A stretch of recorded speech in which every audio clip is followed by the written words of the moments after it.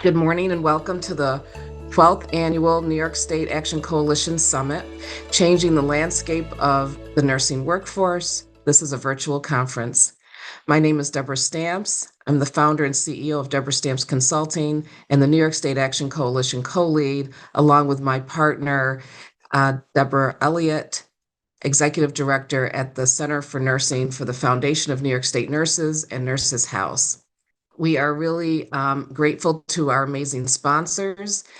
Today would not be possible without their generous support, as well as of all the planners of today's event and our speakers. Please, let's take a moment to recognize our sponsors for this event.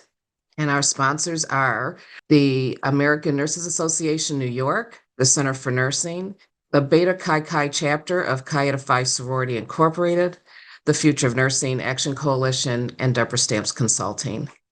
Please give them a round of applause. We're really grateful to all of our sponsors. Today also, you will have the opportunity to obtain C&E for today's presentation. You will earn up to 6 continuing nursing education credits.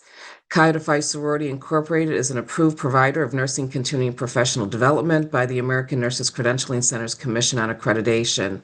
Completion of the total program will award 6 continuing nursing education credits. However, we have broken each session out so that you can evaluate at the end and receive your C&E for each session.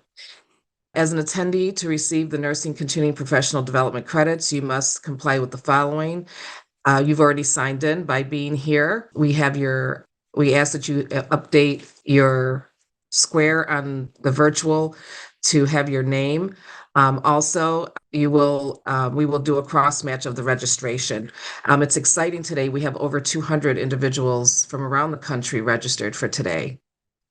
Remain for the session for 90 minutes of the entire presentation. So that's why we have it individualized, because we know people may have to step in and out throughout the day.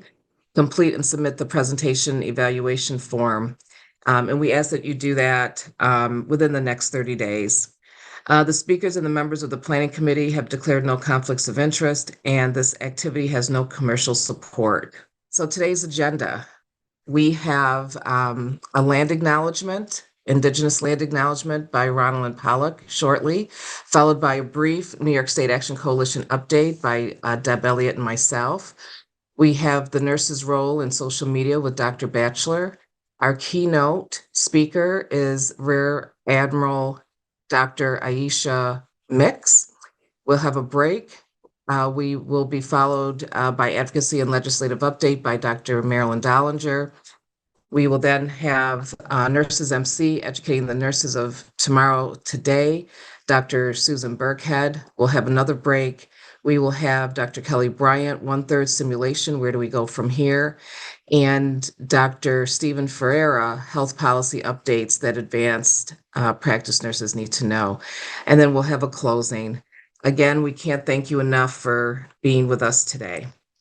I'd like to welcome Ronald Pollock for our Indigenous land acknowledgement.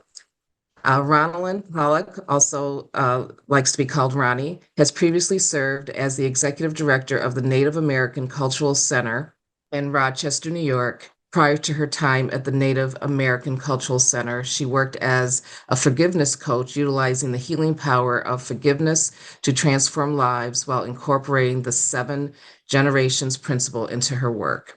Currently, Ronnie is the Director of Training and Community Engagement for the Center for Dispute Settlement. She is also an adjunct professor at Monroe Community College and has taught in the Health and Physical Education Department for over 14 years. Her background also includes being a holistic health coach while having more than 12 years experience as a social worker in the early part of her career. Ronnie is a member of the Mississaugas of the Credit First Nation, 6 Nations of the Grand River in Ontario, Canada, but currently resides in Rochester, New York.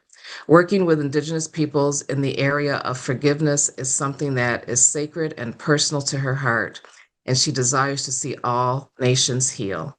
Please join me in welcoming Ronnie Pollock. Thank you, Deb. I appreciate that. Good morning. Sego Guego, Ronnie Palakingits, Mississauga the Credit First Nation, Six Nations the Grand River, Nidewagenum, Kanyangeha, Anishinaabe, Aquaxnawagintalota. I said, hello, everyone. My name is Ronnie Pollock. I'm Mississauga the Credit First Nation, Six Nations Grand River, Mohawk and Anishinaabe. Being Anishinaabe, we are part of the Eagle Clan. I'll now offer today's land acknowledgement. We would like to acknowledge the Seneca people who are the traditional custodians of the land that we are on and for their enduring presence. We would also like to pay respects to elders past and present of the Haudenosaunee Confederacy, and we extend that respect to any other Indigenous people who are present with us today. We make this acknowledgement as a first step in fulfilling our responsibility to critically look at colonial histories and their present day implications as we pay respect to the keepers of the land and the land itself. We are aware that acknowledgement is not reparation, and land acknowledgement without active steps towards education, support of the Seneca Nation, and sincere efforts to undo colonial legacies means very little. I want to end with saying this land acknowledgement is not meant to be an empty gesture, because without action, land acknowledgements run risk of becoming performance-based and empty calls to action. Yahweh, thank you. I also just want to quickly put in the chat a link for all of you. So wherever it is that you are tuning in from, so the land acknowledgement I gave was in regards to the land of the Seneca Nation, so the Haudenosaunee Confederacy, Rochester, New York, where I am giving the land acknowledgement where I'm coming from. But I would also encourage you all to use this link that I just put in the chat, and then that way you can know whose land it is on wherever it is that you are tuning in from. So thank you, Deb. Have a great conference. Thank you so much. It is a pleasure to always have you, and appreciate your continuous support of helping us to educate ourselves and be knowledgeable about the Indigenous land. Have a great day, and we'll talk soon. Thank you. Wonderful. Next on our agenda is a brief update on the New York State Action Coalition. We've done some work over the last few months with our advisors and sponsors to restructure the Action Coalition. I'm going to have Deb Elliott begin. Good morning, everyone. It's good to have all of you with us, and thanks, Deb, for making sure that this went smoothly. And it was nice to meet Ronnie and have that land acknowledgement. For those of you that are not familiar with the New York State Action Coalition, if you're new to this group, we've been around since 2010, and so we're really looking forward to some of the work that we've been talking about recently in restructuring and inviting others to join us because we have a lot of work ahead of us, and we're really anxious to get started. Can I advance the slides myself? Okay, there you go. The Campaign for Action was created back in 2010 after the National Academy of Medicine, or the Institute of Medicine at the time, put forth their first report on the future of nursing. And it's available if anybody would like to read through the entire document. What it did was it created an opportunity for states across the country to create action coalitions. And that is when the New York State Action Coalition was created. We were one of the first in the country to create an action coalition. And the Campaign for Action was created with a collaboration between the Robert Wood Johnson Foundation and AARP. And the leaders from those organizations, the nurse leaders from those organizations, continue to provide us support throughout the work that all the states are doing. So there are 51 states that have action coalitions in the country. When we first began, we did create regions across New York, and some of those regions are still functioning independently, but for the most part, the Action Coalition is a collaborative group that meets monthly, and we hope to have representation from all parts of New York. We've created a couple of different programs over the years. Last year, we had, in January, we had a virtual conference, Building Guardrails to Success, Increasing Diversity in Nursing. And so maybe some of you had attended that. And it was a great program that really is having some of those honest conversations about the diversity in our profession. And we're going to talk a little bit more about that today, obviously, and ways that we can start working hard on making sure that our profession mirrors the populations of people that we care for. There's opportunities for us to advance health equity through nursing, and AARP and the Future of Nursing campaign is really has put together some opportunities for funding as well as educational opportunities for us to really be focused on social mission. And so there's a lot of opportunities ahead for us. Deb and I were invited to participate in an opportunity that we have been working with the George Washington University and the Organization of Associate Degree Nurses, ODIN. We surveyed associate degree nursing programs to ascertain where they are with their social mission activities on their school campuses. And that data is being analyzed right now by George Washington University. And Deb and I are going to be involved in the second part of the study, where we're actually going to be doing some interviews, virtual interviews with the participants in the study to dive a little bit deeper into where they are with social mission on their campuses and providing some resources to help them move forward. There is a national organization called Nurses on Boards Coalition, and most states, like New York, has a New York-based coalition. We have a very active NOBC, which is part of our Action Coalition, and that was created based on the first report back in 2010 to increase the number of nurse leaders in pivotal roles on boards and committees in all works, not just nursing, and all in the communities that they live. And so the partnership between Robert Wood Johnson Foundation and AARP have really spearheaded this, but we're hoping that we can encourage nurses to consider those opportunities, because a nurse's voice at those tables is really important. A chart that shows the number of, compared to the United States, where New York is, with the number of nurses that are serving on boards, the number of boards, and we have nurses that are looking for board opportunities. And so we keep track of this, and there's a matching process that can go on with the national and in our state to make sure that nurses who are interested in serving can have opportunity to apply or to find out more information about that. So if any of you are interested, please let us know, because we have a great committee, and you saw who was leading that committee. So it's a great opportunity to serve. We have a Diversity, Equity, Inclusion, and Justice Committee that's been in place since the Action Coalition was formed back in 2010. They've done some great work around providing resources for those to share far and wide amongst our profession. And they created a toolkit, and they just updated it. A new toolkit is ready to be launched. And it's really a great resource for all of us to learn, to be able to connect with others.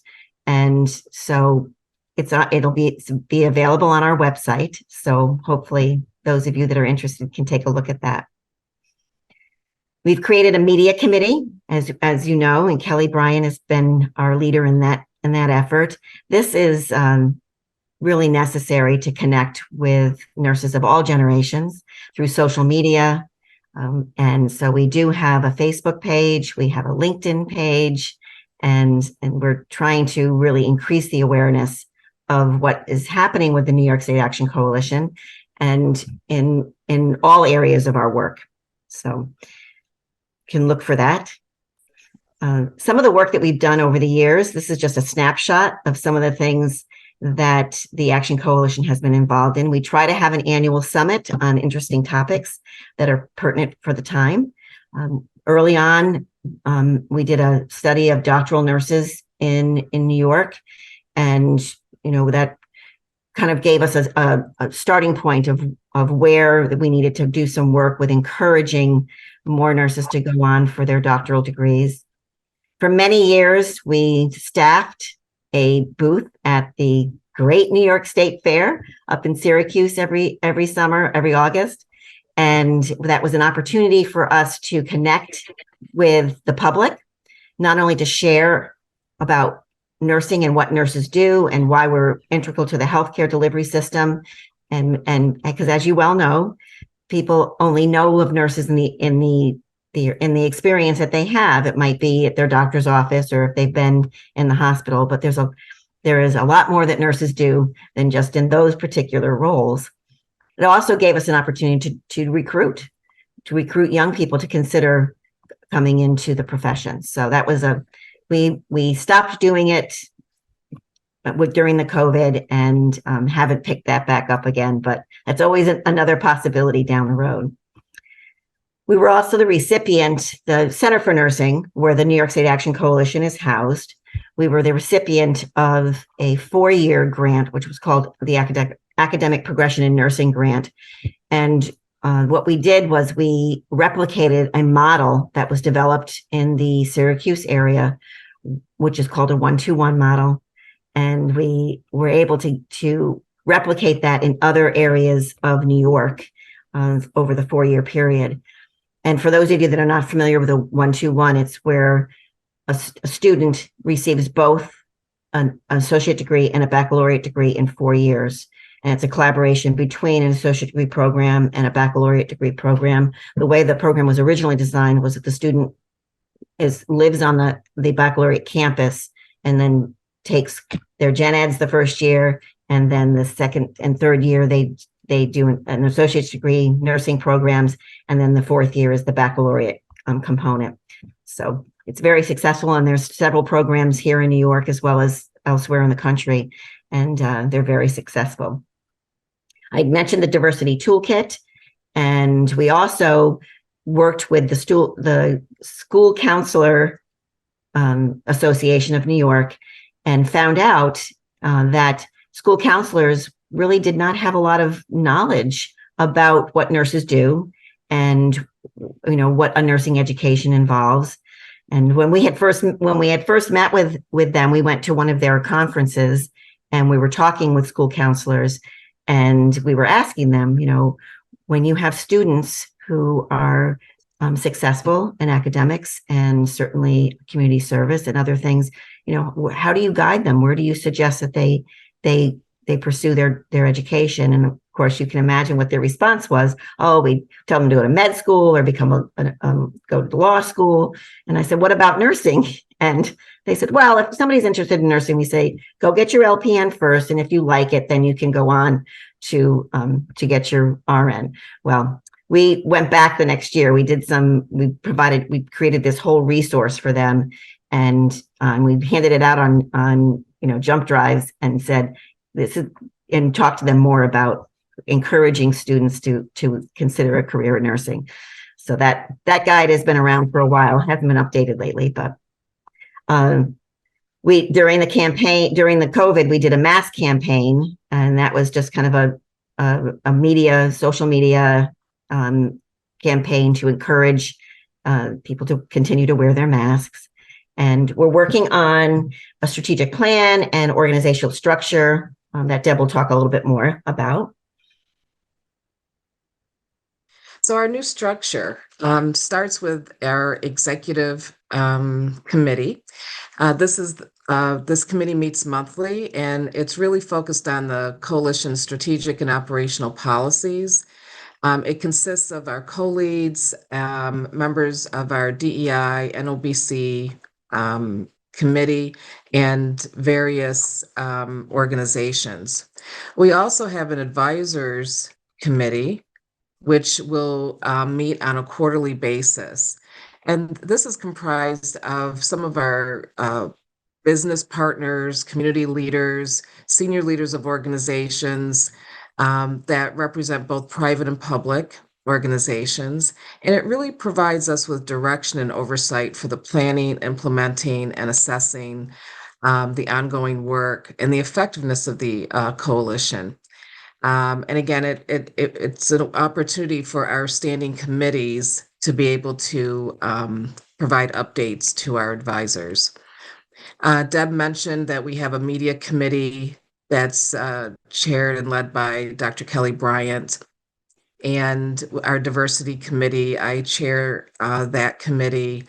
And you heard about our most recent update for the diversity toolkit.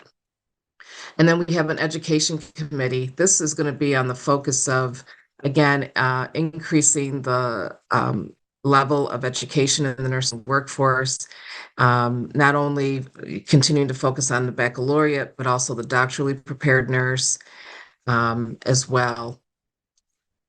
We also will have a leadership committee, which is really our Nurses on Board subcommittee. And the focus of that committee is again, to increase the number of nurses on boards and, to partner with organizations across New York to ensure that we have nurses at the table. The practice committee will identify strategies to increase the workforce self-advocacy, retention, and impact on moral injury. There's plans to hold some focus groups, review the literature, and to try and utilize technology for this area. And also, this will include students, nurses, and really combining or partnering academics and practice. And then our ultimate goal is to have a student chapter, a students committee that really focuses on the needs of our students across New York. Over the last couple years, we've had a virtual diversity conference and we've had students participate on panels, and they bring such richness, and we just want to be able to mentor them and support them as they enter into the profession. And then we have sponsors and advisors. So again, you heard we had some sponsors of today's event. That opportunity will be available for future events for the Action Coalition.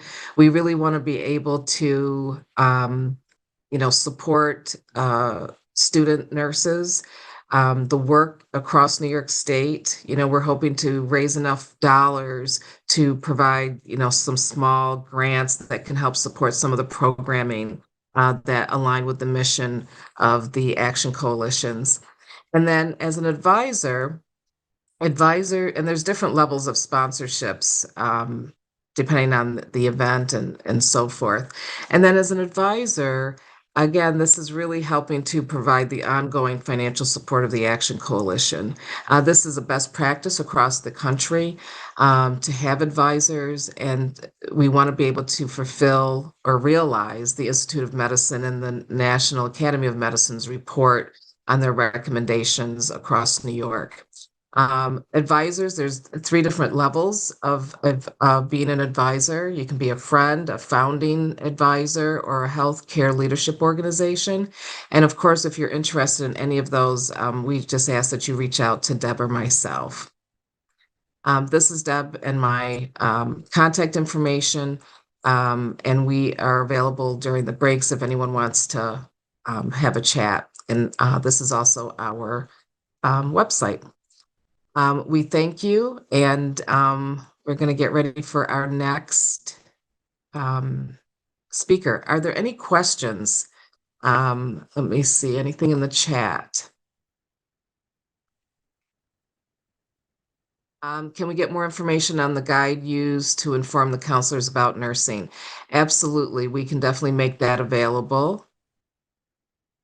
So someone here, Miss Jones, says that she works for the Public Health Agency and we host students. One of the issues that would be great for your org to address is nursing students with BS degrees in other areas switching fields.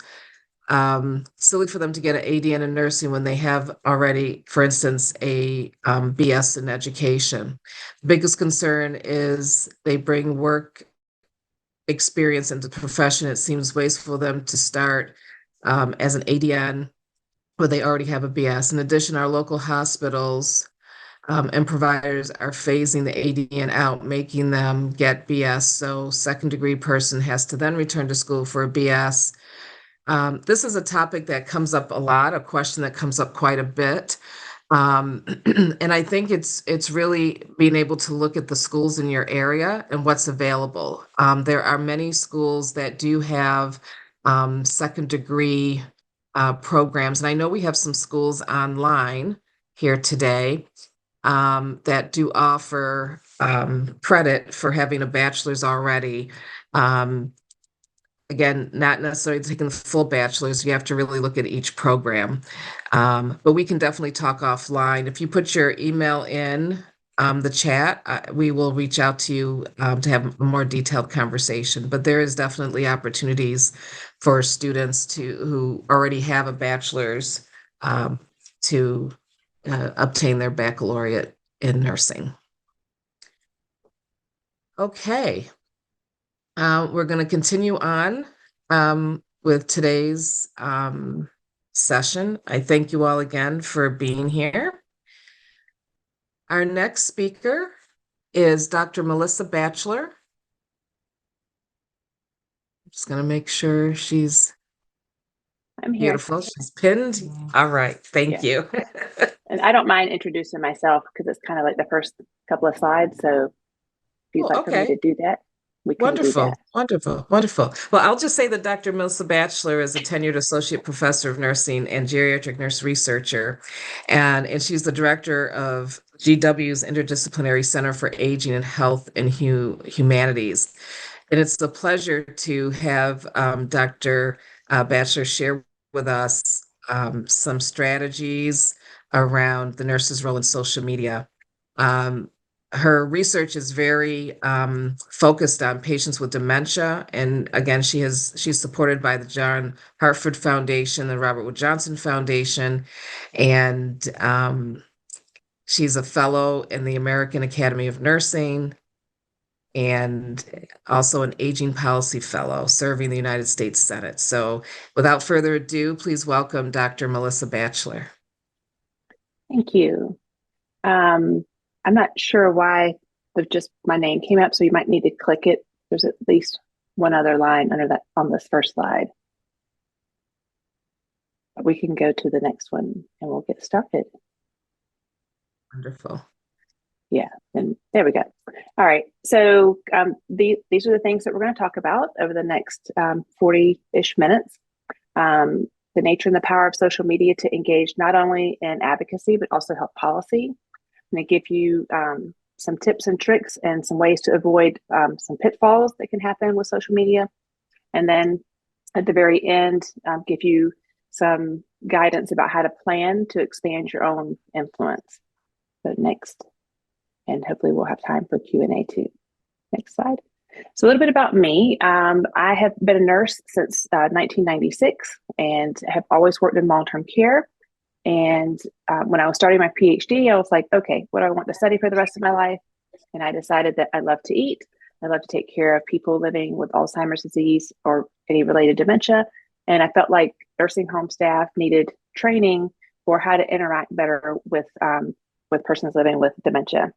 So over the past decade, have been doing a lot of different studies and had developed an intervention called NOSH, Nurses Optimizing Supportive Hand Feeding. And even with my research, have found a way to use technology and social media to help educate the public. So next slide. And so primarily I am an academic, as nurses, we can all wear a lot of different hats. And sometimes the easiest thing to say is I'm a nurse, but I'm a registered nurse, a family nurse practitioner, nurse educator, nurse scientist. And a lot of us have a lot of different roles. And that's the beauty of being a nurse, is that your career, you can continue to add skills as you go along. So I talked a little bit about research and how I'm using social media to disseminate my own science.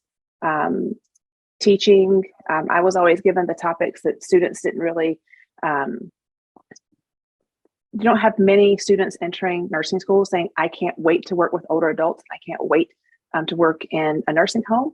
And they'd also say, boo to health policy. So I was always given those courses. So I had to come up with innovative teaching strategies to engage students and show them that working with older adults by default, we are all going to be geriatric nurses.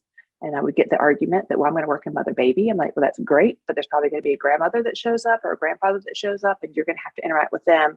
And maybe they have, a cognitive problem or a functional problem. So anyways, but through that, did my first podcast as to teach geriatric nursing. And so now it's become an area of scholarship for me, because the first podcast I did were released in 2010. It was the Geriatric Nursing Education Consortium podcast. That was developed as a traditional program. They, over 3 years, held 6 conferences. They trained 818 faculty in all 50 states and in 3 countries.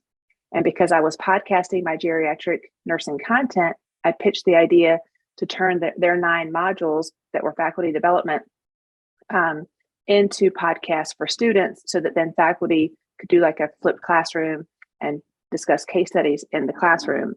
And over the next 5 years, those podcasts were accessed over 60,000 times in over 40 countries. And I thought, wow, I don't think that many people are ever going to read my peer-reviewed journal articles.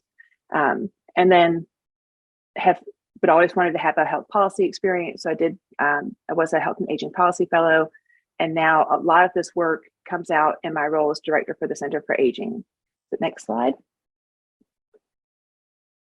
And based on the prior experience with podcasting, fast forward to 2010 or 2020, just as the pandemic was starting, launched a new podcast called This Is Getting Old, Moving Towards an Age-Friendly World, where I talk about ageism, age-friendly initiatives, and Alzheimer's disease. That's kind of how the 3 buckets that it's fallen into. And now, these are posted on YouTube. They go out through all of these different social media platforms, and they're available in an audio only format. And I put a QR code there. I'm in the process of updating my website, but that should be launched in the next couple of weeks. But again, when you go back to my research, I actually started my YouTube channel because I was always demonstrating the hand feeding techniques, because they're really hard to write in a grant, to write something that's actually like a physical activity that you do so that people understood it. So I created like a 3-minute video, put it on YouTube, but people found it. Like New York Presbyterian found it and said, can we put this in our comfort feeding program? There was a critical care or a hospital out like in North Dakota, that found the video and would show the hand feeding techniques to families. And they reduced their tube feeding placement rate in that unit from like 100 a year to 0 the next, just because they offered a care option, because Alzheimer's disease is a terminal illness. And if you're losing the ability to swallow and eat, we need to do hand feeding until death and not be putting feeding tubes to people, because they cause more complications. So next slide. So what this leads to is, that's kind of a primer for the power and the nature of social media to engage in helping educate the public about a lot of the things that we know. So this is a book that was released last summer. This Mona, Rebecca, and I wrote a book on how to use social media in healthcare. And so if you're interested in that, there's a QR code for that. Next slide. Because a lot of the things I'm going to talk about in the next few minutes is in the book also. So again, right now, as an academic, with our research and scholarship, we do still need to do these traditional gold standards of doing publications in top-tiered, peer-reviewed journals, next slide, or presentations. And so presentations like poster presentations, podium presentations, going to scientific conferences, trade conferences. But these are our traditional ways that we've always thought about disseminating science and scholarship. Next slide. But when we do that, it creates this 17-year gap between when we find something out and when it actually makes it into practice. And so in my mind, that was too long. And so but through using social media and using the internet, people are able to find my work more quickly. Next slide. Well, I didn't mean for these to be so fancy, but anyways, let's talk about the evolution of influence. This just kind of shows that, we have gone from like newspaper, radio, television to the internet, and now we can get most of our news and information through our phones. Next slide. And that influence, while it used to be in primarily the control of corporations, it's now much more in the hands of consumers. And so there's a lot more consumer-driven responses that corporations are making compared to the other way around. Next slide. And I would just keep clicking with all of these. Again, I don't even know why that's doing that. But these are just some basic numbers about where we get our information. And Twitter, maybe not so much anymore. We do have the new, I think it's called, I was going to say Hinge, but that's not right. That's a dating app. I've forgotten the name of the new one that came out that was the equivalent of Threads is what it's called. That came out like about a month, maybe 3 weeks ago, a month ago. So anyway, so while these social media platforms may change the way that we can use them, there are still some basic principles. Next slide. And you can see based on this, just some of the more popular platforms, how many people are using those and how much it's changed over time. Each of these platforms also has their own demographic. So as we talk about social media, to be thinking about what your area of expertise is. So for me, while Facebook is predominantly people over the age of 40, and TikTok would be people under the age of 40, most likely. In my work, because I'm talking about intergenerational topics, I'm in all of the platforms because maybe there's a grandchild that might see something on TikTok that would then, share that with their grandparent, and maybe they would do that through Facebook or vice versa. So next slide. And so this is a report as we think about nursing in our profession. In 1997, this is the Woodhull study on nursing in the media. And they did this study, I think with a lady that was the editor for USA Today, but only 4% of nurses were ever referenced as expert sources. Next slide. And 20 years later, it's worse. And so as a profession, we are not being sought out for our expertise. I think COVID might have changed a little bit of this, but a lot of journalists, a part of it's our ability to interact with the media and to raise our own voices. But also when the journalists are calling hospitals, they typically ask for a physician when it might be a nurse that's better able to speak to that, or really any other profession besides just medicine. Next slide. So this is Diana Mason, which is actually how I ended up doing this presentation today. She's also at George Washington University. But this is a podcast where she's talking about the Woodhull study and this evolution and some of the different issues. So you can check that out, or the two reports have also been published, and I can get those links to you if you'd like more information. Next slide. And when we look at the impact of social media, some of you may remember this. This was Miss America, and she did a monologue. And then on The View, they were like, "Why does that nurse have on a stethoscope?" And there was a huge response from our profession about that. And there have been a couple of other ways that nurses have ended up in the news. But it is a place where it's a platform where people can go to discuss different issues. Next slide. I really wish I was in control of my slides, but here it is. Next, okay, stay here. So these are just some different ways to think about how to use social media. You know, maybe you want to share your research findings. Maybe there's something going on with your professional organization or where you're working. Maybe you want to influence the image of nursing. And by the way, you will see positive and negative examples of nursing on the internet, but you can also connect and share the work of like, you know, nurses on boards. They have their own social media, the future of nursing. So all of those things, you can connect with all those things and then like, share, tweet, and retweet. This is focused more on Twitter, but it's the same, whatever the language is for any platform, it's the same principle. Next slide. And so when we look at the policymaking process, you know, social media is a great way to do grassroots mobilizations. It's a way to educate your own sphere of influence. So being on social media, I mean, we are all influencers in our own life. You know, if someone's, you know, found a great, you know, do mascara, and that's, you know, I don't even, that example popped into my head, but somebody might ask you like what you're wearing. And so then they might go out and buy the same outfit. They might try the mascara you're using. So part of this is within your own network. How do you help get the correct information out there? Because we all know there's a lot of fake news and a lot of misinformation. And so, you know, stepping up because we are the most trusted profession. And so, and taking that responsibility seriously and using social media professionally and personally. Next slide. And this is just an example of a piece of legislation that was introduced. Actually, it was introduced while I was serving in the Senate. And actually, Senator Susan Collins is the one that introduced this from Maine.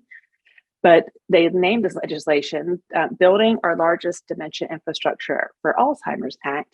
And then the Alzheimer's Association created a hashtag Bold Alzheimer's Act. And so this is just an example of a legislative effort that had a social media campaign. And this was actually signed into law New Year's Eve at the end of the 116th Congress. And now we're in the 118th Congress. Next slide. And that was the use of an infographic. And in this one, this is just an example of a nurse who was speaking to a family caregiver piece of legislation. And again, sharing information, you know, some statistics, and then giving people information about this particular advocacy issue. Next slide. But, you know, getting information from the internet is a lot like drinking from a fire hydrant. And so, you know, we can't do everything all at the same time. And each of you probably has a different level of experience and comfort with using social media. So it's just a way to speak to a smaller group of people within a larger conversation. Next slide. And now we'll talk a little bit about how to avoid pitfalls and some tips and tricks for using social media. Next slide. And the number one concern most people have is about how do I stay out of trouble? You know, I would love to use social media more, but I'm just not sure, you know, what I can say. You know, I don't want to get in trouble at work. And so there are actually guides out there. So these are 3 different organizations who have put out guides as well as tips to help you learn more about how to do this. And then I'm going to discuss some tips for you as well. Next slide. And so the best way to stay out of hot water is you don't discuss patients. You know, you don't take pictures of your patients and post them online. That's a quick way to get in trouble. You know, or posting about, you know, something that's happening at work that you think people need to know about, but it's really not your place to do that when it might be like your organization's place to share that information. Next slide. Plus use those guides. So now we'll go into some of the different tips. I know that when I first started out on social media, I used Facebook, and that was pretty easy to do. And then when Twitter came out, it's like, I don't really understand Twitter. Like, what are these hashtags and these handles? And it just kind of looked like hieroglyphics to me. What I later learned, I created my own professional development plan and said, the next 3 months, I'd like to learn how to craft a tweet. And as I looked into it, I was like, oh, because I was like, where are these people coming up with the hashtags? And then I was like, oh, they're kind of just making them up, or they're looking to see what's trending. But a hashtag is really just a way, I think of those as like adjectives, and I think of handles as nouns. But what these hashtags and handles do is they aggregate the social media post so that they kind of cluster around a different topic. So if you just post on social media and don't use a hashtag or a handle, then it's harder for people to find what you posted if they find it at all. So next slide. And so these tips are going to be at different levels. And when I get to the final section, I'll explain to you a framework and how to create a professional development plan at whatever level you're at with social media. So the hashtags help you discover key topics to connect with communities, and then your handles, which are your nouns, are the people and the organizations that you might mention, and and it just how it allows you to engage in the conversation. Thank you. That was awesome. So the third tip is using social media to build relationships and to give people kudos. And so this is just a recent example of the new dean that started at NYU, and she and I are friends. So that's just an example of her talking about like her first day on her new job. And then the second example is a mother-daughter who both graduated from the same nursing school. So again, it's not just about getting information out. You can use social media for network building as well. Next slide. The other thing I was going to say, I just wanted to mention about that last tip was anytime you go to a conference, there's always the physical conference that you're at, but there's also a social media aspect to it of what's going on. So in giving, kind of kudos to people, if you're taking a picture or getting a video of them doing a talk and then putting it out on social media, that's a whole different level that's kind of behind the scenes that if you're not on social media, you're going to miss out. It's also a great way to, it's like an icebreaker, because I can remember somebody was doing a talk. They had posted something and I walked up to them and said, oh, I saw like your tweet. And they were just really excited, to know that somebody had seen it. And it was a great way for me to introduce myself. So that's another way to use social media to build your own professional network. Next slide. It's okay. So this is just a little social media etiquette about giving to get, and it's really just about reciprocity. So if someone follows you, it's proper etiquette to follow them back, and always, liking things that you like, and then you could retweet, or provide another comment. And it's just another way to expand your reach and build your own network. Next slide. And this is just an example about responding and engaging. This is another thing that I hadn't really thought about until like the past couple of years. I was like, a lot of times as nurses, we just kind of make statements on, and when you do that, it's like, okay, so someone would read it and they'd be like, oh, that's interesting, but they might not make a comment about it. But if you look here with like Brady Scott, he's asking a question. So thinking about how do you might make a statement, but then how do you ask a question? Because that is how you engage other people in a conversation. This is a little bit of a higher level thing to do. So next tip, next slide. All right, so now we're going to I'll talk about how to plan to expand your own influence. Next slide. And this is a framework that we developed for the book because we were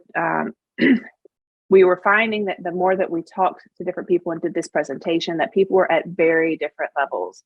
And so if you are brand new to social media, thinking about the fact that you wouldn't walk into the high school dance and just jump on the dance floor, right? You would want to kind of survey the dance floor, figure out what kind of dance is going on, and then, maybe dip your toe in the water. So This is kind of how we framed the consume phase, which is it's your very beginning phase, where you're really just watching to see what's happening. It's kind of like me learning how to craft a tweet. I just got on Twitter and started reading, and I'm like, okay, now I see how they're putting things together. Even Googling how to construct a tweet. But this is your kind of your entry level level of the 3Cs model for social media development. When you contribute is when you see a post and you respond to it. So this is like a retweet, but it could be a retweet with a comment even. So, but you are beginning to engage in the social media platform that you're on. Then the highest level is when you're actually creating. And creating could be just, crafting a tweet. It could be creating a podcast. It could be creating an infographic. But you're the one actually creating the tweet. And it's not like you start at one level and you progress to each one. You might use all three of these as you become more comfortable with using social media. Next slide.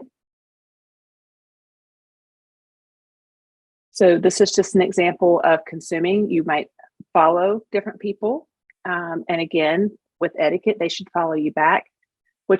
Do be careful with this, because I remember one of my health and aging policy fellows, somehow she ended up following like 1,000 people, but none of them were within her network or her interest levels, like a bunch of weird things.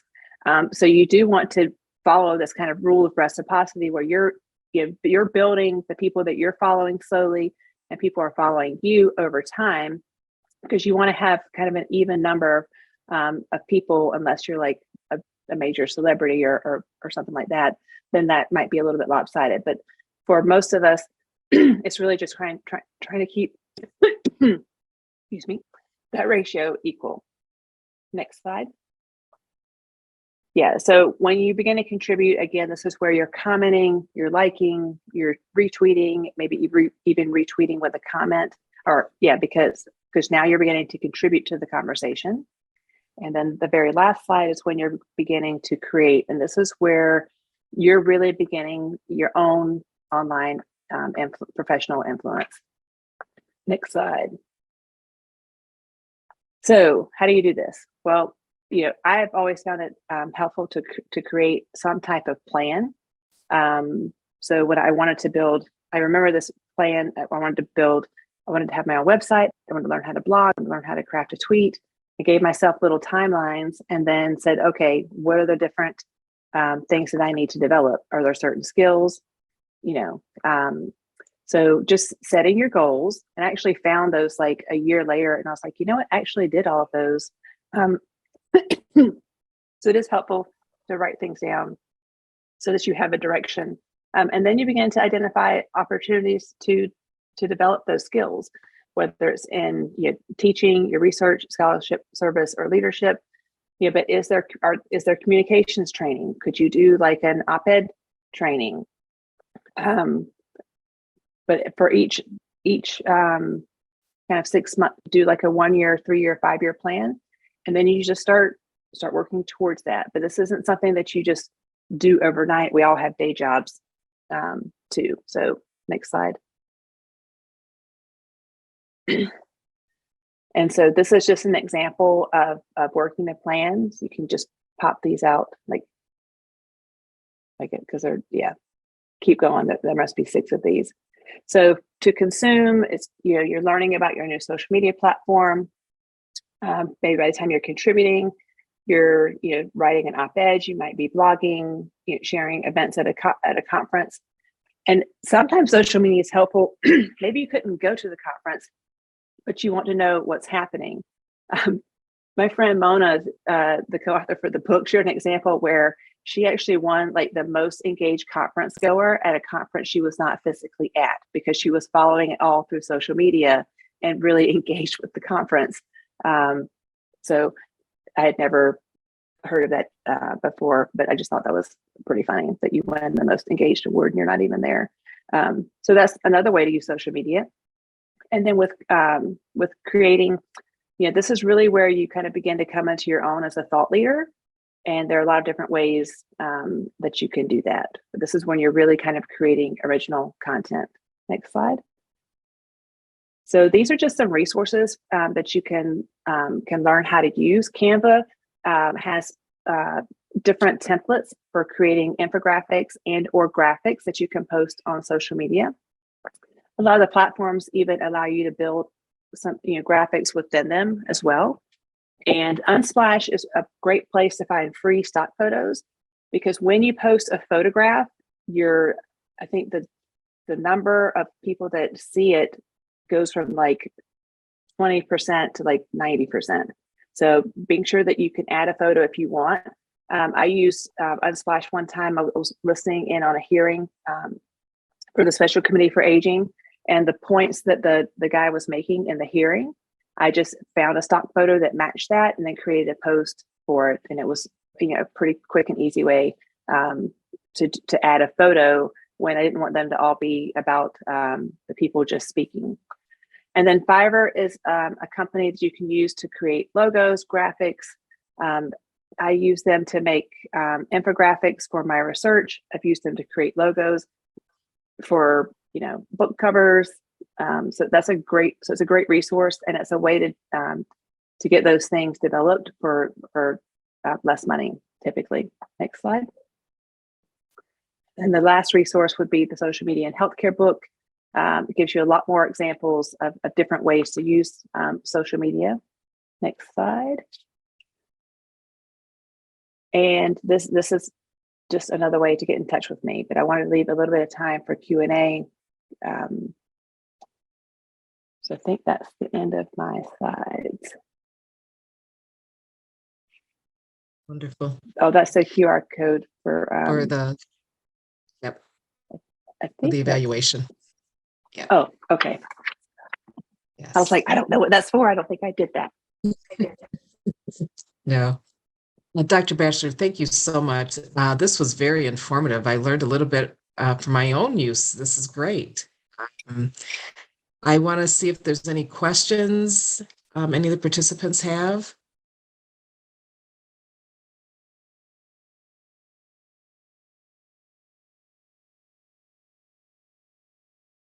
Anything in the chat? Well, there's one about an assignment in class to create a brochure to talk about what nursing is. Mm-hmm. And that's a great time to use Canva. They do create templates, so they could create a brochure, they could create an infographic, they could create a short reel about what nursing is. That's also easily posted to social media. Yeah, so that's the role of professional nursing and all the different things that nurses can do. That's all helpful stuff. And I've done, I think, 4 podcasts. I did one with the National Academy of Science, Engineering, Medicine, their resident nurse scholar. I've done one with people that have done other policy fellowship, like with Robert Wood Johnson. Jackie Campbell is a nurse researcher who's had a huge impact on domestic violence and hospital policies for screening in the ER, and talked to her about how her clinical practice led to her scholarship and research, and then all the way up to testifying before Congress and changing hospital policies around screening for domestic violence. So yeah, I think I love when nurses promote our profession in a way that is professional and not so negative or like cutesy. And you'll see lots of different ways that people do that. Wonderful. Dr. Batchelor, there's a question in the chat to please comment on including this as a nursing competency in curricula for students.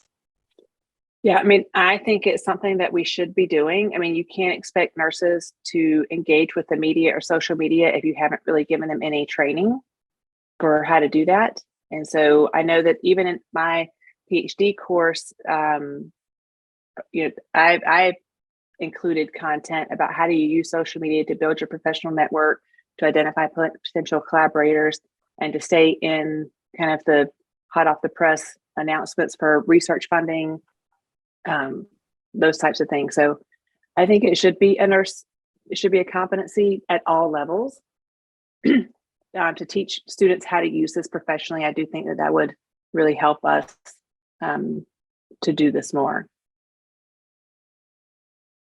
I see Marilyn has her hand up. Hi, Dr. Hi, Ballinger. Melissa. Hi, can you hear me? I can. Okay, so I really appreciate your comments on cautions to nurses about things to put on. The nursing school that I was at for years, we had a policy on social media for students. And one of the cautions, one of our policies was no pictures within the walls of a clinical agency of any kind, because students did have some problems differentiating, privacy protections and that kind of thing. But can you comment on any concerns with privacy, negative followers? How do you deal with people that may be responding to you, sort of followers that you don't want? It may be a negative experience. Yeah. So those are called haters and trollers. Okay. And I've actually had some of this happen, particularly with the podcast, because it's out on YouTube. And that's actually where I see most of the comments, and people, sometimes they'll make a comment about me directly in like my presentation, particularly my early podcast when I was kind of nervous and kind of stumbling over my words and stuff. Or they might make a comment about my background or whatever. And I tend to just kind of ignore those. I read them. It's kind of like getting student evaluations at the end of the semester, or even at the end of a conference like this. You read all the different comments that people make, and then you have to decide, is there any validity to this? Is there something I could change? How often am I seeing this comment repeat? But also with social media, I really don't, I have a lot of people that will just jump in and defend me. These aren't people that I know, but they will get into it kind of themselves. So I don't really have to, if somebody sticks up for me, I'm like, okay, well, then I'm not going to take it that personally. But you do have to have a bit of a thick skin to say, all right, well, maybe I'm not your cup of tea. Go find somebody else who is. I mean, there's a lot of content. You don't have to watch me. So, not everybody's going to like you, just like not in real life, not everybody likes you. And getting back to the, kind of the competency and curricula, that goes back to having a social media policy for students so that they are clear, because a lot of them don't know a lot of boundaries. And so I think it is part of the professionalism that we need to teach them. It also keeps them out of hot water too. It's like, these are the reasons why, and it's a HIPAA, and privacy issue. So I do think that it should be a competency for how to use social media professionally, and until it is, individual organizations and schools have their, just need to have their own social media policy. And just because your organization, maybe you don't use social media to talk about what you're doing at work, but maybe you have an advocacy issue that's important to you, you're allowed to post you have a professional, you can have a professional presence online and not really ever mention where you work or what you do. And then you put in your bio that opinions and views are my own, so that it's clear that you're not a representative of that organization.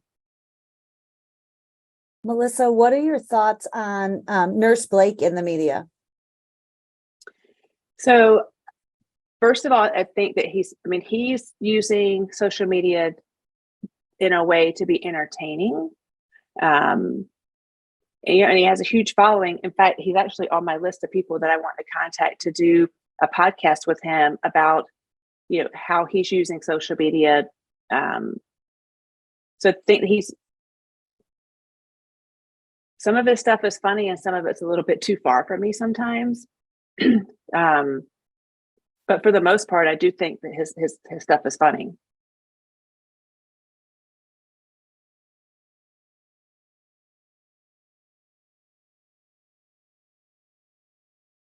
Sorry, I was muted. I do feel like he relates to the nurses, and so he has that entertainment factor. But in some ways, I think he has a huge voice that he can use it for good, to support and help retain nurses. Right. And I do, from most of the stuff that I've seen, I do think that he is trying to do that. I mean, he speaks at schools of nursing. Good. He does kind of make fun about education. So it's almost like part of what you decide is what is your professional brand going to be. If I were like younger, I might have gone in that direction, but I still use some humor, but it's not like stand-up comedy, which is more. He's kind of doing a blend. But I do think that I have seen him he has taken on like some advocacy issues around staffing patterns and those types of things. So I think that might come as he matures in his own career. But he is relatable, and I do think from like a new nurse perspective, he is someone that they probably see more quickly than other nurse influencers. Thank you. And one last comment. What about cautioning nurses to be mindful of personal posts and how it impacts their professional job in nursing? Also regarding complaining about their job. Hard to recruit with the negativity. I think you mentioned this a little bit already, but if you wanted to add any additional comments. Yeah, I mean, I personally don't think that it serves anybody to kind of take to the internet to complain, like take your mail to the right mailbox versus putting it out there to hurt your organization. So my personal philosophy is that's not appropriate for social media. And so I do think this is where kind of with the, like if you as a nurse manager saw one of your employees, kind of bashing your unit, that's not really, even though it might be a personal statement, that might be kind of an education and kind of counseling and mentoring point to say, I understand that you're frustrated, but we need to probably have a conversation internally than putting all that on social media and kind of using it as an opportunity to create an in-person conversation rather than having that person kind of go off on the rails using social media in a way that I personally would not think would be appropriate. Thank you. Yeah, and then helping them kind of reframe that or redirect it. Sorry, I'm still not sure about that. Okay, Siri, that's all right. Well, thank you again so much, Dr. Batchelor. This was very informative, great discussion, and we appreciate all your many contributions. Social media is big in nursing, and your pearls of wisdom will help us to be representing the profession well. Thank you. Yeah, Thank you. Thank you. Let's give Yeah, I did Dr. want to- Batchelor a round of applause. Yeah, I was just Thank going you. to say, my podcast is talking about aging, ageism, and age-friendly initiatives. And when I first started it, I was like, well, I feel like there aren't enough people in geriatrics. And so it's really kind of this neat wanting to educate the public and other healthcare professionals about issues related, these issues. But in the first 18 months, shocked even my production company, like I reached top 10% globally ranking of all, like there's over like 3 million podcasts.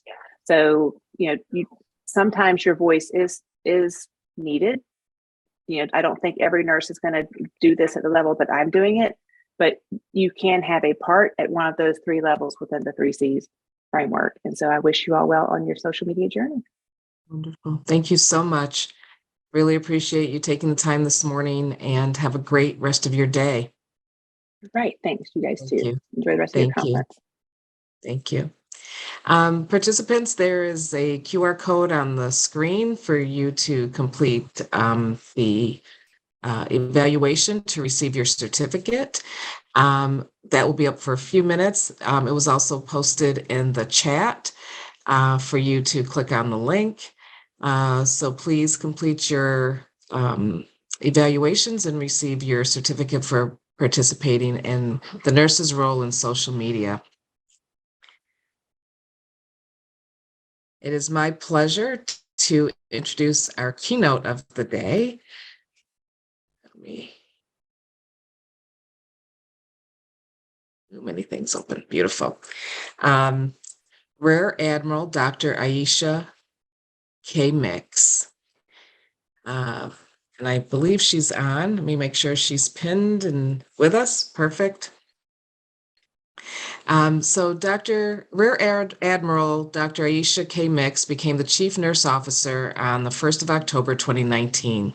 As Chief Nurse, Rear Admiral Mix will advises the Office of the Surgeon General and the U.S. Department of Health and Human Services on the recruitment, assignment, deployment, retention, and career development of nurse professionals, and is responsible to provide leadership to 4,500 commissioned corps and civilian nurses. With more than 20 years in nursing as a clinician, public health practitioner, educator, and emergency manager, Rear Admiral Mix has made stellar contributions to nursing and public health throughout her career. She was commissioned into the U.S. Public Health Service in 2006 as a public health analyst at the Health Resources and Services Administration, and also known as HRSA. And at HRSA, Rear Admiral Mix mobilized the nursing community to increase awareness of the need for nursing workforce diversity, designated strategies to increase retention and graduation rates for nursing students from disadvantaged backgrounds, and developed policies and programs to increase access to care for underserved communities. Currently, Rear Admiral Mix serves as the Senior Health Policy Administrator for the U.S. Department of Homeland Security, Immigration, and Customs Enforcement Health Service Corps. Where she manages a team focused on enhancement of healthcare delivery within the IHSC facilities. IHSC provides on-site direct patient care at facilities throughout the country and manages the provision of off-site medical care for those housed in approximately 240 additional facilities. Prior to joining the IHSC, Rear Admiral Mix served as a senior policy analyst within the Office of the Assistant Secretary for Preparedness and Response. She served as a liaison for emergency operations, translating disaster policy into practice and ensuring that the federal responses to disasters and public health emergencies integrated behavioral health and addressed the needs of at-risk individuals and families. Rear Mix leveraged her knowledge and expertise in nursing workforce development to design and implement expanded nurse deployment roles during disasters, including case management, discharge planning, patient movement, human services, and disaster recovery operations. In support of the commissioned corps, Rear Admiral Mix served as Deputy Commander for Services Access Team 5 as part of the leadership team for the disaster case management operations following Hurricane Irene. She was also selected to deploy to Monrovia, Liberia, as a member of the first USPHS team to support the 2014 Ebola response. The following hurricanes, Irma and Maria, Rear Admiral Mix was requested as the field operations policy lead and developed the long-term strategic plan for federal recovery support in the U.S. Virgin Islands. She maintains licensure as a registered nurse and is a board-certified national healthcare disaster professional. She graduated with her Bachelor of Science and Master of Science degrees in nursing from Hampton University and completed her Master's in Public Health degree at Johns Hopkins University. Rear Admiral Mix received her Doctor of Nursing Practice degree with a focus on educational leadership from Case Western Reserve University and remains linked to nursing education through adjunct faculty appointments and graduate nursing education. At every opportunity, Rear Admiral Mix is a champion for USPHS nurses, nursing as a profession, and nurses' contributions across the care continuum. Please join me in welcoming Rear Admiral Dr. Aisha Mix. Good morning. Whew, that was a long one. Thank you so much for that introduction and sharing a bit about my background. Let's see. There we go. It is absolutely my pleasure being here with you today, and I thank you for this invitation to join you and also share thoughts on resilience and fortitude and how each of us can be a part in strengthening the nursing workforce. Next slide. So as was mentioned, I am Admiral Aisha Mix, and I do serve as the Chief Nurse for the United States Public Health Service and as an Assistant Surgeon General in the United States Public Health Service. The Public Health Service is actually one of our 8 uniformed services, and we are driven by our mission to protect, promote, and advance the health and safety of our nation. Collectively, we are active duty and reserve officers, and we really work together to provide critical health services and serve at the forefront of disasters and public health emergencies. We also lead public health programs, and we drive policy development.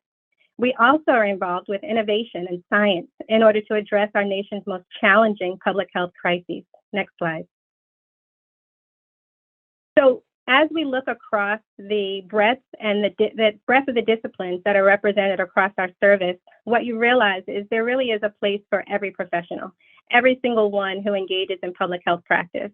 You see the highlighted area, right? I'm a little biased here, right?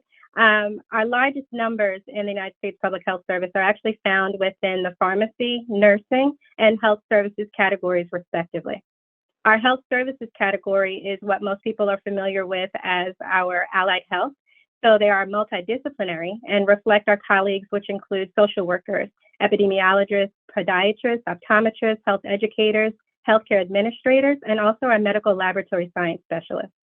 So again, collectively, we do work together to not only meet the needs of the nation during a steady state, but also to respond to public health needs. And we represent leadership and excellence in public health science and practice. Next slide. As chief nurse, and when my term began in October of 2019, my priorities were established, right? And it was my intent to promote the nursing profession, to mobilize nurses across the nation in order to address our Surgeon General's priorities, and also recruit and retain a robust public health nurse workforce. In addition to my identified priorities, I also identified these 4 public health challenges that are on the screen, where nurses are uniquely poised to have a great impact. Little did I know that about 5 months later, a pandemic would bring not only these priorities, but those identified public health challenges to the forefront for the nation and also across the globe. Next slide. So today I do bring you greetings from our Surgeon General, Dr. Vivek Murthy.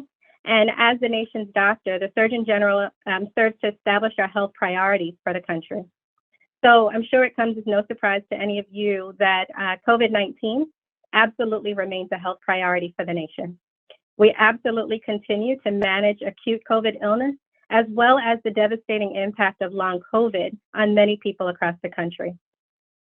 Some of the Surgeon General's additional priorities include combating health misinformation with accurate factual information, the early identification and intervention for psychological distress among young people, especially those who were most vulnerable even before the pandemic began, and also taking action to address the societal, cultural, structural, and organizational factors that contribute to burnout among health workers.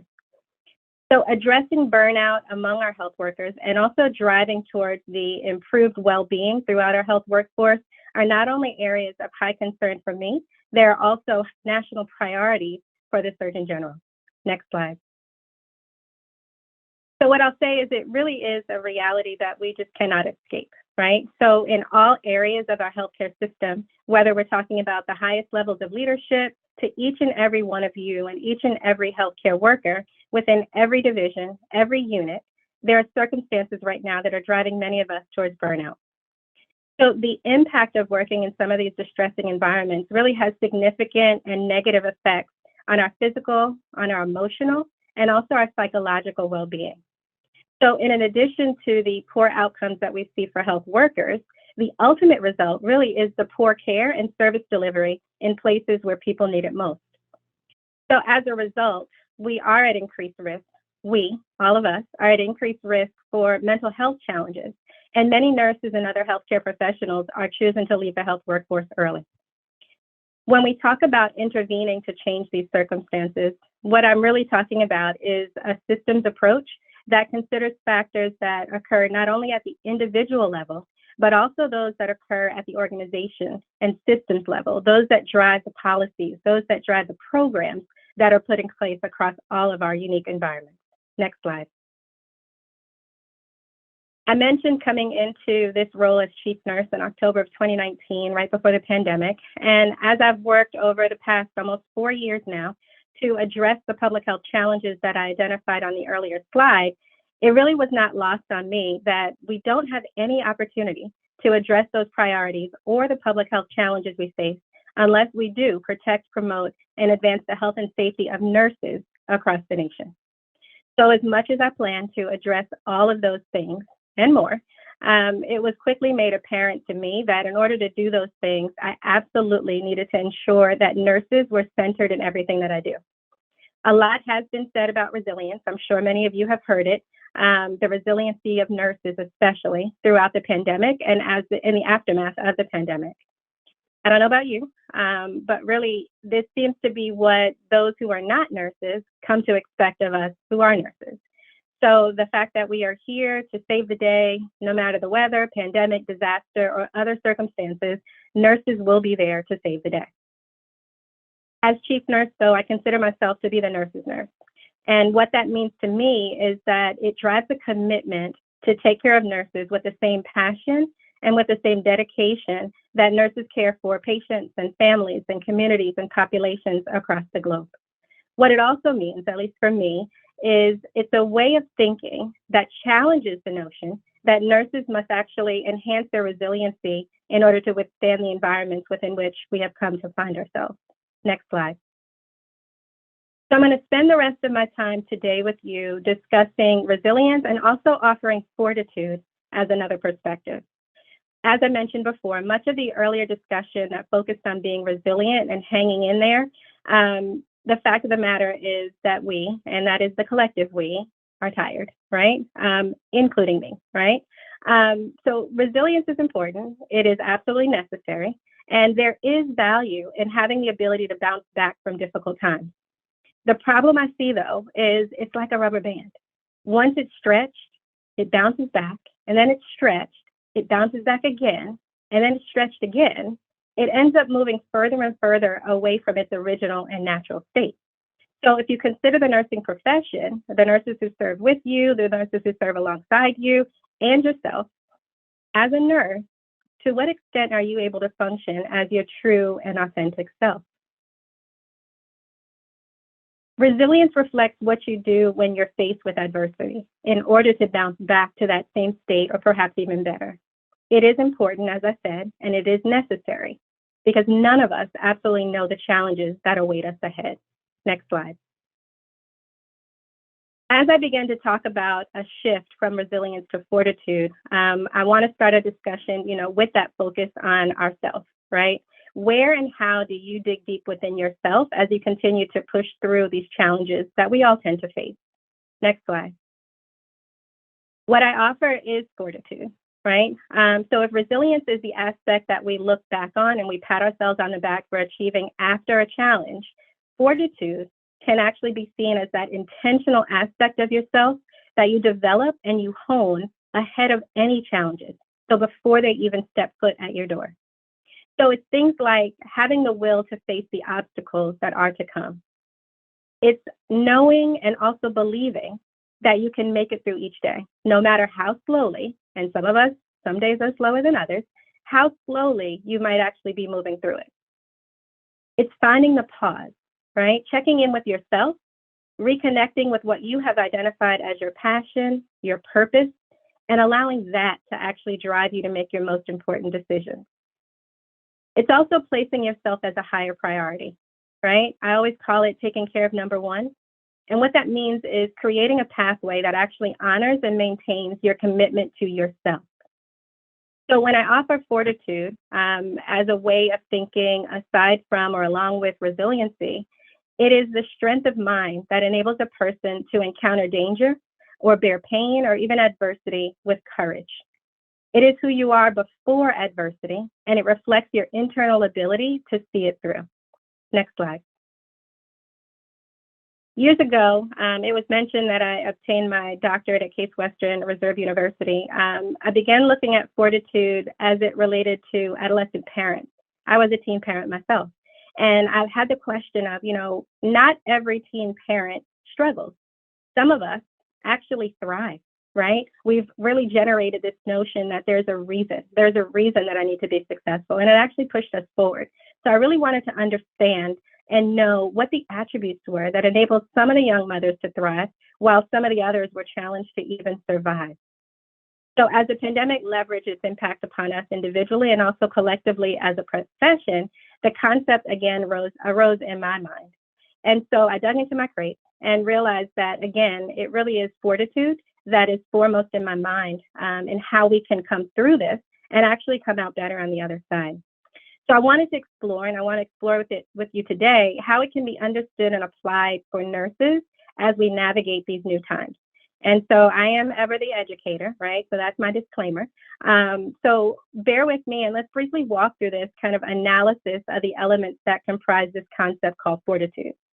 A concept analysis in and of itself, it actually breaks apart the before, the during, and the after of a concept. So an antecedent, right? Those are the circumstances that logically precede something. And so adversity then would be the antecedent that logically precedes fortitude. So it reflects that thing that must happen or that mess that we actually find ourselves knee deep in, right? Next slide. So what the analysis does is it says that when faced with adversity, we, right, you and I, we actually have the opportunity to tap into an inner strength that is a function of what we call creative essence. And that creative essence actually has been defined in the literature by Ruth Davis.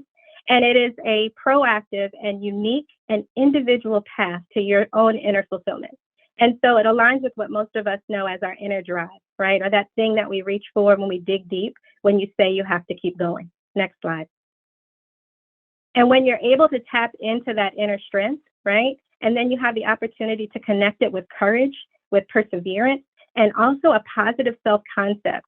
And a positive self-concept that you actually achieve through having self-esteem, an empowered self-image, and an ability to engage as the ideal self. You see what we see on the next slide, and you realize that what it provides access to at that point, go ahead to the next slide, is psychological health and well-being, and an ability to problem solve and ultimately cope. And at the end of the day, this is what we're all trying to do, right? So this slide, in much simpler terms, is just saying that when faced with adversity, fortitude is having the capacity to dig deep within yourself, tap into your internal resources, those resources that actually allow you to push through your circumstances in a positive fashion, while also leveraging courage, perseverance, and a positive self-concept. So what I'm saying is that fortitude is actually already readily available to you. And it's who you are, and it's what you walk into any situation with. It's not what you had to develop as a result of being in the situation, which is resilience. And so it's up to you to make the choice, right? As you take the next step, whether it be the next minute, the next hour, the next day, how do you access it, right?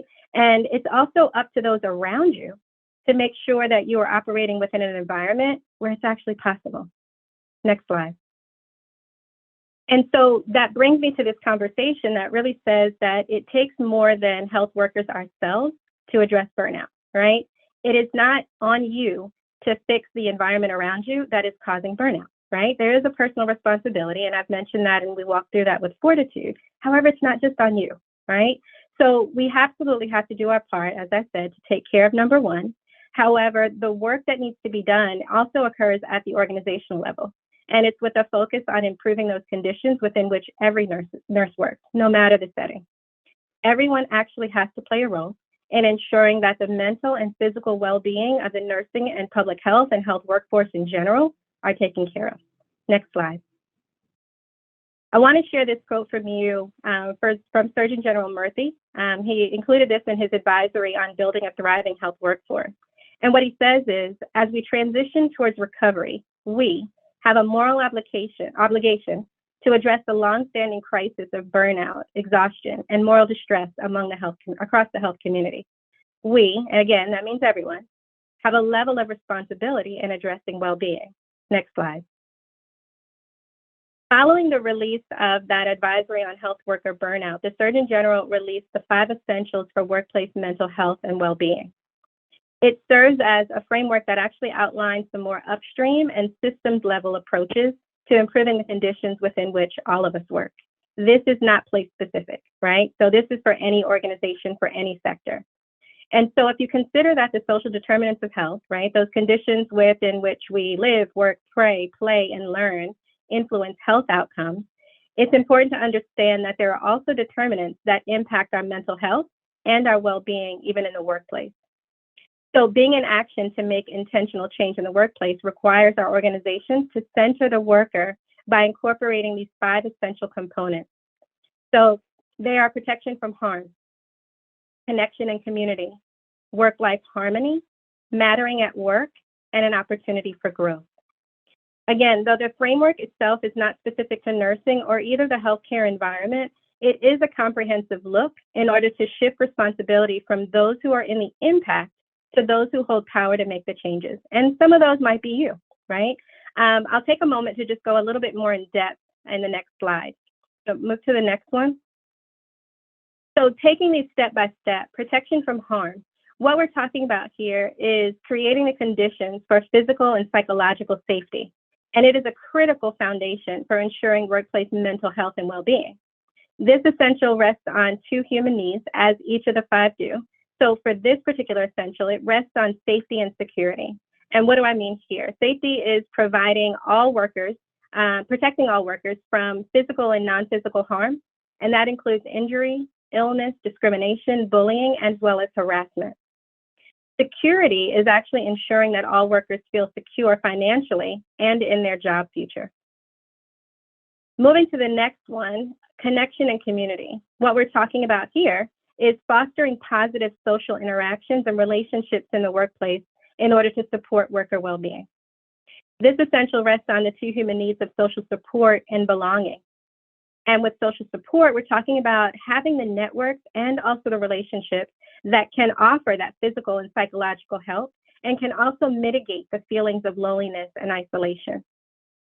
Belonging is the feeling of being accepted as a member of your group.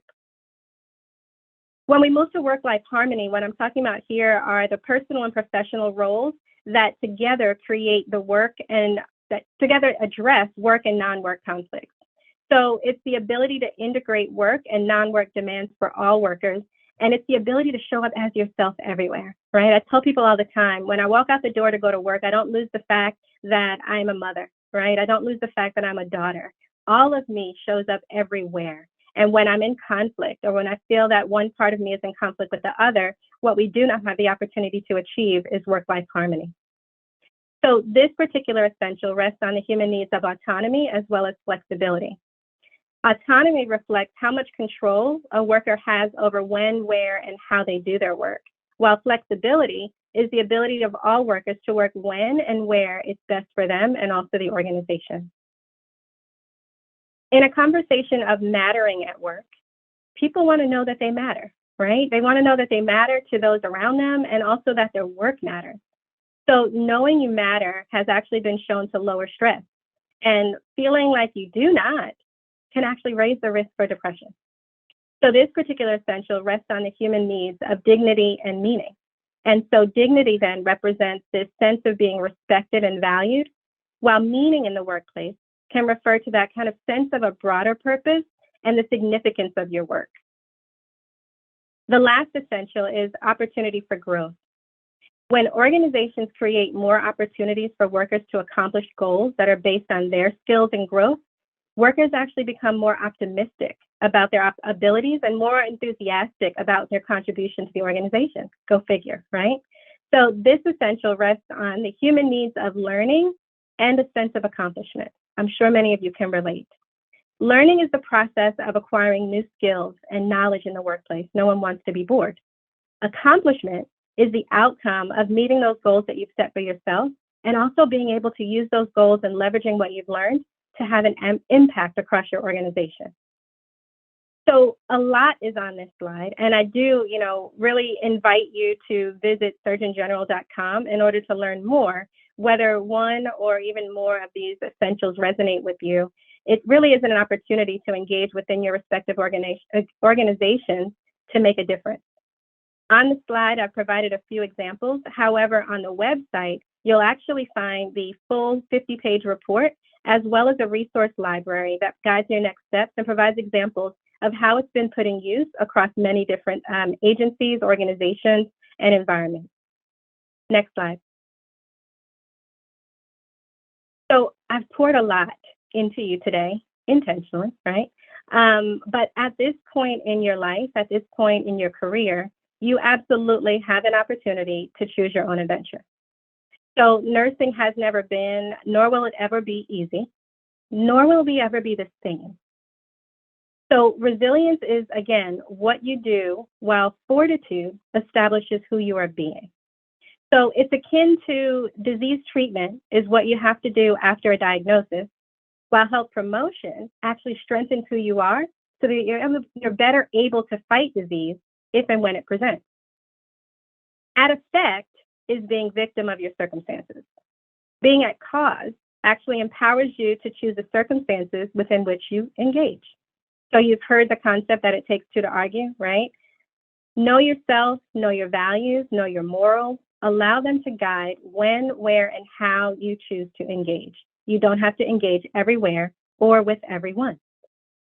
So again, I offer that you choose your own adventure as it relates to resilience versus fortitude.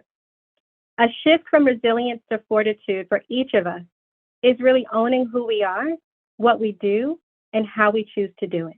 Next slide. So what I'd like to leave you with are two of some of my favorite quotes.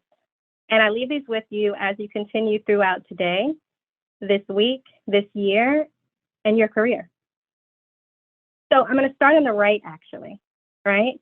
I dream of never being called resilient again in my life. I'm exhausted by strength. I want support. I want softness. I want ease. I want to be amongst kin, not patted on the back for how well I take a hit or for how many. Resonate with a few?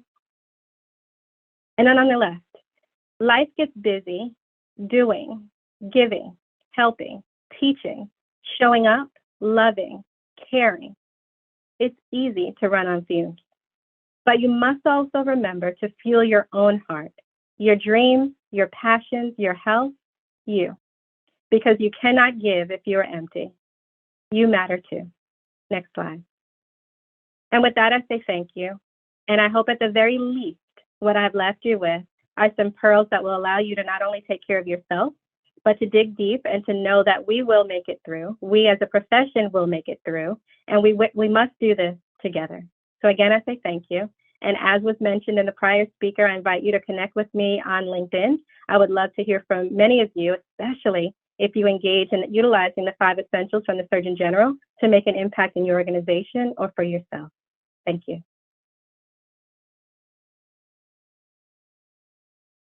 Thank you so much, Rear Admiral Mix. Let's give her a round of applause as well. I know that this was very inspirational. I think we can all take your message on fortitude and resilience and develop that action plan to take care of self first.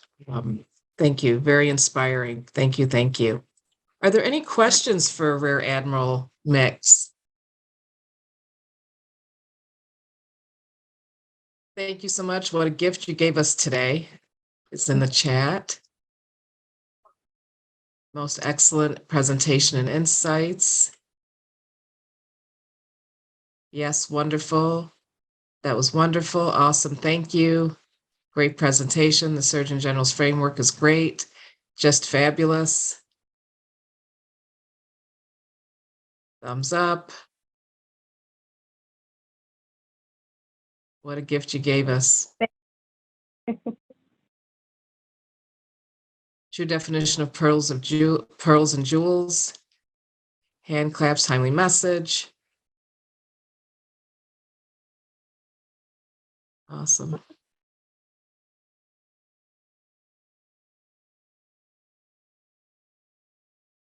Thank you all so much. I've got a quick question, if you don't mind. Yes, awesome, wonderful. What a fabulous presentation. And I'm about to give the next presentation on advocacy and legislation. And you have just, in your conceptual diagram, laid out so many of the paths, so many of the things we're working on with that. But the other thing I want to thank you for is so many nurses have no idea about the number of nurses that work inside the government, inside our public health system. And I think we have to be including this as we educate our nursing students and our graduate students about the members of the team are a lot deeper and broader than we even know about, people we run into in our workplaces. So thank you so much for educating all of us about the Nurse Corps. You're Thank you. welcome. Thank you. Thank you. Quick question. Are there specific measurement tools that one can use to measure fortitude? Yes, and it's very exciting. As I mentioned, this was a labor of love back in 2014 when I was finishing up my DNP. Since then, there's actually been much more research, and we're probably at about 20 years of research that relates to fortitude. Pretorius out of South Africa is the founder of the Fortitude Questionnaire, and it is actually a tool that's been used. To my knowledge, it has not yet been applied to the healthcare sector. So for those of you who might be interested, I definitely encourage you to take a look at the Fortitude Questionnaire. And again, it encompasses and it talks a lot more about some of the aspects that are included that drive fortitude in different populations. Okay. Well, Rear Admiral Mix, thank you again so much for your inspiring words and fortitude. Well, that's definitely a takeaway for today. Absolutely. Thank you for you all you do. We will break for about 15 minutes. We'll come back at 5 after 10, and we will hear from Dr. Marilyn Dollinger on advocacy and legislative updates. Well, it's my pleasure to introduce our next speaker, advocacy and legislative update, Dr. Marilyn Dollinger. Dr. Marilyn Dollinger is Professor Emeritus at the Wegman School of Nursing at St. John Fisher University in Rochester, New York. After 15 years practicing in adult critical care, Dr. Dollinger moved into academia. She held both faculty and academic leadership positions, teaching across undergraduate, master's, and doctoral programs. She is a graduate of the University of Toronto, Russell Sage College, and the University at Buffalo. Dr. Dollinger is an active advocate and lecturer for legislative, regulatory, and health policy issues.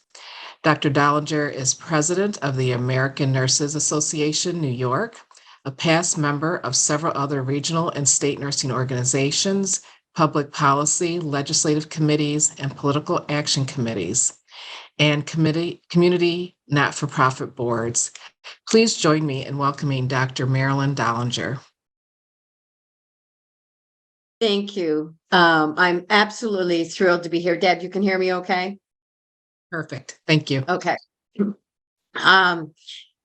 I'm thrilled to be here today, and I couldn't have asked for a perfect setup with Rear Admiral Mix, showing you that diagram and listing out all of the factors we need to have a healthy healthcare workforce. So what I'm really going to be talking about today is how do we take those components, those conditions that we have identified as so important to us and everybody who works in healthcare, and move them to action.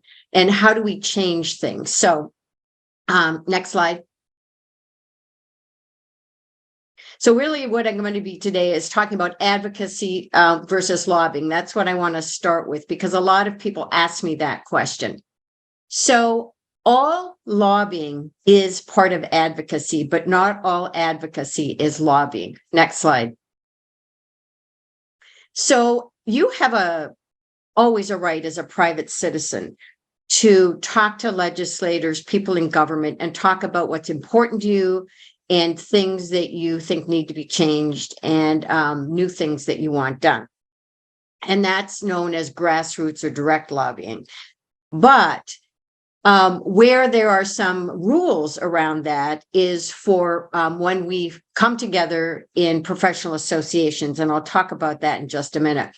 I know that there's several people in this audience who are researchers, and one of the things researchers have to be cautious about is if you have any government funding, any grant funding from the government, you are very much restricted and prohibited from lobbying with using that grant funding as supporting those actions. So just a caution there. Next slide. So many of our professional associations are categorized as 501c3s. And 501c3s can educate their elected officials, and this is where the semantics are really important. They can talk to people in government about issues that they think should be attended to, and they can give their opinion. But what they can't do is target their visits and their education of legislators about very specific bills that have been proposed. They can't be involved in political campaigns or support any specific candidate. So that's where citizen lobbying changes into more focused lobbying. So 501c3s, which many of our organizations are, can't do that. So they just have to be careful about how much money they put into those education efforts. On the other hand, if your professional association is a 501c6, you can participate in lobbying as long as it is related to the purpose of the organization. You do have to make sure your members understand what portion of their dues go to this, but you're very much able to lobby about specific bills. You can get involved in political campaigns. You can have political action committees and that type of thing. So just as a little frame of reference here, the professional organizations at the state level that I know about that are 501c6s would be ANA New York. We have a contract lobbyist and we have a political action committee. The New York Organization of Nursing Leaders, as well, is very active in those ways. The Nurse Practitioner Association of New York State, the New York State Association of Nurse Anesthetists, and then the New York State Nurses Association, which is the union. So those are the 5 I'm aware of that are able to do the second category of action. And most of the others can sort of be involved, but have to be careful. Next slide. So let's talk a little bit about the policy and political process. That's fine. Now, so a lot of times people ask me to educate people about how a bill becomes a law. Well, the policy process itself is really the easy part to learn. There's diagrams. You can find that in all kinds of books, and it tends to move fairly slowly. So there's a methodical policy process. Politics, on the other hand, is a little bit more nuanced. It's a trickier part to learn. It's not, the rules aren't necessarily written down anywhere, and it can move very quickly. Next slide. So I always say to people, so why do you want to know about how a bill becomes a law? Next slide. And it's all about advocacy. So that is how we are able to move things from identification of problems to making changes happen. So why is advocacy so important? Well, if it was easy, it would have been done by now. You have to be persistent. You have to be patient. And it's a process not for the faint of heart. And that is why individuals can you as an individual make an impact on the policy system, perhaps, depends on the issue, depends on your connections, your networks. But most of us have much better outcomes when we come together in coalitions, not only coalitions within a certain professional organization, but also bringing several professional organizations together. Next slide. Many of you have heard this phrase, if you're not at the table, you're on the menu. And this is so true in the legislative arena. There are so many big stakeholders that have huge economic interests in the healthcare system. And many times their interests lie in maintaining the status quo. And it's not necessarily related to what they think the best outcomes will be, but it's their business model. Nobody among those large, powerful stakeholders who put huge amount of money into the advocacy efforts are sitting there going, you know, those nurses do such a good job. We know that healthcare doesn't happen anywhere. I'm talking about us as nurses. We know that healthcare doesn't happen anywhere without nursing around, because we're the kind of engines that make it all go. But nobody is really going to be advocating for us if we are not at those tables where changes are planned, innovation is being talked about, and ideas about how things should be moving forward. And I can't tell you, it has never been more important than in this post-pandemic period. We do not want to go back to our healthcare system that we had in 2019, because we know there were so many problems even then. We have to be envisioning new ways to deliver care. And if we as nurses are not there talking about how we can best do that, other people will be deciding how nursing and nursing services should be changed to achieve their goals. So we need to make sure we're there. And if that door isn't open to let us into the table, we knock on the door, we kick the door open. We make sure that we are at those tables where those decisions are being made. Next slide. And just because you do not take an interest in politics doesn't mean politics won't take an interest in you. So much of our profession is related to laws and regulation. And what some people don't seem to understand is our State Nurse Practice Act. You don't have to be a nurse or a nursing organization to propose changes to the current Nurse Practice Act. That's usually what happens. But we have to make sure that we are looking at our criteria for licensure, for registration, for re-registration. And I'll be talking about a few pieces of legislation that relate to that. So you may not think, you may just sort of be saying, just leave me at the bedside. That's why I came into nursing. I want to take care of patients. But your ability to do that is significantly influenced by the laws and the regulations at both the state level and the federal level. Next slide. Now, I never talk about policy without showing my elephant diagram. Perspective is everything. If you will notice, there are 6 people around the elephant, touching the elephant, which I've labeled the healthcare system. And they all have a different lived experience depending on where they are and what their experiences are. So this is a caution to us. When we come to this table to deal with people, perhaps it's a table of nurses within our organizations, and we're talking about how things need to be changed. Or perhaps we're at tables, a multi-stakeholder table, where we're talking about people who are from different professional groups, who contribute in different ways to the healthcare delivery system. We must always listen, acknowledge their perspective. We won't necessarily agree with it. It may not be our lived experience at all, but we have to acknowledge it and then come to some consensus about how we move forward as a group, because we will achieve the most significant results and change if we can pull together, if we're all rowing in the same direction, so to speak. Next slide. So how a bill actually becomes a law. Next slide. I'm thinking that most of you, depending on your age, about in 5th grade, saw the Schoolhouse Rock, How a Bill Becomes a Law.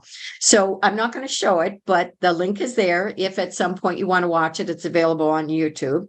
And I'll show you a diagram in a minute that basically outlines that.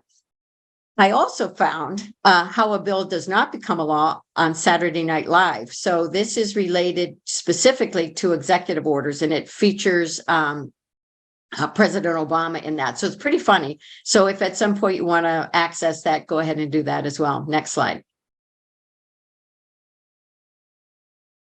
This is the diagram about how a bill becomes a law. And this is pretty accurate at both the state and federal law. So on the right-hand lower side, we start here, we go through the process, and I'm going to talk a little bit about this process.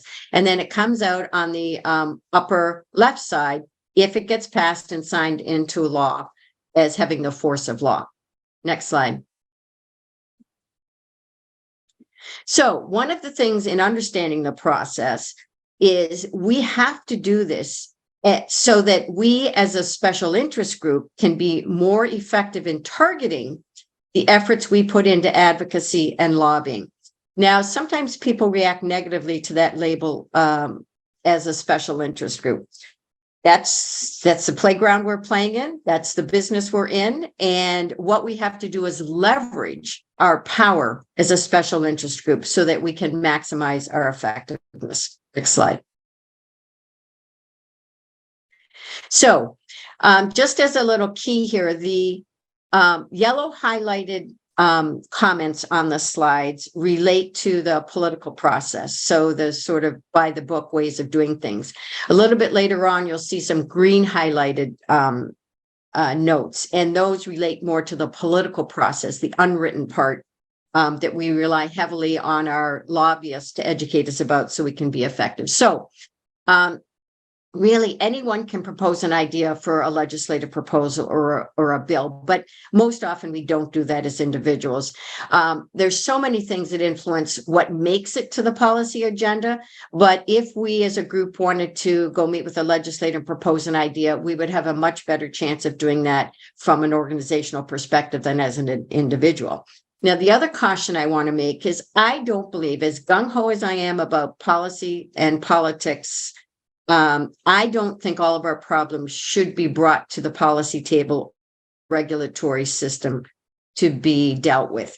Sometimes I think healthcare systems have to take some responsibility for dealing with issues within their own organization. And sometimes within the profession, we need to take responsibility to solve some of our own problems. However, most often it is for nurses, sort of a last resort when we move to the policy system for solutions. Now, as I mentioned here, legislators are much more influenced by groups that come to them. There's a broader appeal. If you can show that there's a wide group of their constituents, people who can vote for them, who support the proposed bills that we're taking to them, we're much more likely to get buy-in from the legislators. And it may seem obvious, but sometimes people don't understand this. The only one who can introduce a proposed bill into the legislature, and this is true both at the state and federal level, is an elected member of that body, with the exception of the governor at the state and the president at the federal level. They introduce budget bills. Next slide.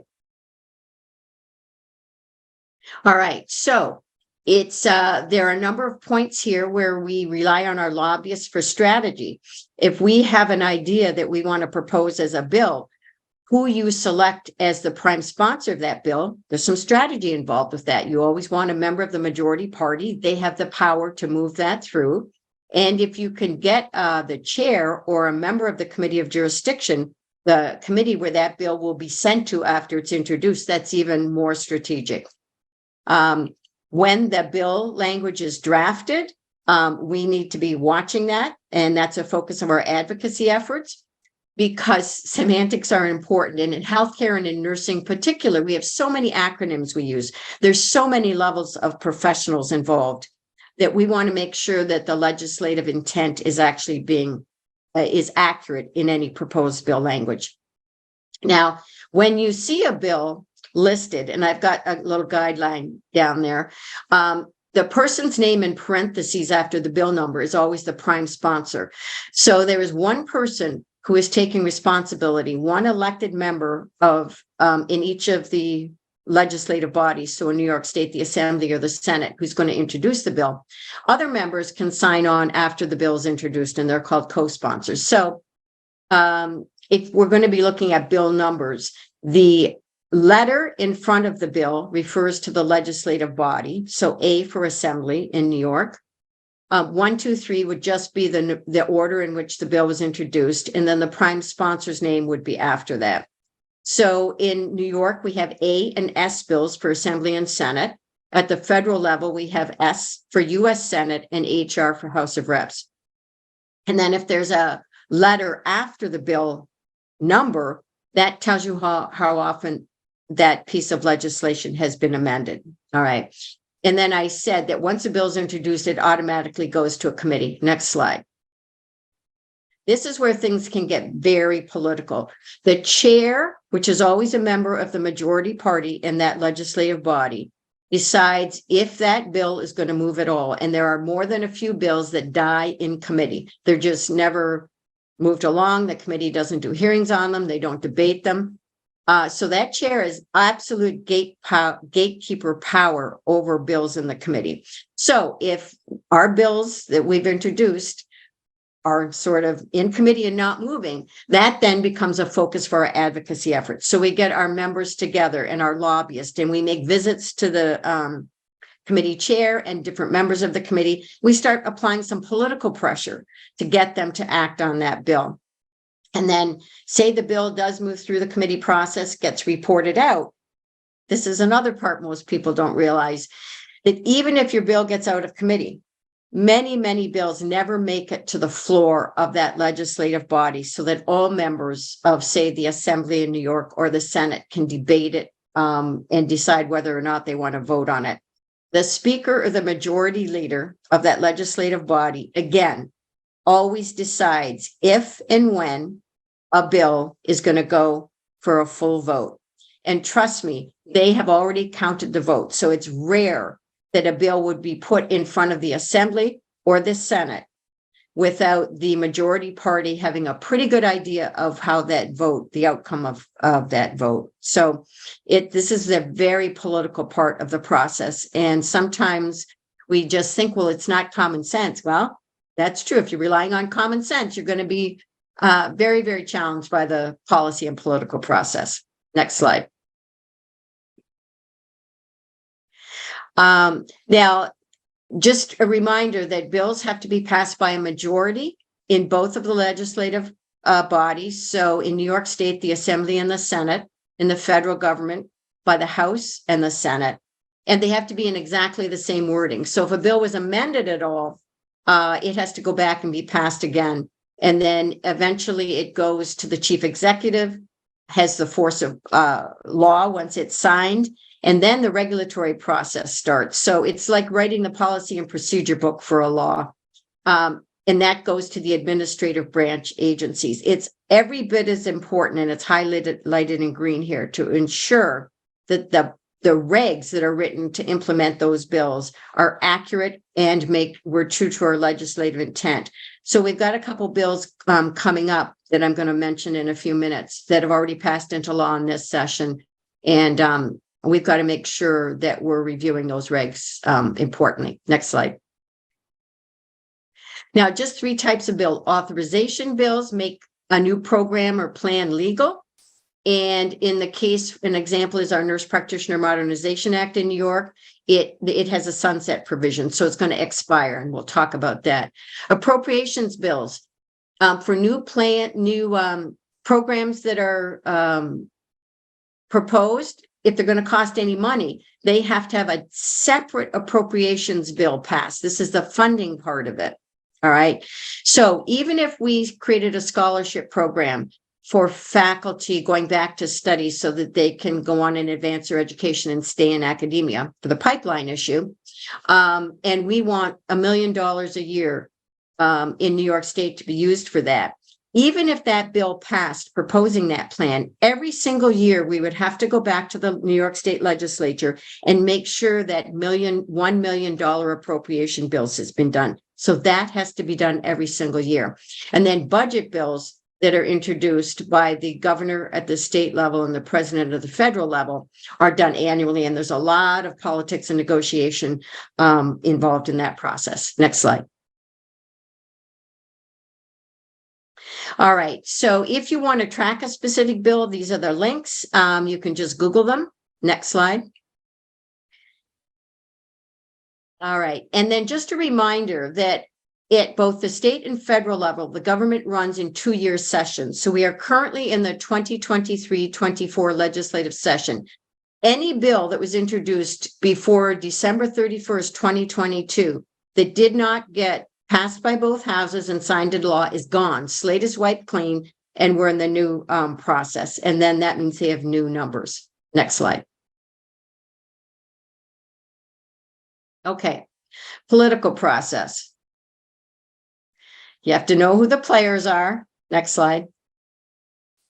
You have to know every single person on this call. I challenge you, if you don't know who the 5 elected legislators are who work for you, you've got to go find that out. You've got 1 New York State Assembly person, 1 New York State Senator, 1 person in the House of Reps, and then the easy one is we all in New York have the same 2 US senators. So when I teach students, this is one of their homework assignments. You have to know who the players are. It's just part of being an informed advocate. Next slide.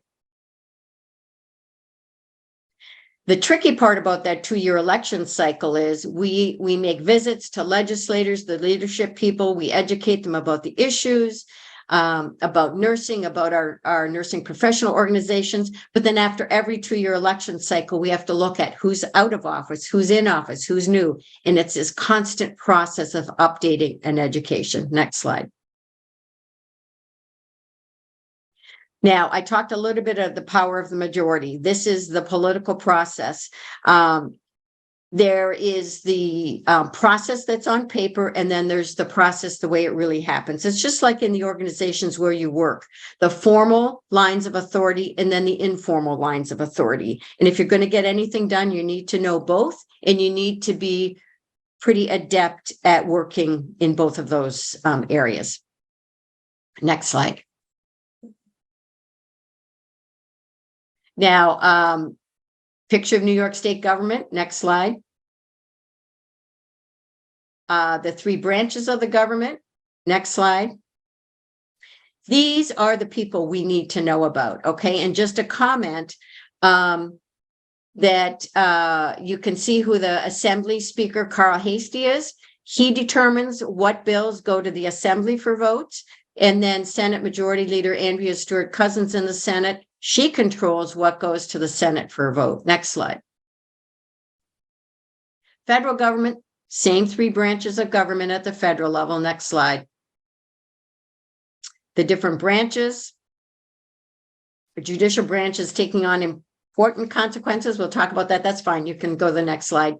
And then these are the players that we need to know about. And just a comment, New York State, we have Hakeem Jeffries is the minority leader in the House. It's a Republican majority right now, but we've got a leadership person from New York. And then, of course, Chuck Schumer is the majority leader of the Senate. So New York has got some powerful players in Congress. Next slide.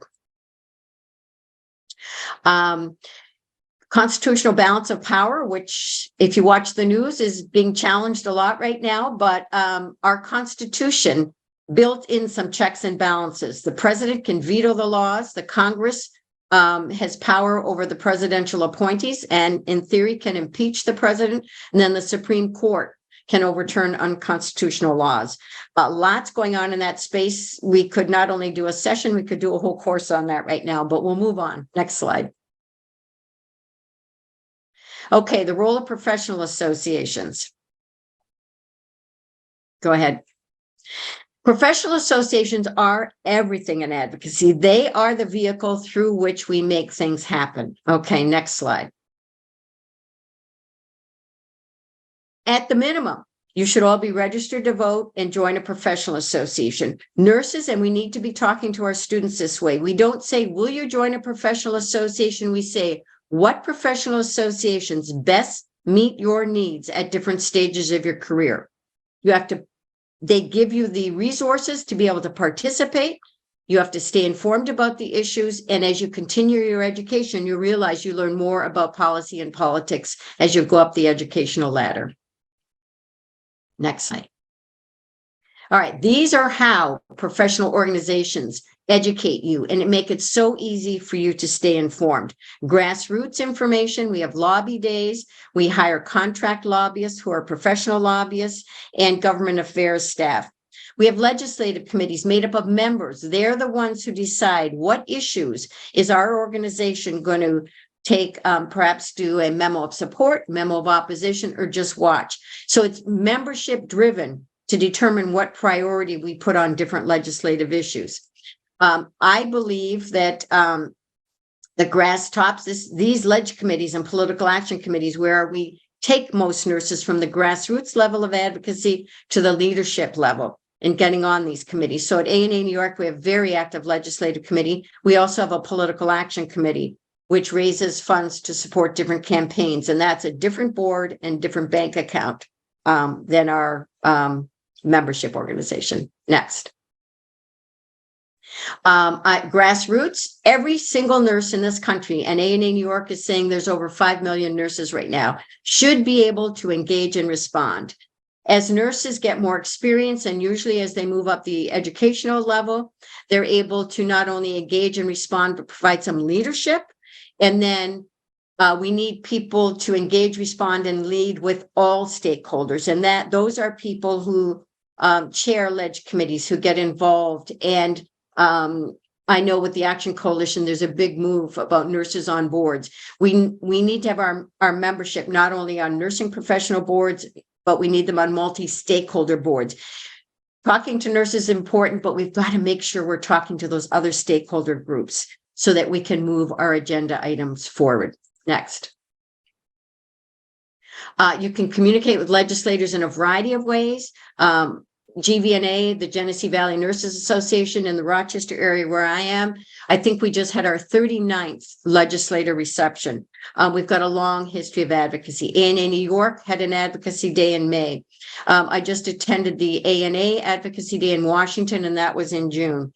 You can get legislators, you can go do visits, you can invite them to speak to your class, and you can communicate with them by email. Next slide. So one of my, for all of you who are educators, one of my recommendations is when you give students an assignment to look up a bill and communicate with a legislator, I highly encourage you to have them go to one of the professional association websites, pick something that professional organization is designated as a priority and has a memo of support or opposition on. It just helps with consistency in our messaging to legislators. Sometimes when students just pick a bill, they don't read the whole thing, they don't understand its implications. And we want to really be careful that when nursing students, as well as our nurses, are communicating, that again, we're all messaging consistently. Next slide. Oh, one other thing I want to point here, Deb, just go back one. When you do advocacy work, always sign your credentials, your professional credentials, but be very careful about mentioning where you work. Who your employer is, unless you have cleared this involvement in this advocacy effort with either your communications department or your government affairs department. Just a caution. And that was true, I think, with the social media message that was given. Next slide. All right, let's talk about the issues. Next slide. Why is it so important to be involved at the state level? Because the regulations at the state have absolute control over our ability to run our education programs, license and regulate health professionals, healthcare organizations, and our health insurance system. Next slide. Okay, now what I'm going to do here is go through a number of bills. We are currently in the 2023-24 session, but amazingly enough, several bills that we've been followed, and this has been pretty fast movement, have already passed and been signed into law. So Deb, I've got these highlighted, so I'm going to move a slide change with every topic here. So next bill. Wait, go back. Oh, so this is not the updated. That's okay. I reformatted it, but that's fine. Go back. I'll just go through them one by one. Okay, this one. So we've already passed the law that allows up to 1/3 of our clinical training and competency for RN programs, LPN programs, and NP programs to be done through simulation. Now, I know that there's a presentation on this later on today. This is currently being sent to the administrative agency to have the regulations written. It is every bit as important that we review the regs. Those nurses that run our simulation centers, our experiential learning, plus people in both education and practice have to read this and make sure that these are being interpreted. The policy and procedure book being written about this is done accurately. It doesn't mean that programs must do a third of the required clinical training and competency through simulation, but they may do it. All right. Schools across the state were getting very different messages from state ed when they came to visit programs. So this was an initiative to try and do a rule of thumb, draw the line in the sand a little bit and say programs that do up to this amount are fine. So you're not required to do it, but you may do it. Second bill, finally, in New York State, RNs are allowed to follow non-patient specific orders for EKG, blood glucose testing, pregnancy test, and starting IVs when there's a rule out sepsis criteria. Nurses in the ED have been doing this and rely on their good relationships with physicians in the ED to cover them with orders. But this allows nurses to use their assessment skills, their knowledge, and their experience in the ED to be able to initiate care for better patient outcomes. So they will be allowed, it is now legal for RNs to follow non-patient specific orders. The other bill that has been passed is allowing nurses and physicians who came here during the pandemic, who were licensed in good standing in other states, but the executive orders covered them to practice in New York State without a license. They can stay in New York. There's some time restrictions. They had to have been here since May 2023, and they've got a set period of time then to apply for the New York State license and get their New York State license. So there was a lot of concern, particularly in rural healthcare facilities, who had a lot of people from other crossing state lines to augment their workforce, that if we ended the executive order just cold turkey and did not allow a transition period of time, there were going to be a lot of staffing issues at some of these facilities. So this is a transition process. The other bill that's been passed is pharmacists can administer drugs for mental health and substance use disorder. Now, I know there's a variety of reactions sometimes among nurses, but pharmacists are definitely looking at increasing their scope of practice. Thank God during the pandemic, they were able to give the vaccinations because it created much improved access to care for that. So they're expanding the types of injections that they can give. Again, this is all driven by the need for greater access to care.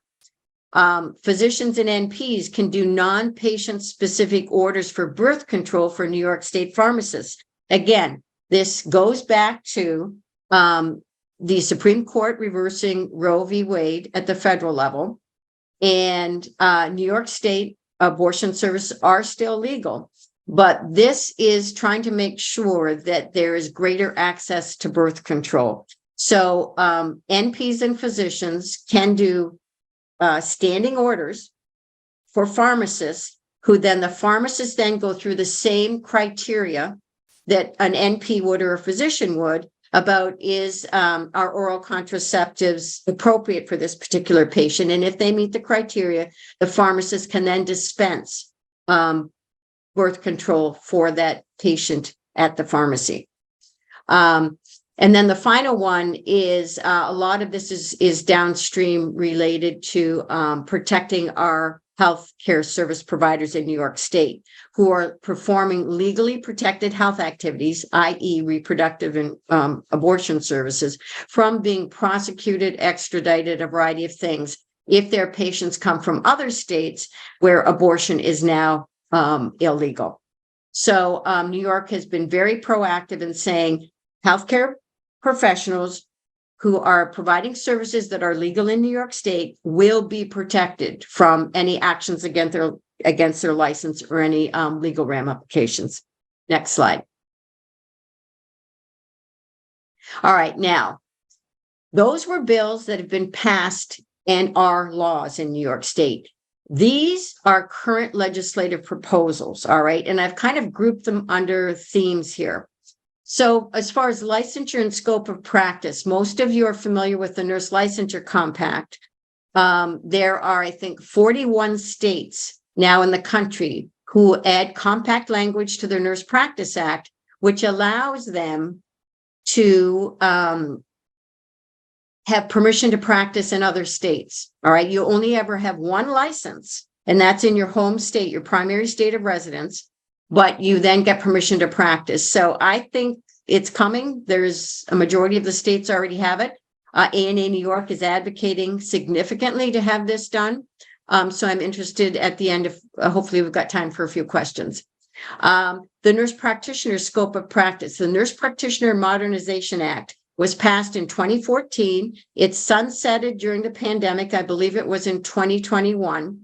The governor at that point said just extend it for another year because essentially we got executive orders covering their full practice authority during the pandemic. Governor Hochul included it in her budget bill, I believe in 2022, and it does have a sunset provision in 2024. So I know Stephen Ferreira is going to be talking later. This is a state level issue, but does New York State, do we go for full practice authority or do we maintain that requirement for 3,600 hours of a written collaborative practice agreement? It's loosened up enough, at least, that an experienced NP can be your collaborator, not necessarily a physician, but this is on the table. Title protection and scope of practice for nurse anesthetists. We are the only state in the nation that does not have title protection and scope of practice in our laws for CRNAs. So this was a priority for ANA New York this year.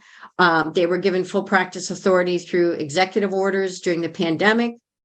Very, very important issue.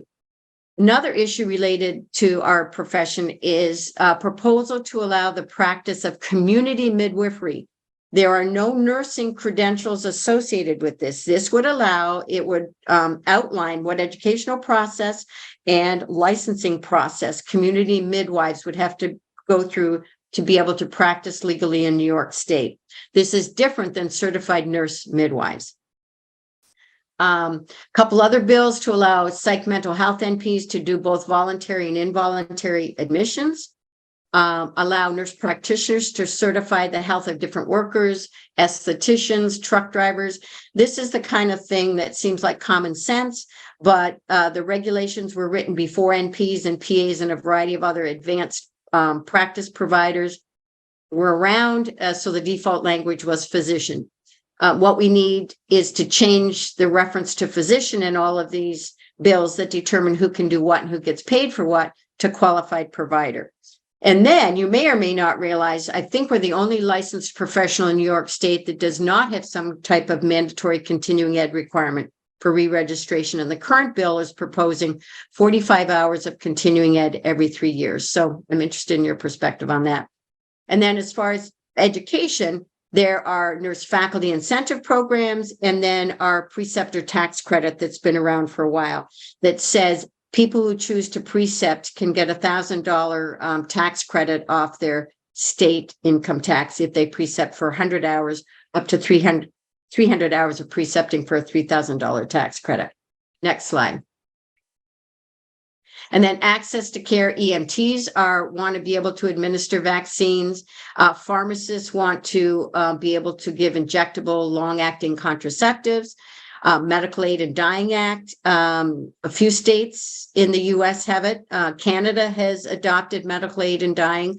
It hasn't gotten much traction because there have been a lot of other priorities during the pandemic and post-pandemic time. School nurse coverage, saying that there's any school that has more than 100 students should have a school nurse. Seems like common sense to us, but again, keep pushing on that. And then a couple other bills about funding the EMS system. And then there's Senator Prasad in the New York State Senate got several bills to allow those who experience a lot of health disparities to have equal access to many of the screening and tests for cancer. Next slide. All right, now federal healthcare policy. I know Stephen Ferrara is going to be talking about federal issues, so I'm just going to mention a couple of things. I want you all to know that Title VIII funding under the Division of Nursing is what funds many of our programs that schools can access through grants, and it allows us to do a variety of things. The ask in 2024 is for $530 million. The Senate, in their proposed 2024 funding, is talking about just over $300 million. Sounds like a lot of money, but Title VII funding, which supports medical schools, is usually 2 to 3 times the funding. There's about 150, I think, medical schools in the country, and there's well over 1,000 nursing schools. So we're looking to advocate for a little, perhaps more balance there. And then the support for the National Institute of Nursing Research funding. Our ask is for $210 million. It looks like they're coming somewhere close to that, at least in the Senate version. The House bills are not out yet. And then in case anyone has concerns about the government being involved in our healthcare system, they already are. I think something like close to 45 to 50% of the healthcare delivered in this country is funded by the federal government, and you can read those processes. Next slide. All right. These are the priorities that ANA has for the 108th Congress, which is the 2023-24 session. Reducing gun violence, dealing with the nursing shortage, and they've got, they had a commission, kind of a SWAT team, multi-stakeholder group, look at the nursing shortage, and you can get those documents on the ANA website. They've introduced the ICANN Act, which Stephen may talk about. This is done in collaboration with the American Association of NPs and a huge coalition of national nursing organizations to allow APRNs to do a variety of things under Medicare and Medicaid that they're not able to do because the default language in the regs is physician. Again, we're trying to update a lot of this. There's a brand new act called the Precept Nurses Act. This is bringing that preceptor tax credit to the federal level, proposing a $2,000 federal tax credit for any nurse who precepts nursing students and new hires. So providing some incentive. And then the National Nursing Workforce Center Act, which is asking for funding for a 2-year pilot. Now, and in New York State, we have a nursing workforce center, but funding is very, very poor. Some states don't even have nursing workforce centers. So this is saying, let's do a pilot with federal funding to make sure every state has a funded workforce center. Nursing workforce centers, so we can make sure we have the data to do better management of our pipeline process. They're looking at prohibiting mandatory overtime at the federal level. I hope you know in New York State, since 2008, mandatory overtime has been against the law. They're looking at some safe nursing standards and saying Medicare should be adopting those. No healthcare system can survive without their Medicare payments. So if you put that requirement on them for some safe nursing standards, they're trying to provide an incentive for healthcare organizations to adopt those.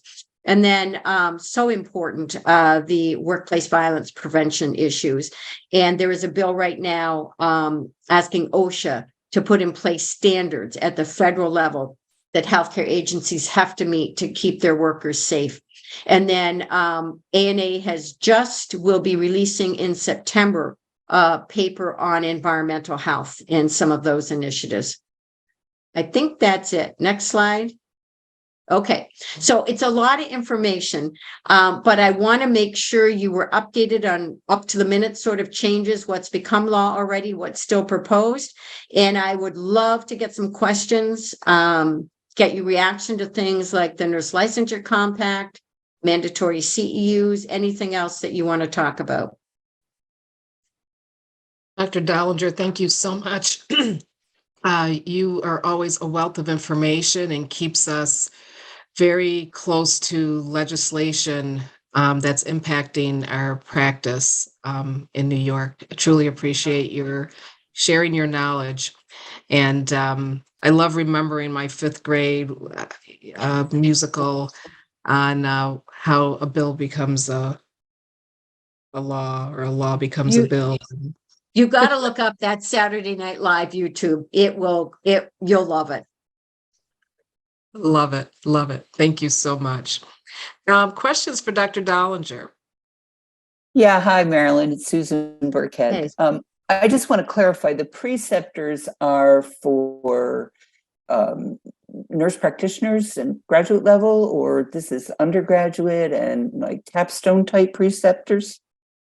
Great question. So the bill in New York State, everybody thinks is restricted to graduate level preceptors because it talks about physicians and precepting NPs, PAs. But the bill language, if you actually read it, includes people who precept RNs. Now, you can't be otherwise paid for it. So our clinical instructors, we pay our clinical instructors to take a clinical group in to the hospital, the undergrads. They would not be eligible.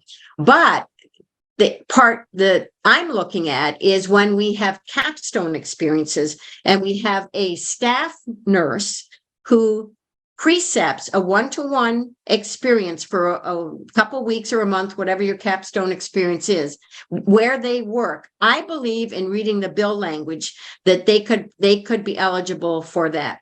The bill at the federal level is specifically targeted towards RNs, but again, it's going to be people who are not otherwise being paid to do it. So hospital staff that take students and it's just part of their job, in theory, could be eligible for the preceptor tax credit. If you are paying somebody as a clinical instructor, they would not be. Got it. Thank you very much. Wonderful. Great clarification. And this would probably apply to many of the graduate programs that have preceptors for their leadership course and so forth. Would that be correct, Right. Dr. Dollinger?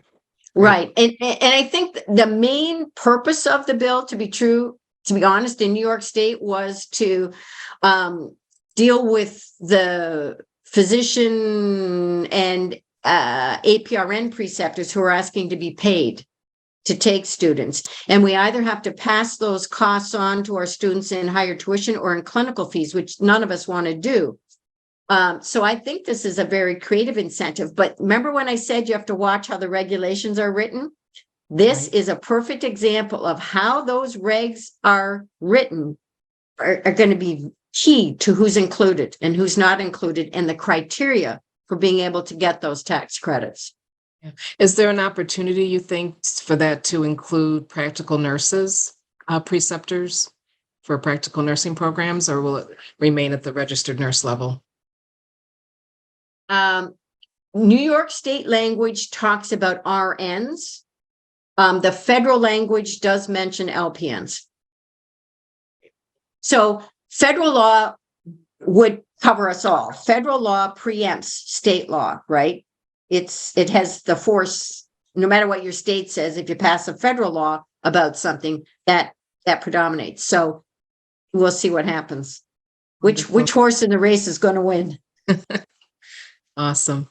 There's a couple questions in the chat. Someone wants to know where they can get these legislative updates for New York State.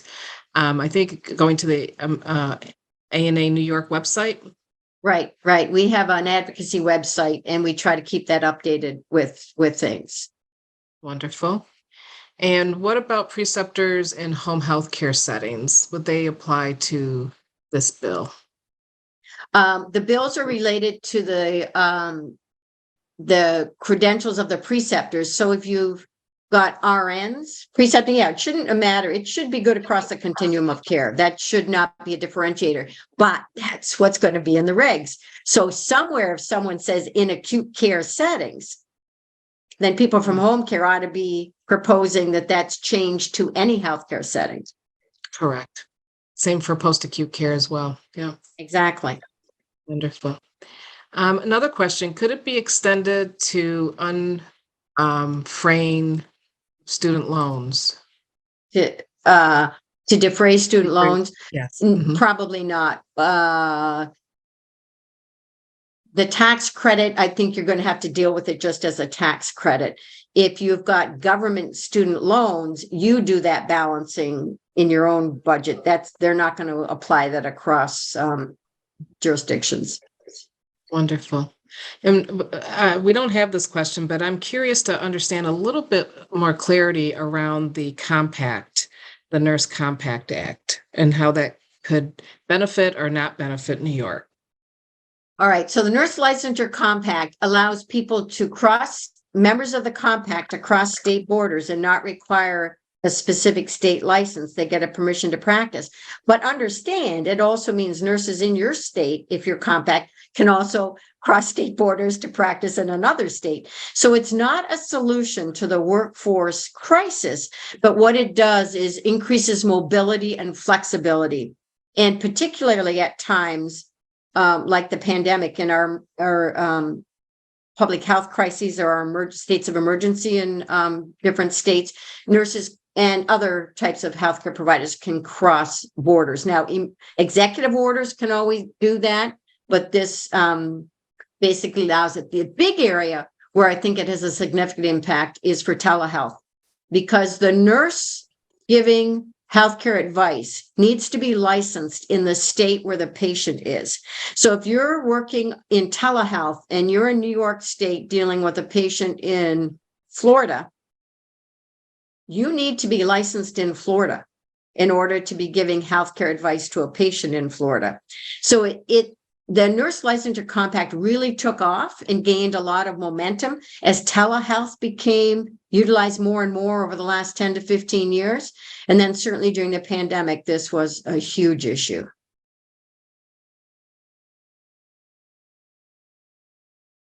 Wonderful. Wonderful.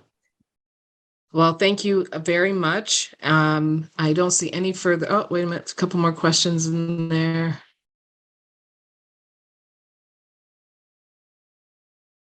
Okay. Beautiful. All right. No, these are questions about the survey. We'll get that updated and for the evaluation and for you to receive your contact hour. Thank you again so much, Dr. Dollinger. Truly appreciate your expertise. Enjoy the rest of your day and we'll see you soon. You. Okay. Bye-bye. Good luck, everybody. Thank you. Okay.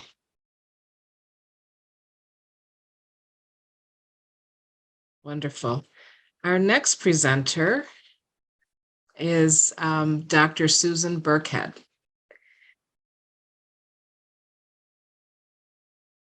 We're going to hear about Nurses MC, educating the nurses of tomorrow, today. Dr. Burkhead is an experienced nurse educator with a demonstrated history of working in higher education. She is skilled in academic writing, servant leadership, educational leadership, writing, and teaching. She has a strong education profession with a Doctor of Nursing Science focused in education and leadership from the Sage Colleges. She is Dean Emerita at Samaritan Hospital School of Nursing, and she is the inaugural board chair for the New Nurses Middle College in Albany, New York. It is my pleasure to welcome Dr. Burkhead this morning. Thank you so much, Dr. Burkhead. Thank you. Good morning. Thanks, Dr. Stamps, for inviting me to do this. I'm excited to share with you what we've been doing here in the Capital Region and what the potential might be for other places in New York State. So I will get going. Next slide, please. Okay, so it's no surprise to anybody on this call that in the United States we have unacceptable healthcare outcomes compared to other developed countries. We spend a lot of money on healthcare. We have a high chronic disease burden. We have a high rate of avoidable deaths, particularly for underserved populations. So populations of color and those who speak different languages and so forth. So what we propose is that we will expand the nursing pathway and make it more diverse, to have more nurses in our workforce who have racial and language concordance with patients. And we know that the demand for nurses in general is growing rapidly. What we envision is that the United States healthcare outcomes match or exceed those of other developed countries, that we will have a more diverse nursing workforce, which delivers better outcomes and gives voice to communities that are not currently heard from. And we also know that nursing careers offer a meaningful professional pathway for students from low-income backgrounds. Next slide. So the mission of the Nurses MC is to prepare a diverse group of students to become the highly educated and professional nursing workforce of the future. Our vision is to create an innovative high school experience that is student-centric, structured to foster a supportive learning environment, and committed to developing the skills, knowledge, and passion necessary to help excel in nursing and or allied health professions. Next slide. So the Nurses Middle College model was originally developed in Rhode Island about 12 years ago. A group of nurses came together and decided if the nursing workforce was going to change, it needed to be nurses who did that. And everybody is talking these days about reaching down into the middle and high school levels to begin to create this pathway into nursing education programs. So this has been done now for 12 years in Rhode Island. And it's very successful. The outcomes in Rhode Island exceed the outcomes for all other public and private high schools in Rhode Island. And there's a high success rate of graduating people from the high school, but more importantly, what we're looking at is working towards having people graduate from college, in particular nursing programs. Ideally, we'd like all the graduates of the middle college to ultimately get master's degrees and doctorates, but we can't, maybe we're shooting for the stars, let's put it that way. So there are three buckets of the school model, which are called key elements here. So it is a college prep curriculum. It is the standard New York State high school curriculum, meets all the requirements of that, but delivered through the lens of nursing. So for example, in 9th grade, you have to learn to write essays and take English, 9th grade English. And so rather than, writing an essay about why Mickey Mouse is your favorite cartoon character, the student writes an essay about my grandmother who has type 2 diabetes, or when my little brother broke his arm, or how I felt when I sat in the dentist chair, those kinds of things. So beginning to think about health, beginning to think about the experience of being a patient, and so forth. So again, it's infused with nursing and health knowledge. The students will have dual and concurrent college enrollment, not AP, but rather actual college courses that will initially be brought onto the campus. And then ultimately, by the time they're seniors, the students will go out onto college campuses to actually have that experience. The students in Rhode Island are graduating with, on average, 12 college credits, which buys them essentially a semester in college, because if you think about a typical college semester, it's 16 credits. So this is free college credit for the students who are enrolled in the program. And the kinds of courses that they'll be taking are the typical ones that support the liberal arts and gen ed courses for a standard nursing curriculum. So English comp, sociology, general psych, developmental psych, statistics, A&P 1, chemistry, all at the college level. So, and I'd also like to be very clear that this is not a vocational school.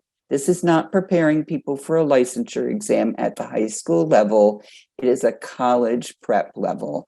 I've had people let me know that, the vocational model is seen by some as being second rate, and this is not a vocational school.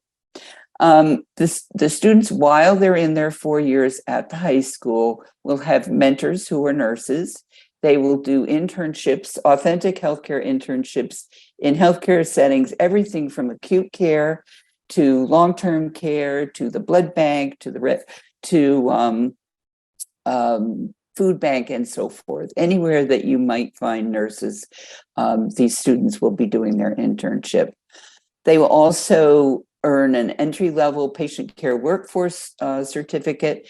They will either become a CNA or an EMT. And in some states, CNAs are required to be licensed. So that's why that says that there. And so they will be eligible to pick up summer and weekend employment, and will also be prepared for employment while they're in college, should they choose to do so.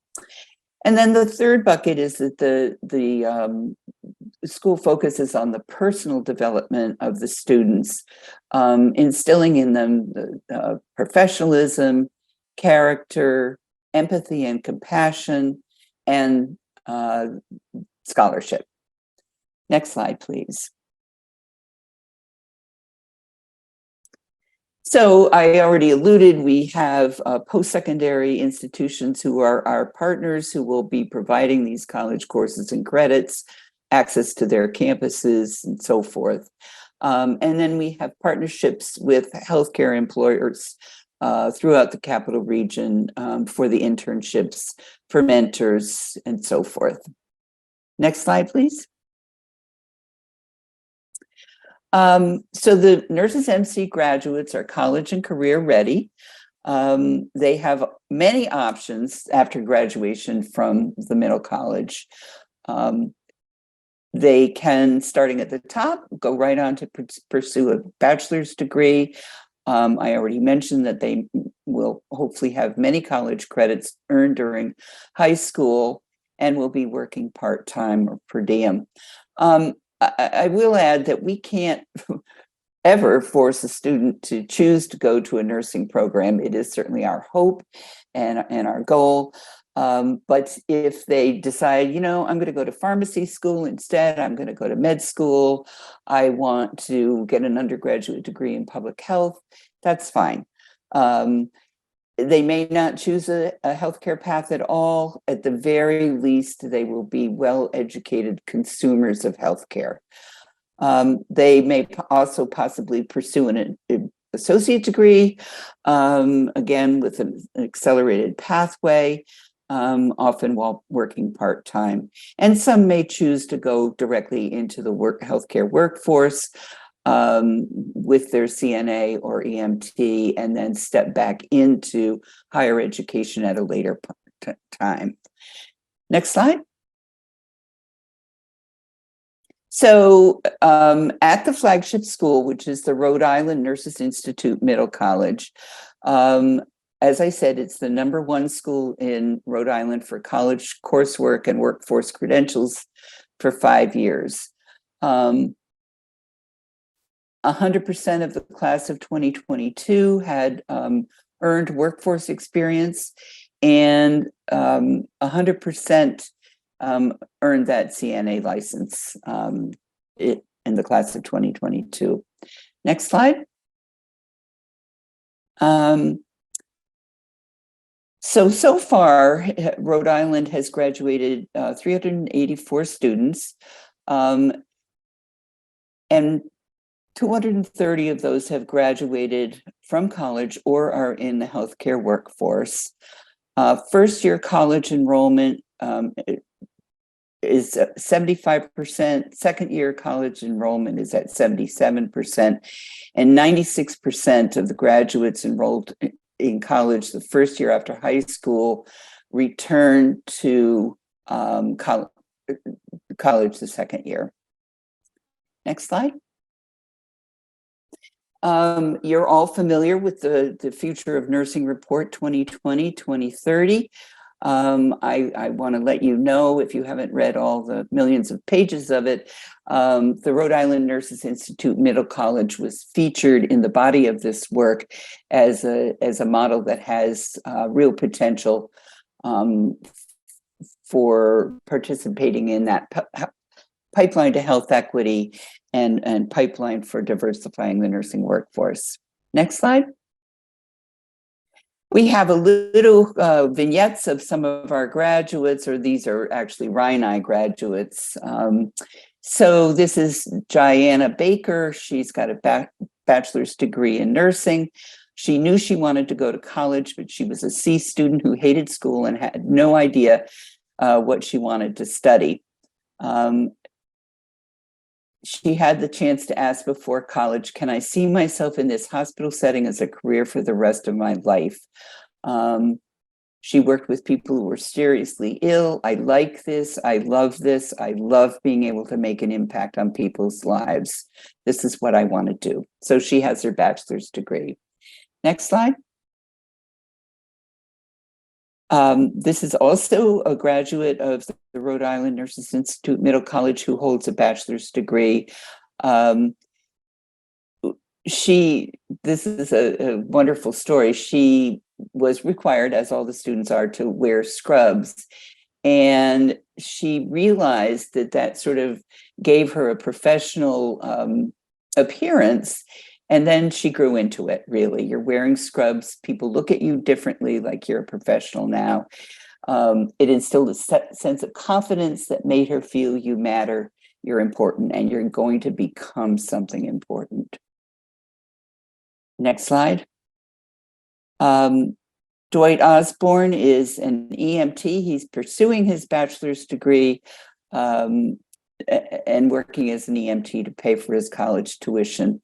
He credits the Rhode Island Nurses Institute with not only laying the pathway towards his goal of being an emergency room nurse, but also giving him experiences that will make him better at his job when he gets there. His journey as a CNA was very useful because he works with CNAs every day and he knows both sides. So next slide, please. So the Nurses Middle College in the Capital Region is opening this fall, less than a month away. It's been about a 3.5, 4-year journey. And if you think about it, all this was going on during COVID. So initially that kind of slowed us down. And then it's actually the perfect sort of a perfect storm. COVID and the attention on nursing and the attention on the health disparities in the United States have sort of set a platform for good timing for opening a school like this. So we will be opening in Rensselaer, New York, for those of you who are local, at the Doane Stewart campus. That will be a temporary home for a year. And then the intention is to move to a location in Albany. We're opening with 100 students, which is what we were targeting. We would have loved to have had 150, but we can manage our budget with 100 students.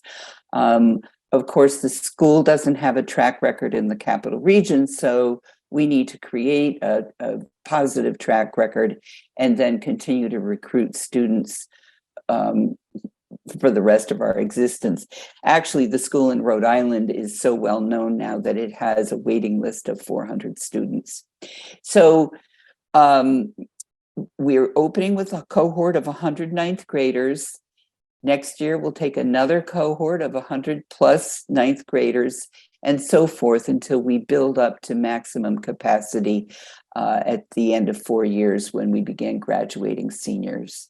So we will not be taking students directly into the 10th grade or 11th or 12th grade because we feel that the model requires that they really be steeped in the philosophy and approach of the Nurses Middle College.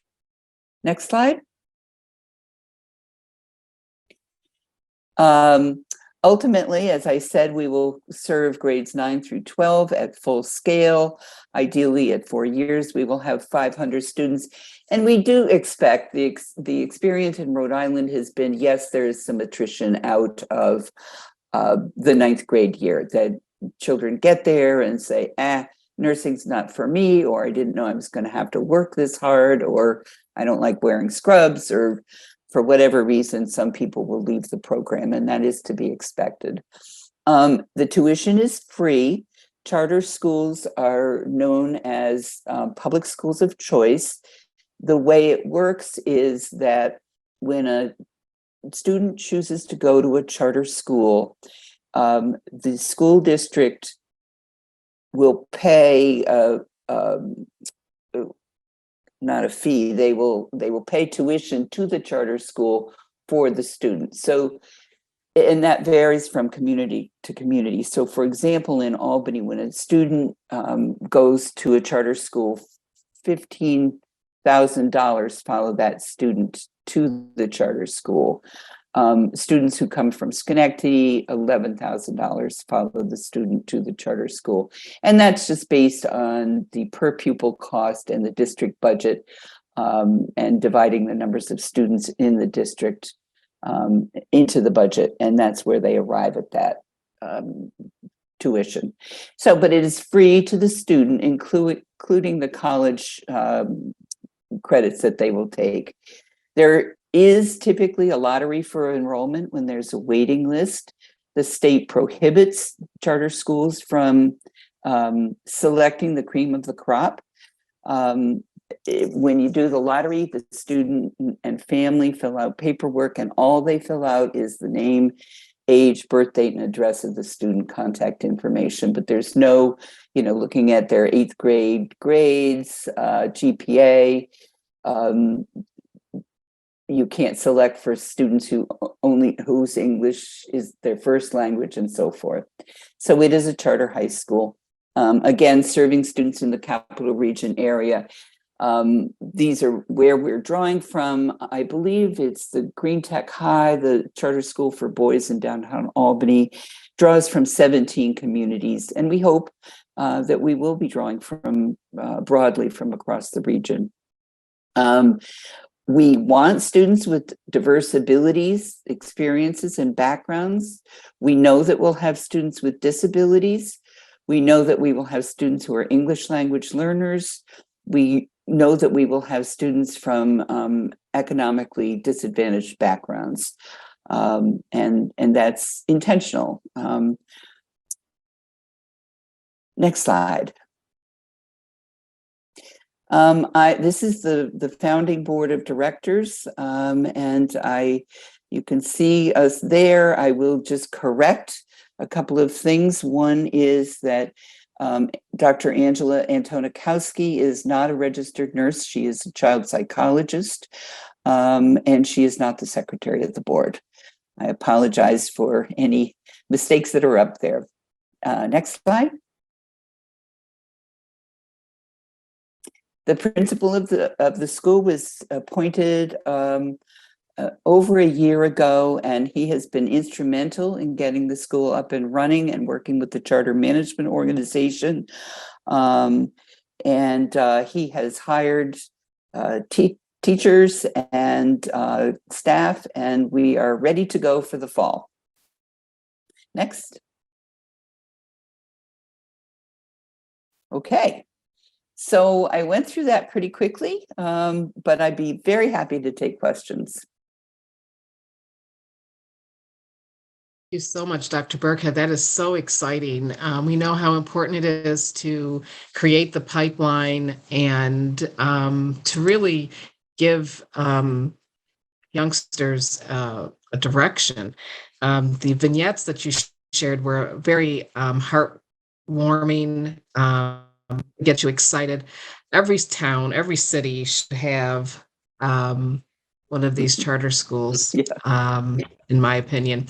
How do you get started? If you were interested in having one of these, it sounds like we need a little bit of money and resources. Yep. And how do you go about this?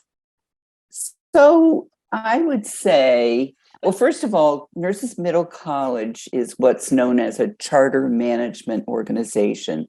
So you may have heard of the KIPP charter schools. I believe they're across the nation, and the KIPP schools are managed by the KIPP charter management organization. So it is, quite frankly, the charter management organization applied for the charter, wrote the application, developed the model, we're replicating a model. And so the curriculum is clearly laid out, the philosophy is clearly laid out, the policies are laid out. There is already a faculty manual, there is already a student manual, and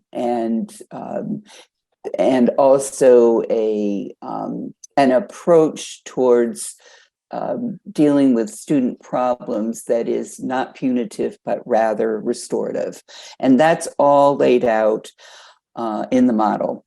In New York State, there are two ways to obtain a charter. One is through the New York State Department of Education, and one is through the SUNY Charter School Institute.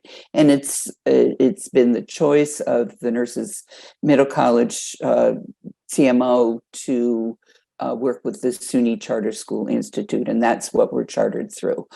And we were invited to apply for a charter by the SUNY Charter School Institute. And actually the Charter School Institute sees these sort of occupationally focused charter schools as the perfect vehicle. I think there's one down near Oneonta, maybe, that's actually an agriculturally focused charter school. So getting high school kids ready for futures in agriculture. So yes, you need money. I would say what you need is really good connections in your region. And so Deb Elliott, who is with you today, for sure, and I kind of realized we were both sort of simultaneously had been asked to work on this thing. And then we were chatting one day and I said, oh, there's this really cool thing. And she said, oh, I know about that. And yes, we need to get going. So we put our heads together and we just started talking and asking questions and meeting people, and got in touch with Pam and sort of got the ball rolling. But our connections in the Capital Region and throughout the state have been invaluable. So I know lots and lots of people at the colleges of nursing in the Capital Region. We reached out to them. Deb knows lots and lots of people in the practice arena as well. We reached out to them for both. And then initially what we did is we had a meeting with nurses. That's all we had at the first meeting, because we wanted to be very, very clear that this is not a licensure qualifying educational program, because there's, that there could be that confusion, particularly with the old LPN high school models. So we wanted to be very clear that this is a high school and not a nursing school. So we reached out to nurses and met with them, and then we met with a broader cross-section of the community, the colleges and so forth, and then COVID hit. So, but the connections have really paid off, and if we didn't know somebody, for example, I needed to talk to the provost, or I needed to have Pam talk to the provost at the University at Albany. I don't know the provost, or I didn't then, but I knew people who knew her.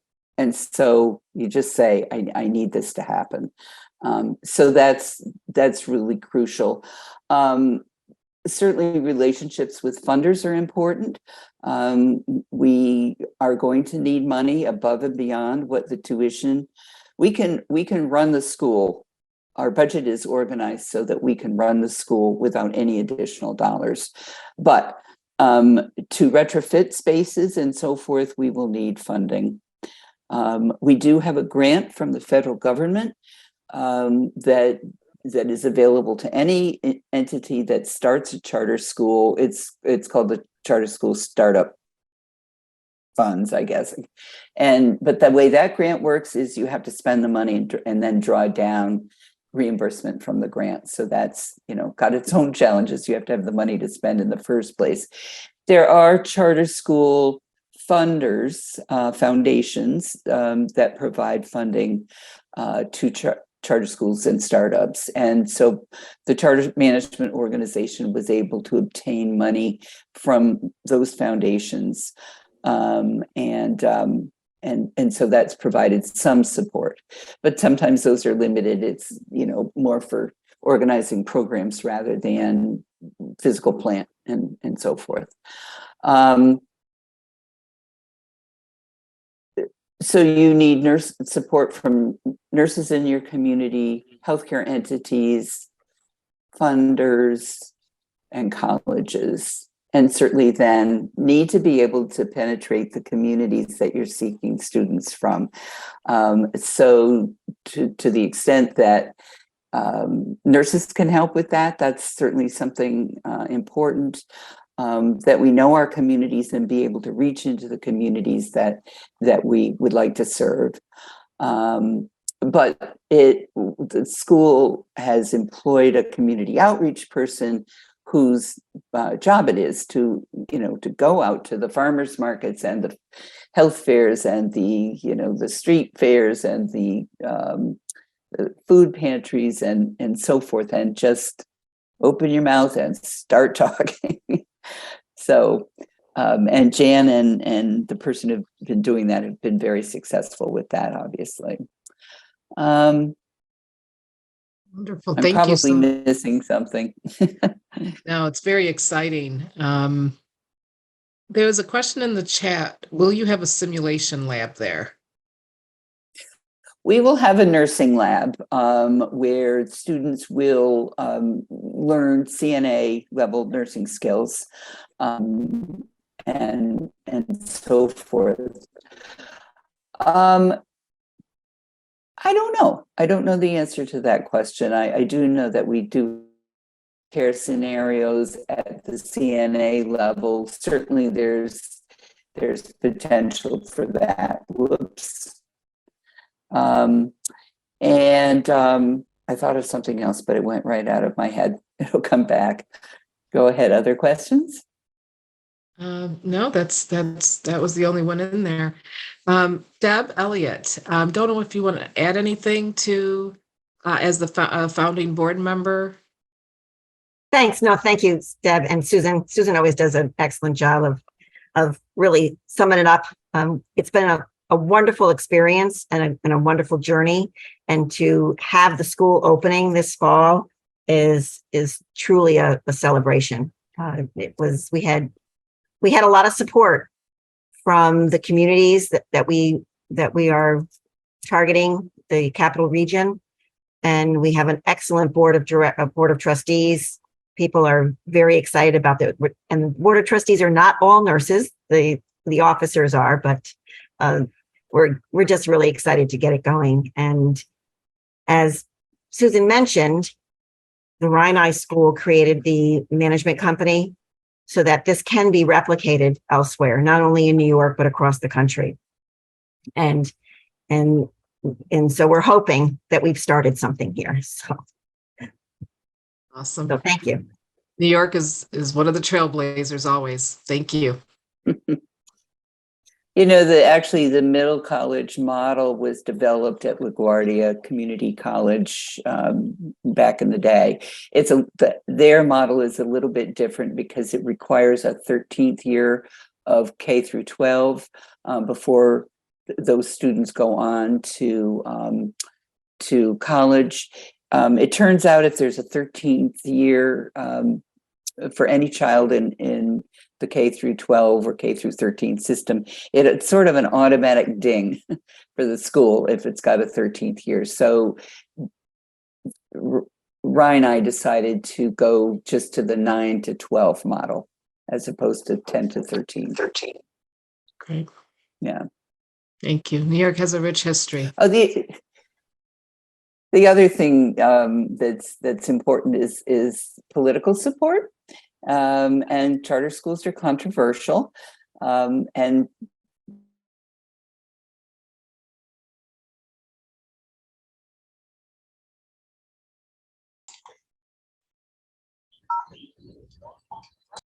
I think we lost her.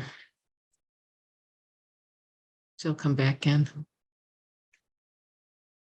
I'll just chime in. We definitely worked very hard making sure that we were.